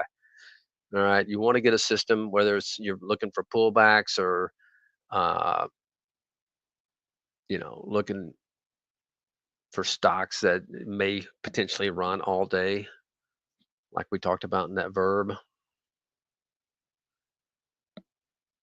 I mean, a lot of these stocks you see in these races have been coming through, all day. So there's always opportunity to, enter these things. Uh, you just got to come up with a strategy that allows you to. Okay, you just loaded that. Okay, if you just loaded that, let's take a look at and just show them earlier. Let's take a look at the history by clicking on today. Go to history in the today, and you'll see there was some good opportunities on stocks, that did pull back. Listen, here's this verb right here. Pulled back this morning. Gave you a little signal there at 1534. I think it probably did it again. Even say you missed that, and then you got one at 1852. Now you would have sat through some pain in that one. Doesn't necessarily mean they're going to stop right at the 25%, but it'll kind of give you an idea. This was AEO this morning at 1194. Look at that one. Okay. You didn't want to chase it up here at 1228. You're patient. You got the pullback right there, and you picked it up on a nice little pullback. So that can be a good one there. 33.59 in you this morning. That one is kind of messy, but once again, you can always put filters in, a simple filter that has to be above the 10 moving average on the daily time frame would be good. L- Hey, Andy, Barry, how you doing, Andy, buddy? hi. Good. I was going to suggest. Now, do you look at the VWAP at all? I don't. I'm not a VWAP guy, but Oh, okay. I understand those who do.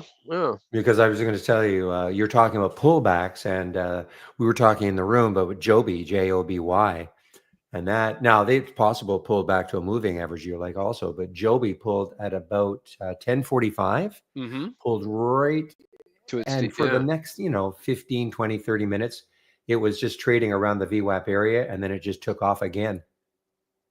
And Nice. that Yeah, I can see that. I mean, just in my mind, I can see where that would trigger. Yeah. And hmm even in my 25% pullback, you had one this morning, right here, pull back to hmm 1953, for this one. So, right. yeah, just giving these guys an idea, you don't have to just come in and start chasing the green bars around, man. You could be patient and wait. Now, when you use uh, what alert are you actually using when you use the I'm really VWAP? not using an alert. I don't. I just have it on my chart. Okay, so Oh, okay, gotcha, when I click on it, then I gotcha, can kind of visually see. Oh, okay, we're getting into the VWAP area. gotcha. I don't actually have an alert for it. I mean, I Right, could, but I just as soon just have it visually on my chart, and if I see it's near there, then I just start to say, okay, guys, keep an right. eye on it. Let's see if it holds it. Yep. It doesn't always hold, of course, but it's I mean, it's one of I always consider it maybe I'm going to say it's the second most used technical indicator after the 200-day moving average. Would Is you that right? agree? Wow. I think so. I believe it. I mean, because there are so many different moving averages out there, the ADMA, the 50, it's that. So I think I think that is a little more personal, but the Mhm. VWAP is the VWAP is the VWAP. I mean, Sure. it's only one number. And I just think it makes a lot of sense when you look at the definition of it. I Oh, think it makes a sure. heck of a lot of It sense. does. It does. And the thing about what Barry's saying is too, you don't even have to use this in alert window. We have a VWAP filter in there, so you can just do a build a scan with stocks that are up 2% and maybe a relative volume filter in there, and then you can get the VWAP filter and just bracket it to where the stock is not going to show up there unless it's touching the VWAP, so or close Exactly. to it. Yeah. Exactly. Yeah, that's a I do a lot of those stuff with position and range, filters for my swing hmm trading. Yeah, yeah, just bracket those things. But Boy, was I ever wrong about the verb? I mean, the verb is one of oh those gosh, stupid ones that say, okay, we're going to buy a bunch of this, yeah. whatever this coin. I don't know what coin, a ton coin or something. And I just thinking the market's getting, or the traders are Hmm. getting sort of a little wary of them, bored, tired of them. There's so many of them now. And I thought after that big pullback it had, I thought that was it. But man, it is It just is just eye of the yeah. day. Eye of the day. Well, Oh my friend, man. I will let you go. All right, Barry. And yeah, nice talking to you Yeah, after all these yeah, man. months, It's great to almost have you years. back, man, and on the YouTube stream. Yeah, Yeah, I haven't gone anywhere. I've been here, but I yeah. know I what you know mean. that. No, but I'm just saying back to the YouTube stream so we Yeah, can chat exactly. more frequently. Exactly. Yeah. Okay, so I've added, All so right. I just have to get you to get out of Sign out. here so I can take Oh, on that's right. this. Yeah, you're right. Yeah. All right. I forgot about okay, stop Yeah, it's a little sharing. bit There we different go. from the last time. Now let me make sure, add to the stage. There we are. I'm back. All right. Okay, thanks, Andy. We'll All see right, you. Barry. Now, are you on again sometime this week? Yeah, I'll be again on Friday. Steve will do it Friday. Tuesday and Okay. Thursday, and I'll be back on Friday. Okay, cool. We'll see you then. All right, buddy. Have a good one. Okay, bye bye. Bye, everybody. All right, guys, I'm back in both rooms now. And one more thing to do.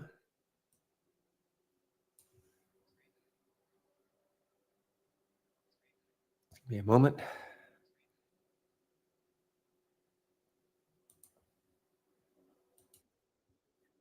Okay. Okay, guys. So, yeah, I had a little weirdness happen in trade ideas. Never had that happen before. Sometimes the top lists go blank, but my momentum scan went blank. My halts resumes went blank. My other monitor, a few of them went blank. Kind of do a reset for a bit, and we're back. But that's all black right now. It's not supposed to be. Well, it doesn't matter. Anyway,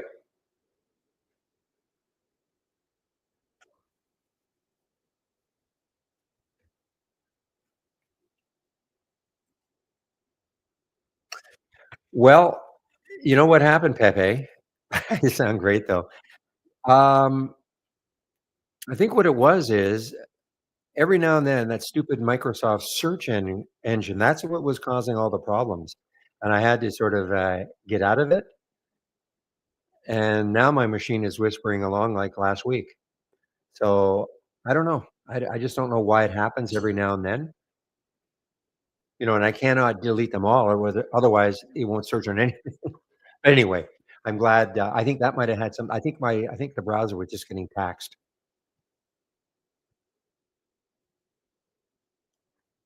Me being an IT expert, of course, knowing that.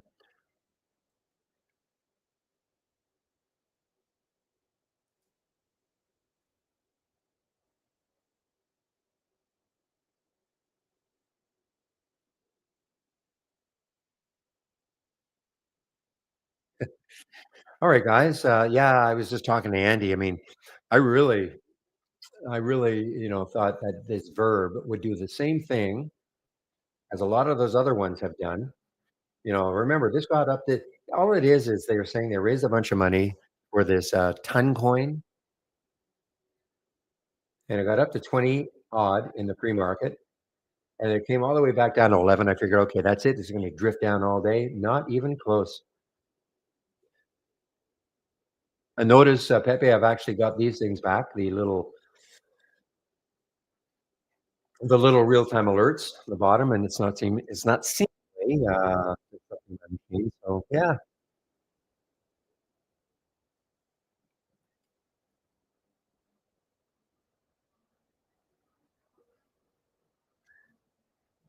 another one that came through your scan also, Pepe, was Calm. Didn't take it because it was close to that high there, but it's now above that high.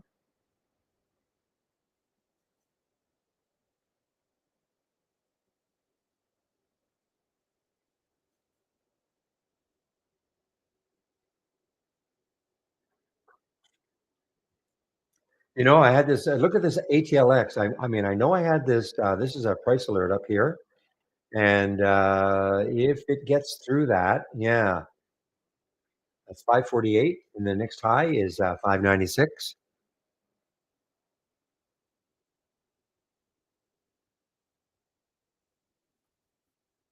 Oh man, you know what, guys? I was actually thinking maybe this is the day that Sarepta might hold on to its gains. And look at this. Look at this. There's something come. I mean, it's almost like some news hit.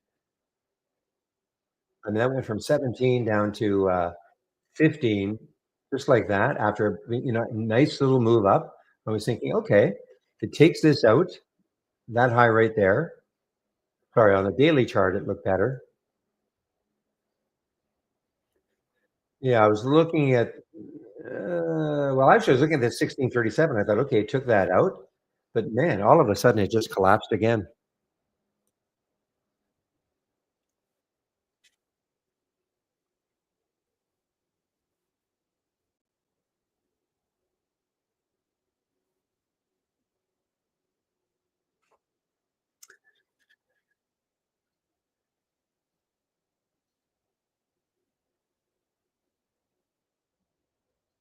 Hmm.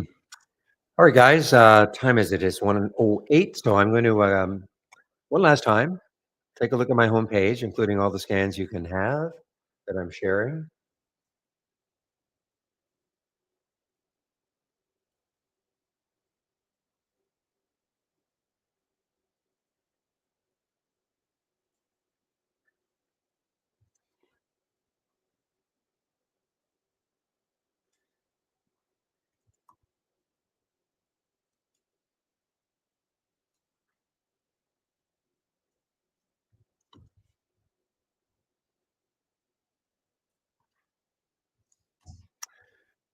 Okay, so a question in our YouTube room. What do I think about Sting? SDNG.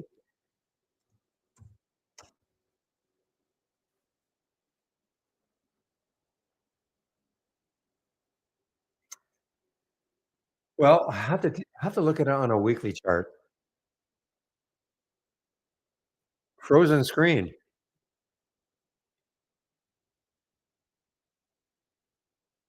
Really? So you guys aren't seeing Sting, SDNG?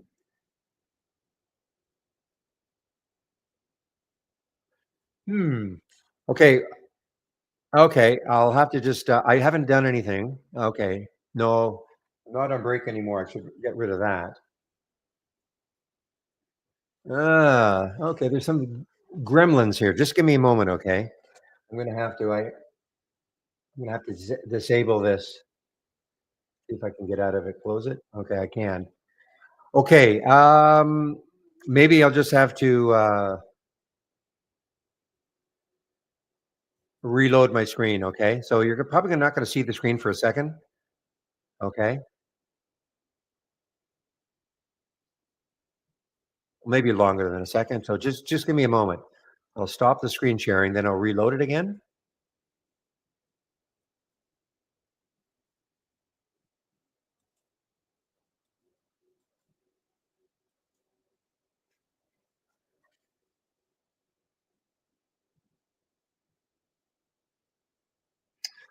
Okay. So right now you should see calm. Okay. You should see calm. Oh, I can see it is. Hmm. You are right. It is not. I wonder if something happened. But so you can't see calm in the main room. I can see. Thought maybe something that Annie and I did in the other room. Yeah, I know. I know. I know. Everybody says the screen is. Well, first of all, Borachini, I cannot make any recommendations on what you do. Okay, in terms of holding it for the whole week, that has to be up to you. I'm not a financial advisor. I cannot say yes, you should, or no, you shouldn't. Um, but just give me a moment. I have to figure out why my screen is frozen for you guys.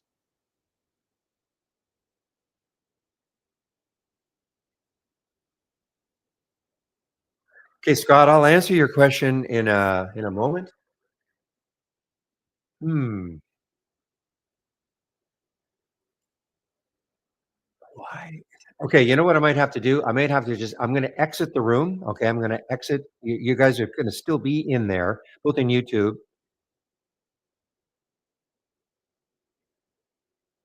Yeah, I wonder but that Brett, it shouldn't affect, the main room though, okay? But give me a moment here. I'm gonna exit the trading room, the other trading room. I'll come back in. You guys, you won't be booted out, so just give me a moment, okay?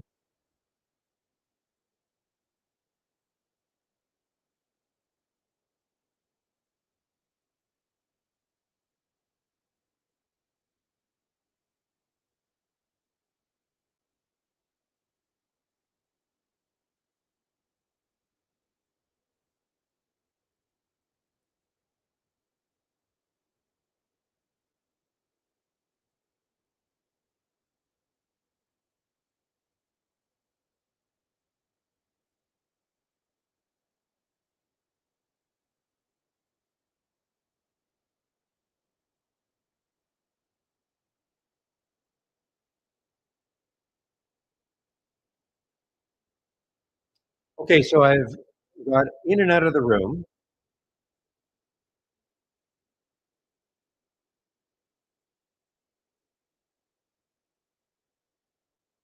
and still nothing? You guys don't see Verb or SDS now? Wow. Yeah, but it's not changing here. I mean, I can tell it's not changing there. Not sure what to do. Unless I no, actually not sure. I'm not sure what to do. This is the first.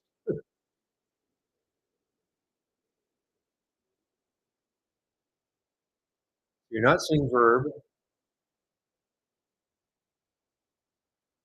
Yeah, no, I see it is stuck. This is what it's stuck on in YouTube, and it's all. And you guys are saying it is changing. It is changing for me.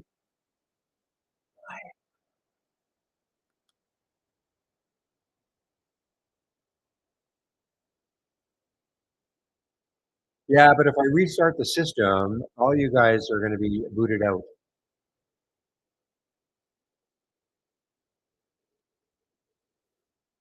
And they say that it was when I took over from Mandy. But that shouldn't matter. I mean, the YouTube stream is completely separate from the other stream, so it shouldn't matter.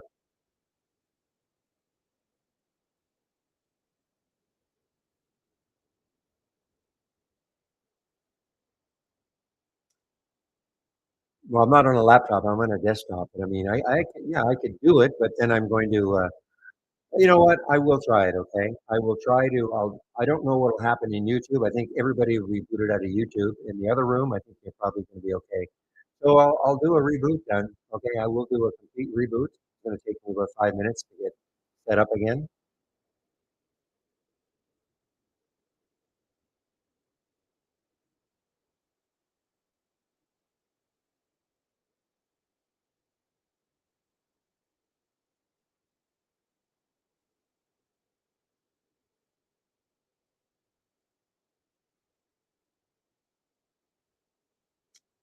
Okay, I'm going to end the. Actually, this is a good. This is a